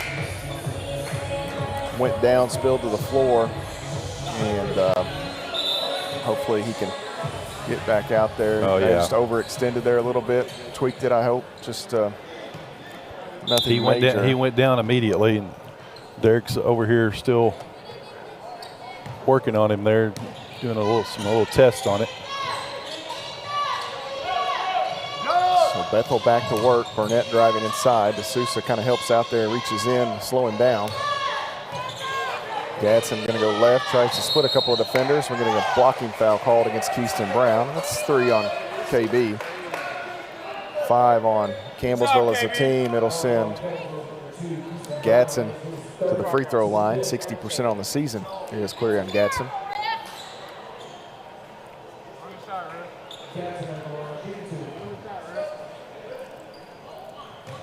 So Gadsden, a chance to extend once again. You'd love to see him come up empty here. This free throw on the way, pops off. It's not the only thing that Bethel's had pop out today. It's a few free throws. Yeah, well, it's only 3. Well, that's true. 7 to 10. All 7 makes, though, are by one by guy. One guy, yeah. So. Gadsden, the only other player that shot free throws, however, though, so not much to glean from that information. Is the second free throw no good, and the long rebound comes out to Kennedy. Wow. Key back in for Campbellsville. Tigers going to have to dig in once again on the defensive end. Carter hands it to Guthrie. Good job by Cam Willis to stay right there with him. Burnett, again, he walked, no call. And here driving is Kennedy, and we get the touch foul with 1 on the shot clock against D'Souza.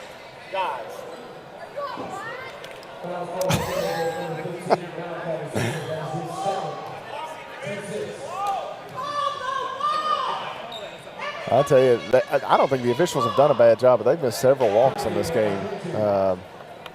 63-52. Kennedy at the line. He's had the hot hand at the free throw line for this club, and he continues to come through.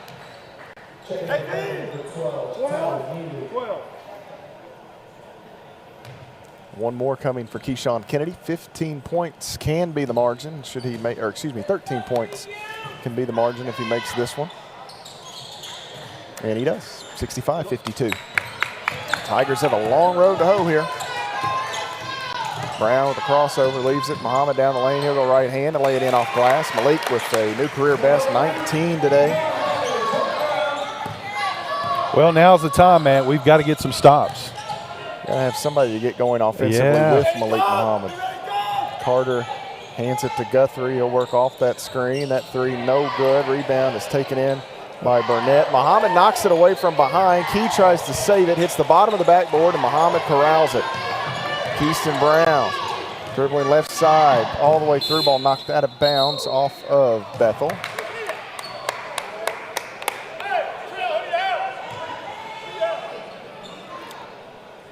(65-54). Campbellsville can get it back to single digits here. Brown lobs it into Muhammad. And now Malik Muhammad trying to work against Burnett. It was knocked out of bounds off of Malik. So missed opportunity there for Campbellsville. 65-54. Neely the other way. Basketball's funny. The Tigers went to Lindsey Wilson and beat the Blue Raiders by 20-something, 20. And then just here the other day, the Blue Raiders give Bethel the business, so to speak. And here today, Bethel leading Campbellsville. The other way is Neely knocks it out of bounds. It'll stay with Campbellsville here. The Tigers got a missed shot on the other end. Well, I think that goes to show you the depth of this conference. Yep. On any given night, pretty much anyone can beat anyone. Now, obviously, you got Thomas More at the top. They're number 1. Really, really, really good. They're pretty much going to play their best basketball every night that they're out. But, you know, it is rare that, or not rare, but it is weird to be able to see that a team that you beat by 20 and they beat by 20 has now got you down 11. Key off the left wing, now right side to Jace Wallace. Keyston Brown holds it. Brown out top, Key again. Brown going to try a three, and bang! Banked it in. Maybe that's what we need right there, a bank shot from three-point land with 6 to go. I think, was it Zalitny earlier? Yeah. That banked one in off the elbow. That gets it down to 8. And so Campbellsville here for Keyston Brown. The first Edward Jones payout, nearly a takeaway by Jarius Key. Nazario mishandles it, but stays with it. Goes into the corner. Neely for the answer. That is hard. And man, he and Jace Wallace bump heads right there. Something. Or did they get Keyston Brown on the foul? No, they got it on Jace. Okay, that's Jace. That's good. Given the two options, you'd rather that be on Jace. That's his first. And I think it'll send somebody for Bethel, maybe Neely, to the free throw line when we get back, as Campbellsville trails by 8, 5:39 to go in the ball game. You're following the Tigers on the Campbellsville University Sports Network. Worried about your friend but don't know how to reach out? You could say how are you or get a fake tattoo. You could ask with an app if it works for you. You could chat with them in VR. It's all good if you think you should check in. Yeah, you should. Whatever gets you talking. Reach out to a friend about their mental health. Whatever gets you talking. Learn how you can help at seizetheawkward.org.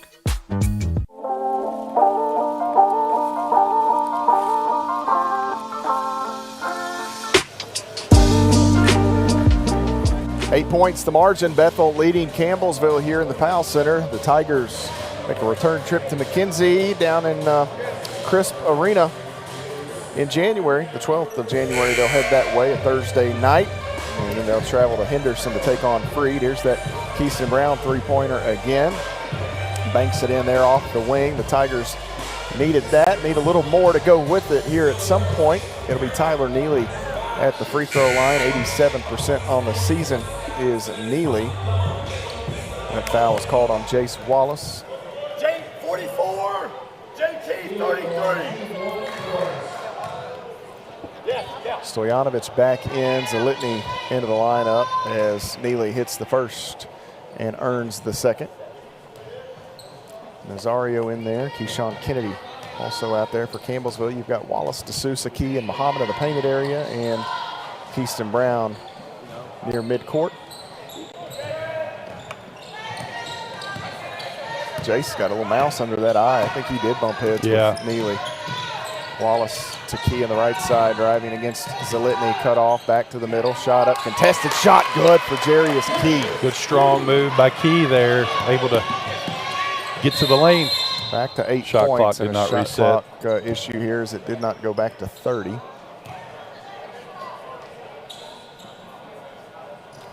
So there's.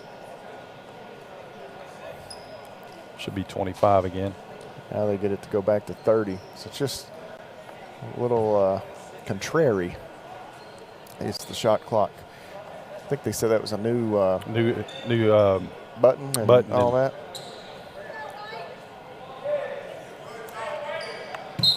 Nazario will pitch it into play here. He's got Neely in the backcourt. Keyston Brown defense.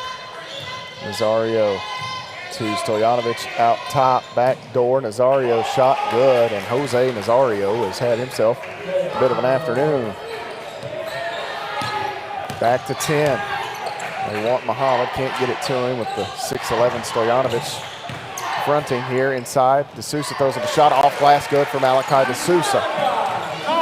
And both of these teams have now picked it up offensively a bit. They bounce it left side to Keyshawn Kennedy. And now Zalitny bluffs the shot. They go to Neely on the wing right side. Stoyanovich, the intended target, stolen by Key. Key down the floor. And it's Wallace. Back to Key. Left side, three on the way. Bang! Jarius Key and Edward Jones three for the Tigers. And all of a sudden, a little life. 4:25 to play in the basketball game. Bethel leads Campbellsville all of a sudden by just 5 points. A 30-second time out. And how about Jarius Key, Benji? Taking a little control there. The two-pointer, then the big three. The two-pointer, then the steal actually down here. And then he's rewarded on the following end with a three-pointer. But Campbellsville This is a spark I think we needed, Matt. We've been that double digits pretty much all here the second half. We finally hit a big three with a bank in at Brown. We got it under 10, and now here we are to 5. So Jarius Key got the takeaway over there. He came over the top of Stojanovic on that intended entry pass. Key knocked it away. And the Tigers, pretty good shape here.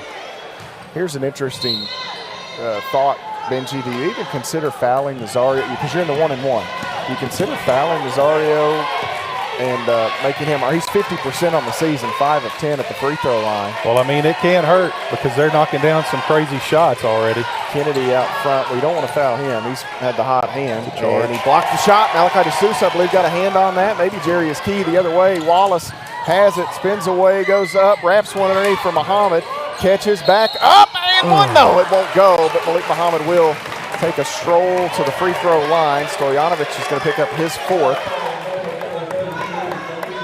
2 shots for Malik here.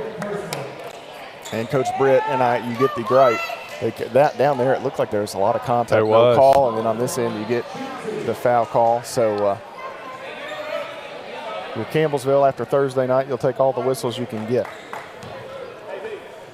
Malik can make it a one-possession game. He really can here. Free throw is good, so a new career best for Malik. He continues to add to it. Previously, it was 16. He's at 20 now.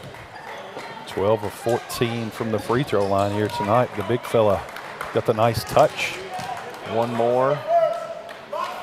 This free throw on the way, around and out, no good. 69-65 the score.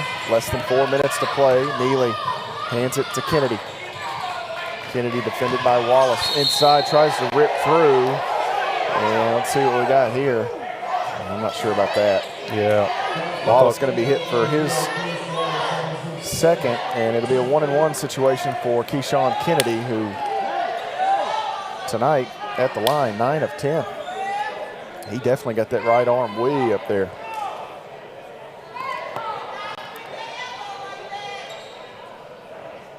Box out, 1-and-1. 3:48 on the clock here. Long pause here. I'm not sure what we got going on, Benji. I don't either. That was a clock. Oh, okay. 1-and-1. Tigers have to make sure they box out here on this first one. Kennedy missed. Live ball.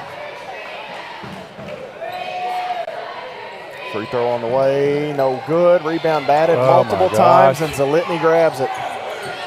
Kennedy going to fire a 3. That is no good. Malachi DeSouza, thankfully. We dodged one there. Grabs the rebound. Brown pushes off the Muhammad screen. Brown into the corner. Key, 3. That is no good, and the rebound taken by Kennedy. Nice look on that far corner by Jarius Key. Just could knock it down. 69-65, Nazario. Hands it to Kennedy. Inside, shot, no. He sends it over to Zalitny, who gets the lay-in. 71-65, 6-point game. Tigers so close there to trimming in further.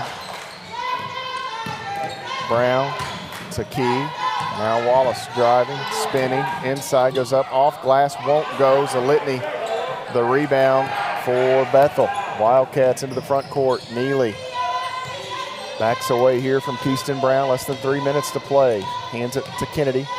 Now Nazario. Nazario inside, going to go up, blocked by DeSouza. Stojanovic is put back, no good. Ball being battled for. Jarius Key comes out of there with it. And the Tigers the other way. Brown looking, left side of the lane. Inside, stops. Here's Key cutting. Right side, knocked away by Kennedy. Ball is loose. Zalitny has it. Long ahead, he has Nazario. Goes up, high off glass, no good. Rebound to Zalitny. Stojanovic, a 3 hard. Jarius Key going to grab it before it goes out of play. Frantic pace. Campbellsville still through all of this. Good timeout here. With a chance to get back as DeSouza throws one up. Holy cow! How did he get that to stick on the front of the rim and go through? He'll go to the line and end one opportunity. Wow, that thing was about as high on the backboard as it could get. Oh, my goodness. When he threw it up, I thought, well, hopefully we get the foul call because that's going to hit the top of the backboard. That's Stojanovic's 5th. So his day will conclude right there. Stojanovic will foul out with just 2 points, 5 rebounds in the ball game. And we said earlier, Malachi has such great body control. He does. Soft touch down in there on those type shots. Gets to the right side and just kind of throws up the floater. It was so high, I never dreamed it would come down and hang on the rim. Campbellsville has not had one of those go through all day, it seems like. This is a big free throw right here, Matt. 1 possession. They've not had it back to 1 possession, I don't think. Since 6. And D'Souza misses it short, and the rebound comes off to Gadsden. We've missed 15 free throws today. Neely right side. Marsh, who checked back in, he's got those 4 fouls. Gadsden with it.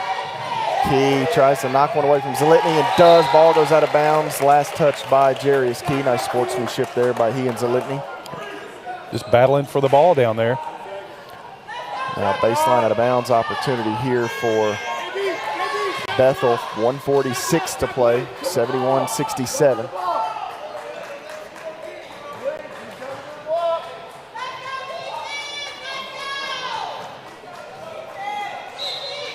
Neely pitches it in, has Nazario, now Gadsden driving in, and he's fouled. And that may not be a bad foul on Keyston Brown, because you'll send Gadsden to the line. Problem is it's 4 on Keyston. It's the last 1-and-1 situation. Oh, they call that a shooting foul? Yep. Oh, my.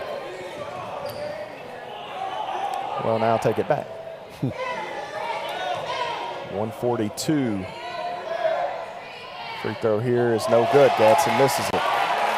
Campbellsville has to grab a rebound, and you'd love to have that opportunity. It means Gadsden missed. Well, so here's a situation I always did when I played. If I was the back 2 here, one get the shooter, other guy step on the guy's foot so he doesn't get a rebound. Crafty veteran. Yeah, don't look. The refs don't look down low. And here the second free throw is good, so that becomes a moot point. A full timeout taken by Coach Jeff Britt with 1:42 to play in the basketball game. The Tigers trailing by 5. You're following the Tigers on the Campbellsville University Sports Network. When I got the opportunity to get her, there wasn't no choice. I told myself, I'm gonna take custody of my daughter. It's my baby. That's what we're supposed to do as men. Take care of our home, build a foundation, you know what I'm saying? Love, our money, she's my purpose. I'm here to walk with her, hold her hand until she can walk alone. Ain't nothing like being a father in this world.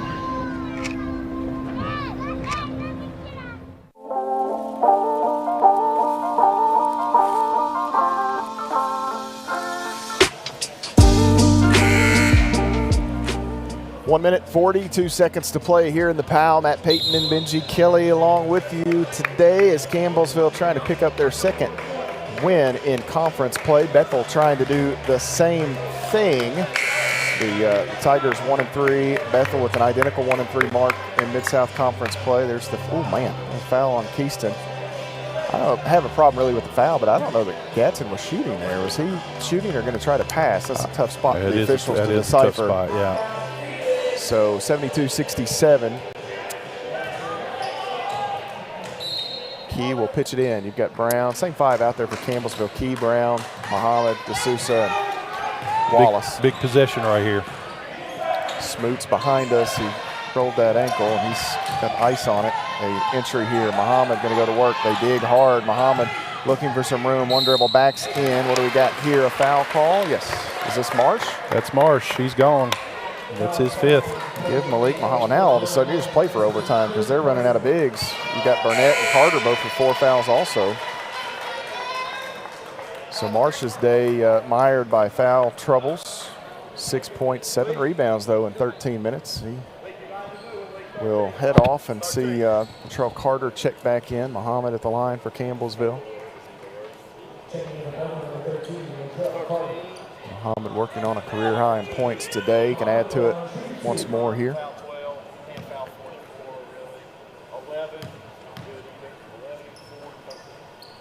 Free throw good for Malik Muhammad.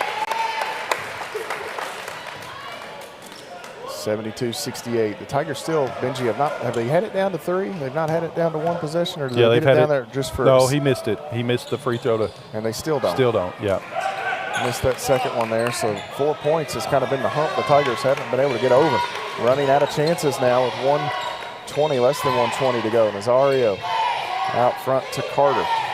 Start to look at guys you can foul. Carter, Nazario, and Gadsden are your primary options. You don't want to foul Neely. Gadsden driving in, working, and he walked, took an extra step. That will help.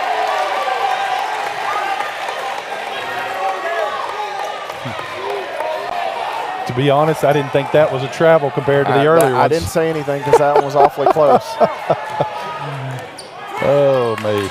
Keyston Brown leaves it with Muhammad out front. Now Jerry is key. Tigers have to be very intentional in their offense. Muhammad going to go to work off glass. No. Rebound is loose and taken by Gadsden. Campbellsville pokes it away. Muhammad knocks it free. D'Souza with it, and he's fouled by Gadsden. I think Campbellsville may have got away with one on that when Malik dove out to knock it. He knocked Gadsden to the ground. And let's see what we get here. That's on Gadsden, his second. And Campbellsville will send Malachi D'Souza, I believe, to the free throw line. Kai has struggled so much at the line. Hitting a couple here would be a huge boost for him. He can make it a 2-point game. 2 shots. Free throw on the way. Good for Malachi. You get to this point, Benji, and I feel you guys struggle from the line. You almost try to guide it in more than even shooting it, trusting your motion, and just see if Kai can get this second one on the way. That one's going to be off. No good. Rebound, and we're going to have a foul here. A hold on Muhammad. Or they're going to get Carter. Oh, my. Yeah, they got Malik. So it's 4 on Malik, and I believe that's in Carter. That may not be bad, though. I mean, you don't want your 4th on Malik, but Carter has struggled at the line. It'll be 2 shots for Latrell Carter, so with no time off, if Carter could oblige and miss a couple.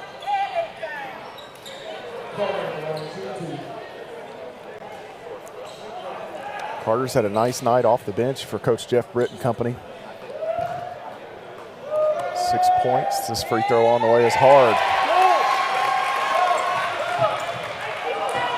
Yeah, they're going to send Cam Willis in. They might need the sharpshooter to come through. Yeah, they get Malachi.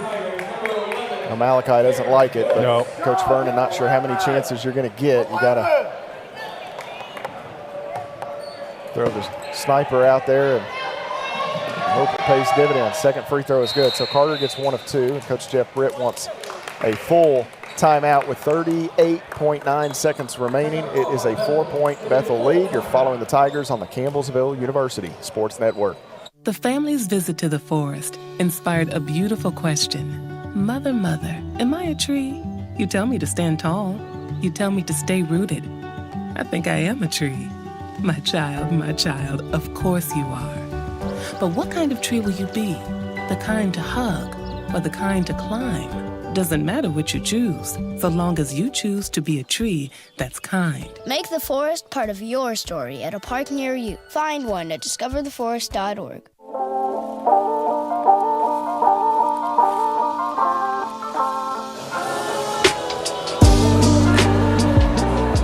.9 remaining here. Campbellsville trailing Bethel 73-69. The Tigers going to have to try to figure out a way to get over this hump. They've been right there at 4 points. I don't think they've gotten. Well, they got it to 3. They did get they it got to 3 it to 3 there bit, on that last free throw. Oh, the by free throw, Malachi. but then, you had the foul immediately. So, but Campbellsville is going to have to get a quick bucket here, and you're probably looking at a situation where you have to foul to quickly, extend this game absolutely. and hope for the best. The one good thing about it, the Tigers have struggled at the line tonight, but Bethel has some guys out there that are around that 50% mark from the line. Neely's the guy you don't want to foul if it comes to that.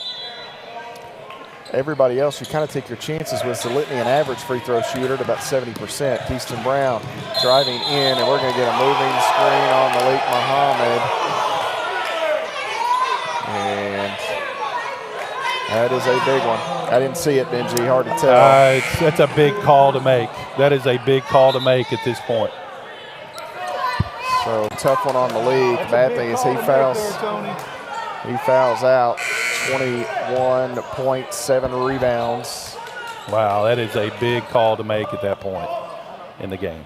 I was straight line. Coach Vernon was right in front of me. I had no idea, but boy, that one stings.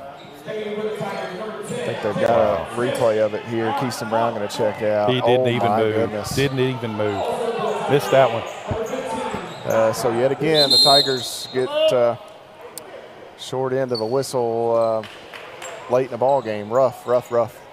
73-69. We got a timeout here. Was that Campbellsville or Bethel took that timeout? So we're going to step away here. 33.2 remaining. We'll see what the Tigers come up with. You're following the Tigers on the Campbellsville University Sports Network.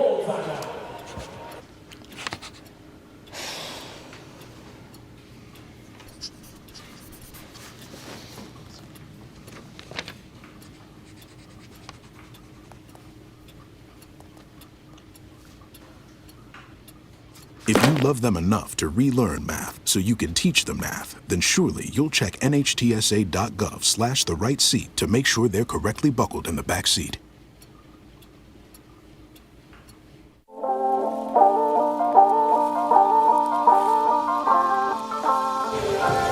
(73-69), 33 seconds remaining in the basketball game. The Tigers trail Bethel. You see that screen again. My, oh my.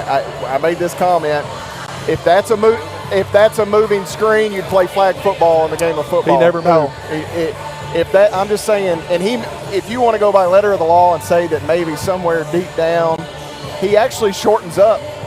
Replay that one more time, Zach. He actually, the official says he widened his base. I want to see that one more time if you guys can roll it back real quick. I think he shortens his base. And maybe a little bit, but either way, listen, in that spot, it's got to be obvious, and it was certainly anything but that.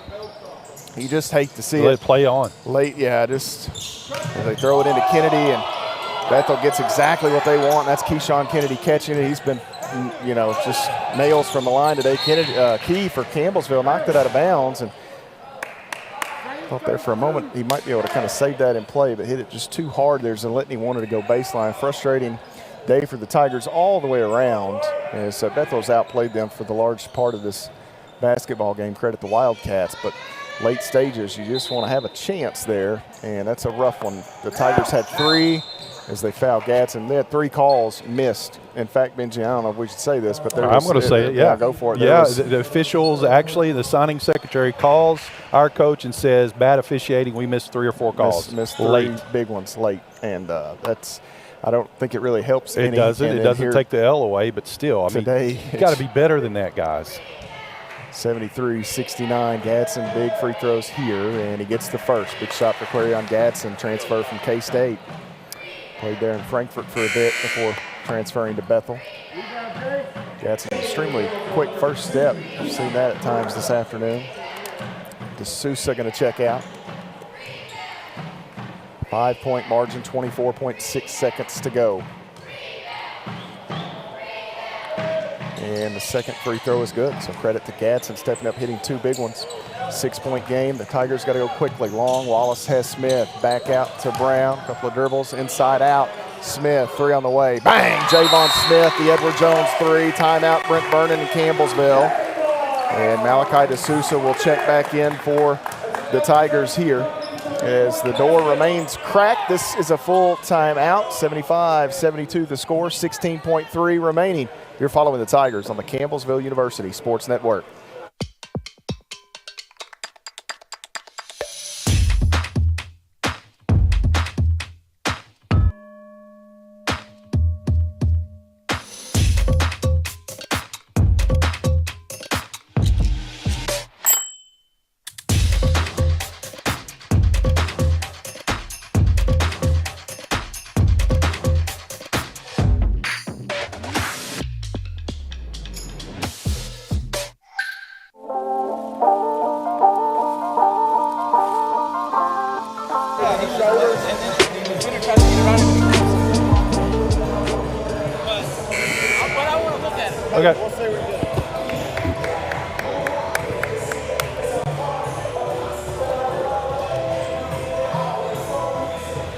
The Javon Smith three-pointer that brings Campbellsville back to within a possession here, 75-72. The official came over there, Benji. We were talking to him. He said that he was calling that his base was wider than the shoulders.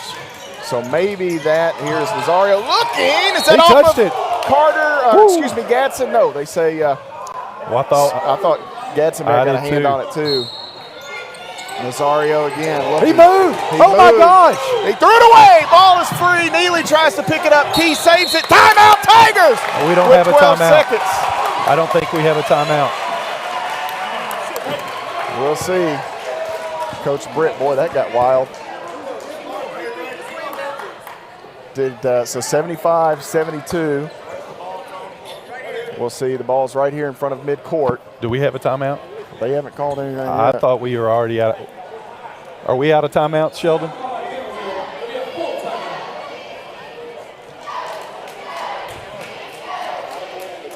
Okay. So the book says we have one. All right. I've never been so happy for you to be wrong in my life. 75-72. 12-2. So this guy, he's had fun. I'll give him credit for that as the Tigers talk. We'll keep it right here. Here's that replay there. You see Tony Gray whistle. He came over, Benji. He said that he had called, and I'll give him credit. He came over, he didn't call a moving screen. He called an illegal screen. So what? He basically said that his base was wider than his shoulders. And clipped him.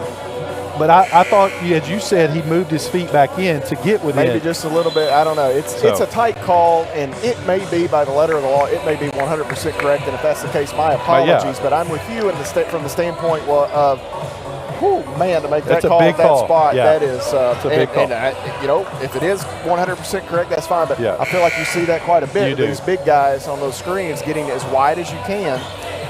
So again, is what it is. We'll see if the Tigers can come up with a little magic. You go quick two if you get it. It's a great question. I don't know. I might go. We talked that the other night. I might go quick three here. At least give yourself an opportunity to extend the game if on a miss. They'll defend the inbounder. Wallace now. Brown has it. Brown step back. No, it's going to be Willis. Back to Brown. Gadsden defends. Going to have to be one look. Three on the way. No good. Rebound taken in by Kennedy. 2 seconds and that's it. As they'll actually blow the whistle with 1.1 on the clock. Good look by Keyston. Keyston did all he could do there to get a look, and the Tigers going to fall here today. Another tough, hard-fought loss for Campbellsville. Knocking on the door, just couldn't quite get over the hump. And Kennedy with one free throw could make it all but academic. It's 2 shots.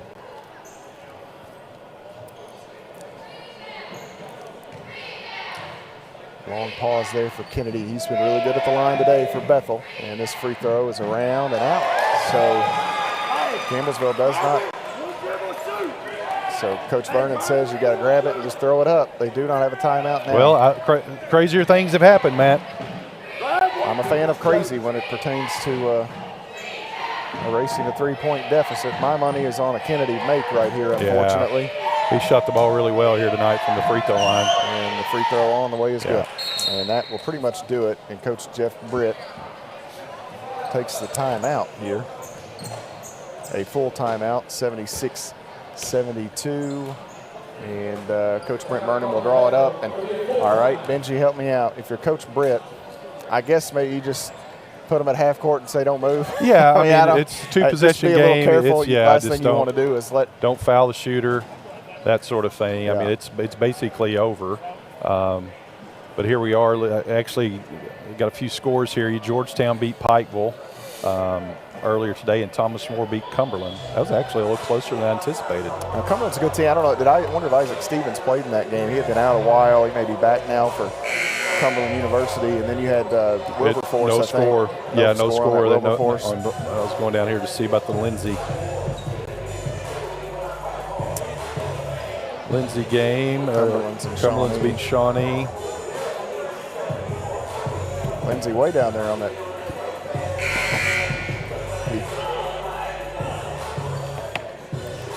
1.1 seconds remaining.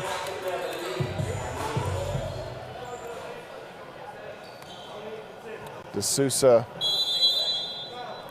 Campbellsville will throw it long. He's got Key, who's got Willis, who's got no time, and that is where the buzzer will sound. The Tigers drop it by 4, a 4-point loss to Freed Hardeman on Thursday, and unfortunately another 4-point loss here at home in the Powell Center today, 76-72 the final score. The Tigers will fall to 6-5 on the season, 1-4 in league action. Bethel moves to 6-4 on the year. They are now 2-3 inside of Mid-South Conference play, as we'll keep it right here and we'll start to comb through the final game numbers.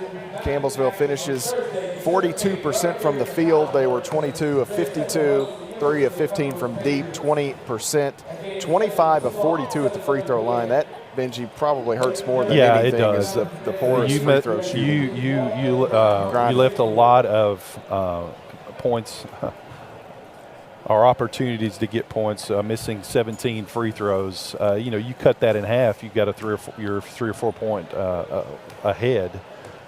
Another thing, we gave up 49 rebounds to our 28. I mean, that's just not going to cut it. Some of that was a tribute to the first half, the poor shooting, but second half we played much better on the offensive end, but we still gave up those extra opportunities there in that on the defensive end. You just can't do that. It allows teams to stick around, and just another tough loss here for this Tiger team. 44% from the floor for Bethel here today, 25% from deep. They were 4 of 16, so neither team really shot the basketball from long range well. And then the Wildcats much better from the free throw line percentage-wise. 66%, not great, but better than Campbellsville, 16 of 24 for Bethel. Certainly helped their cause in this one. Taking a look here at the individual scoring, Malik Muhammad led the way for the Tigers, 21 points for Malik in this one. That is a new career high. He had 7 rebounds, 2 steals, and a block in the ball game. 17 from Malachi D'Souza, 7 of 9 shooting for Kai, 6 rebounds, 3 blocks for D'Souza here in this one. 10 points from Jarius Key, 6 rebounds, 2 steals, 2 blocks for Jay Key. Was really, really good in the second half of play. 8 points for Jace Wallace to go with 3 boards and a steal and assist this afternoon. 5 apiece for Keyston Brown and Javon Smith. Brown finishing with 4 assists and 3 steals in this one. Each of those guys hit an Edward Jones 3-point field goal. 3 points for Chandler Clements, 2 for Jay Milburn, and 1 from Jordan Graham. Trayshawn Smoots and Cam Willis seeing time failing to score. Of course, we hope Trayshawn is okay. He had that foot in ice and unable to play the last 8 or 10 minutes, whatever that was, when he got hurt. For Bethel today, Yassine Zalitny, actually they're led by Jose Nazario with 14. Zalitny and Connor Guthrie. No, excuse me, man. I'm trying to keep this straight here. Keyshawn Kennedy with 13 off the bench. Zalitny had 13 out of the starting lineup. They got 10 from Quarion Gadsden, 9 from Tyler Neely, 7 from Latrell Carter, 6 from Brennan Marsh, and A.J. Burnett and Dimitri Stoyanovich posted 2 apiece. As Benji alluded to, the rebounding 49-28 in favor of Bethel. The Wildcats with 15 offensive rebounds, 8 for Campbellsville. Second chance points, if tracked correctly, just a 14-12 advantage for Bethel, which is wild to think about, but it does extend possessions and forces you to move more on the defensive end, so the impact is certainly felt. Campbellsville finishes with just 8 assists, 9 steals, and 13 turnovers. Bethel did turn it over in the second half quite a bit, 16 assists, 8 steals, and 18 turnovers for Bethel. I think at halftime they only had like 5 or six turnovers. Yeah. So they did give the ball away in the second half. Campbellsville just couldn't cash in enough. 17 points off the turnovers, 12 for Bethel off Campbellsville turnovers. Points in the paint, 38-34 in favor of Bethel. And bench points, 24-14 in favor of the Wildcats as well. Score was tied 3 times, 1 lead change. Largest advantage for Bethel was 15. For Campbellsville, it was 2. Benji, unfortunately for the Tigers, they dug a bit of a hole early, and credit Bethel for putting them in that hole to some degree. Bethel hit some tough shots, and really some shots. I guess maybe the frustrating thing is Bethel struggled offensively at times, so they hit some of their shots that they hadn't been hitting this season, and them's the breaks, as they say. It is. I mean, it's the game of basketball. Sometimes you're just going to have nights like that, but Campbellsville dug too big of a hole, but credit their resiliency of not giving up. They fought back into it and actually had a chance there at the end to tie the game. So they could have easily hung their head and kind of phoned this thing in and not finish strong, but they didn't.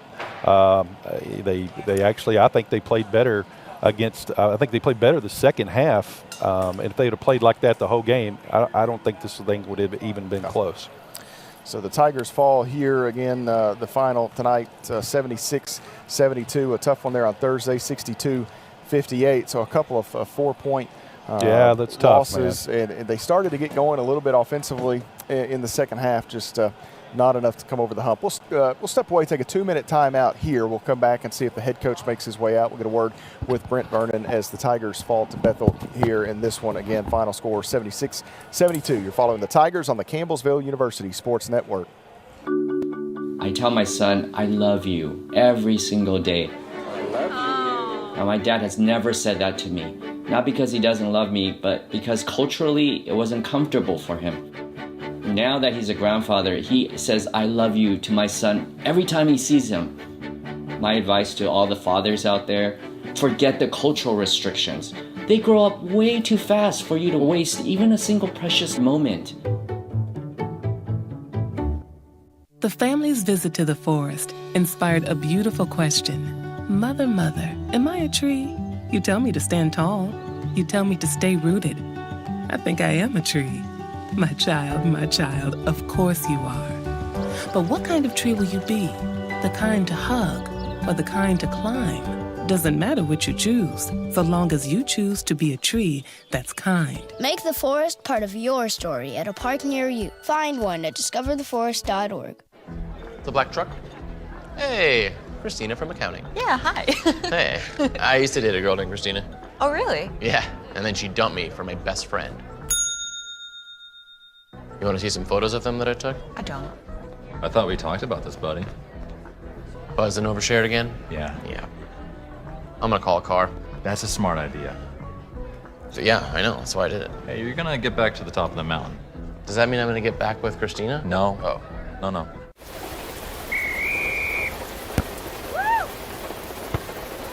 Come on! Go, Diane! Yeah, keep it going! Yeah! Go, honey! If you love them enough to drive an hour to cheer them on as they get beat 11-0 in the rain, then surely you'll check nhtsa.gov/the right seat to make sure they're correctly buckled in the back seat. Throw that ball, Diane! Woo! You got this!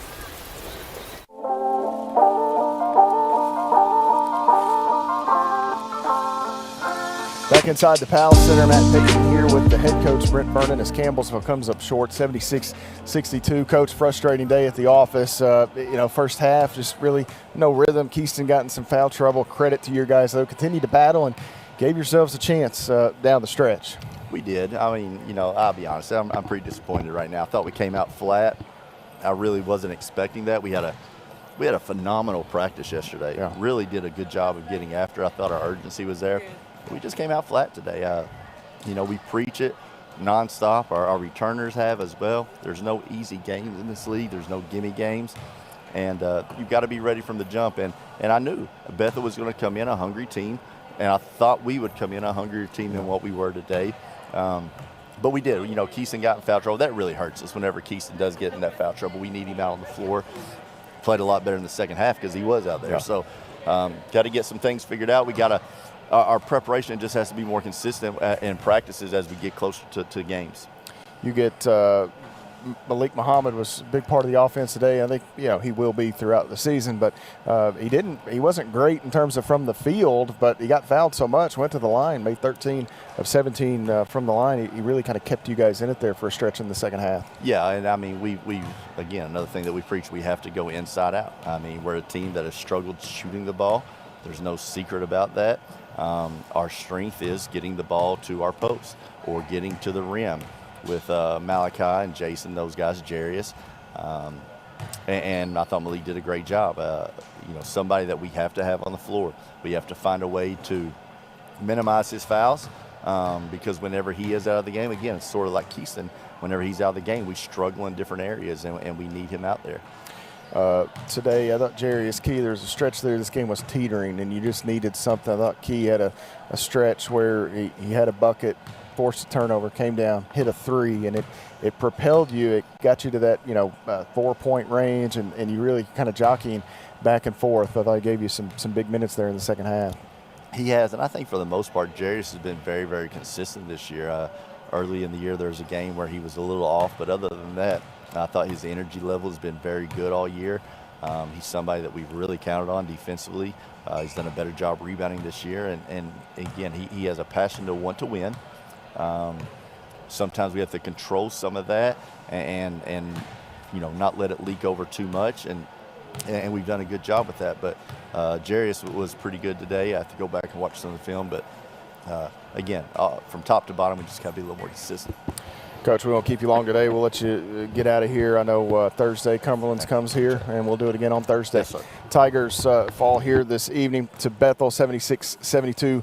The final score. Quickly, a special thank you to Campbellsville University President Dr. Joseph Hopkins, Vice President for Athletics Rusty Hollinsworth, and Director of Athletics Jim Hardy for making this broadcast possible. All of their support, the entire Sports Information Department here today. Sheldon Dossett taking care of stats, and then you got Brett Pierce and Zach Clements woke up this morning in Florida, hopped on an early flight, and came back to do their duties here for the Tigers and Tiger Athletics. So a special thank you to those gentlemen, all of those who have been involved with our productions today, both on TV and radio. Zach Wilson and Colin Sheffield, C.J. Burgess, all helping to work, produce this basketball game. And Eden Hale back in the Auto Smart studio, who's produced it on radio. Benji Kelly on color commentary today. And all of you who have followed, thank you so much for tuning in to Tiger and Lady Tiger basketball from the Powell Athletic Center. Matt Payton signing off. You've been following the Tigers on the Campbellsville University Sports Network.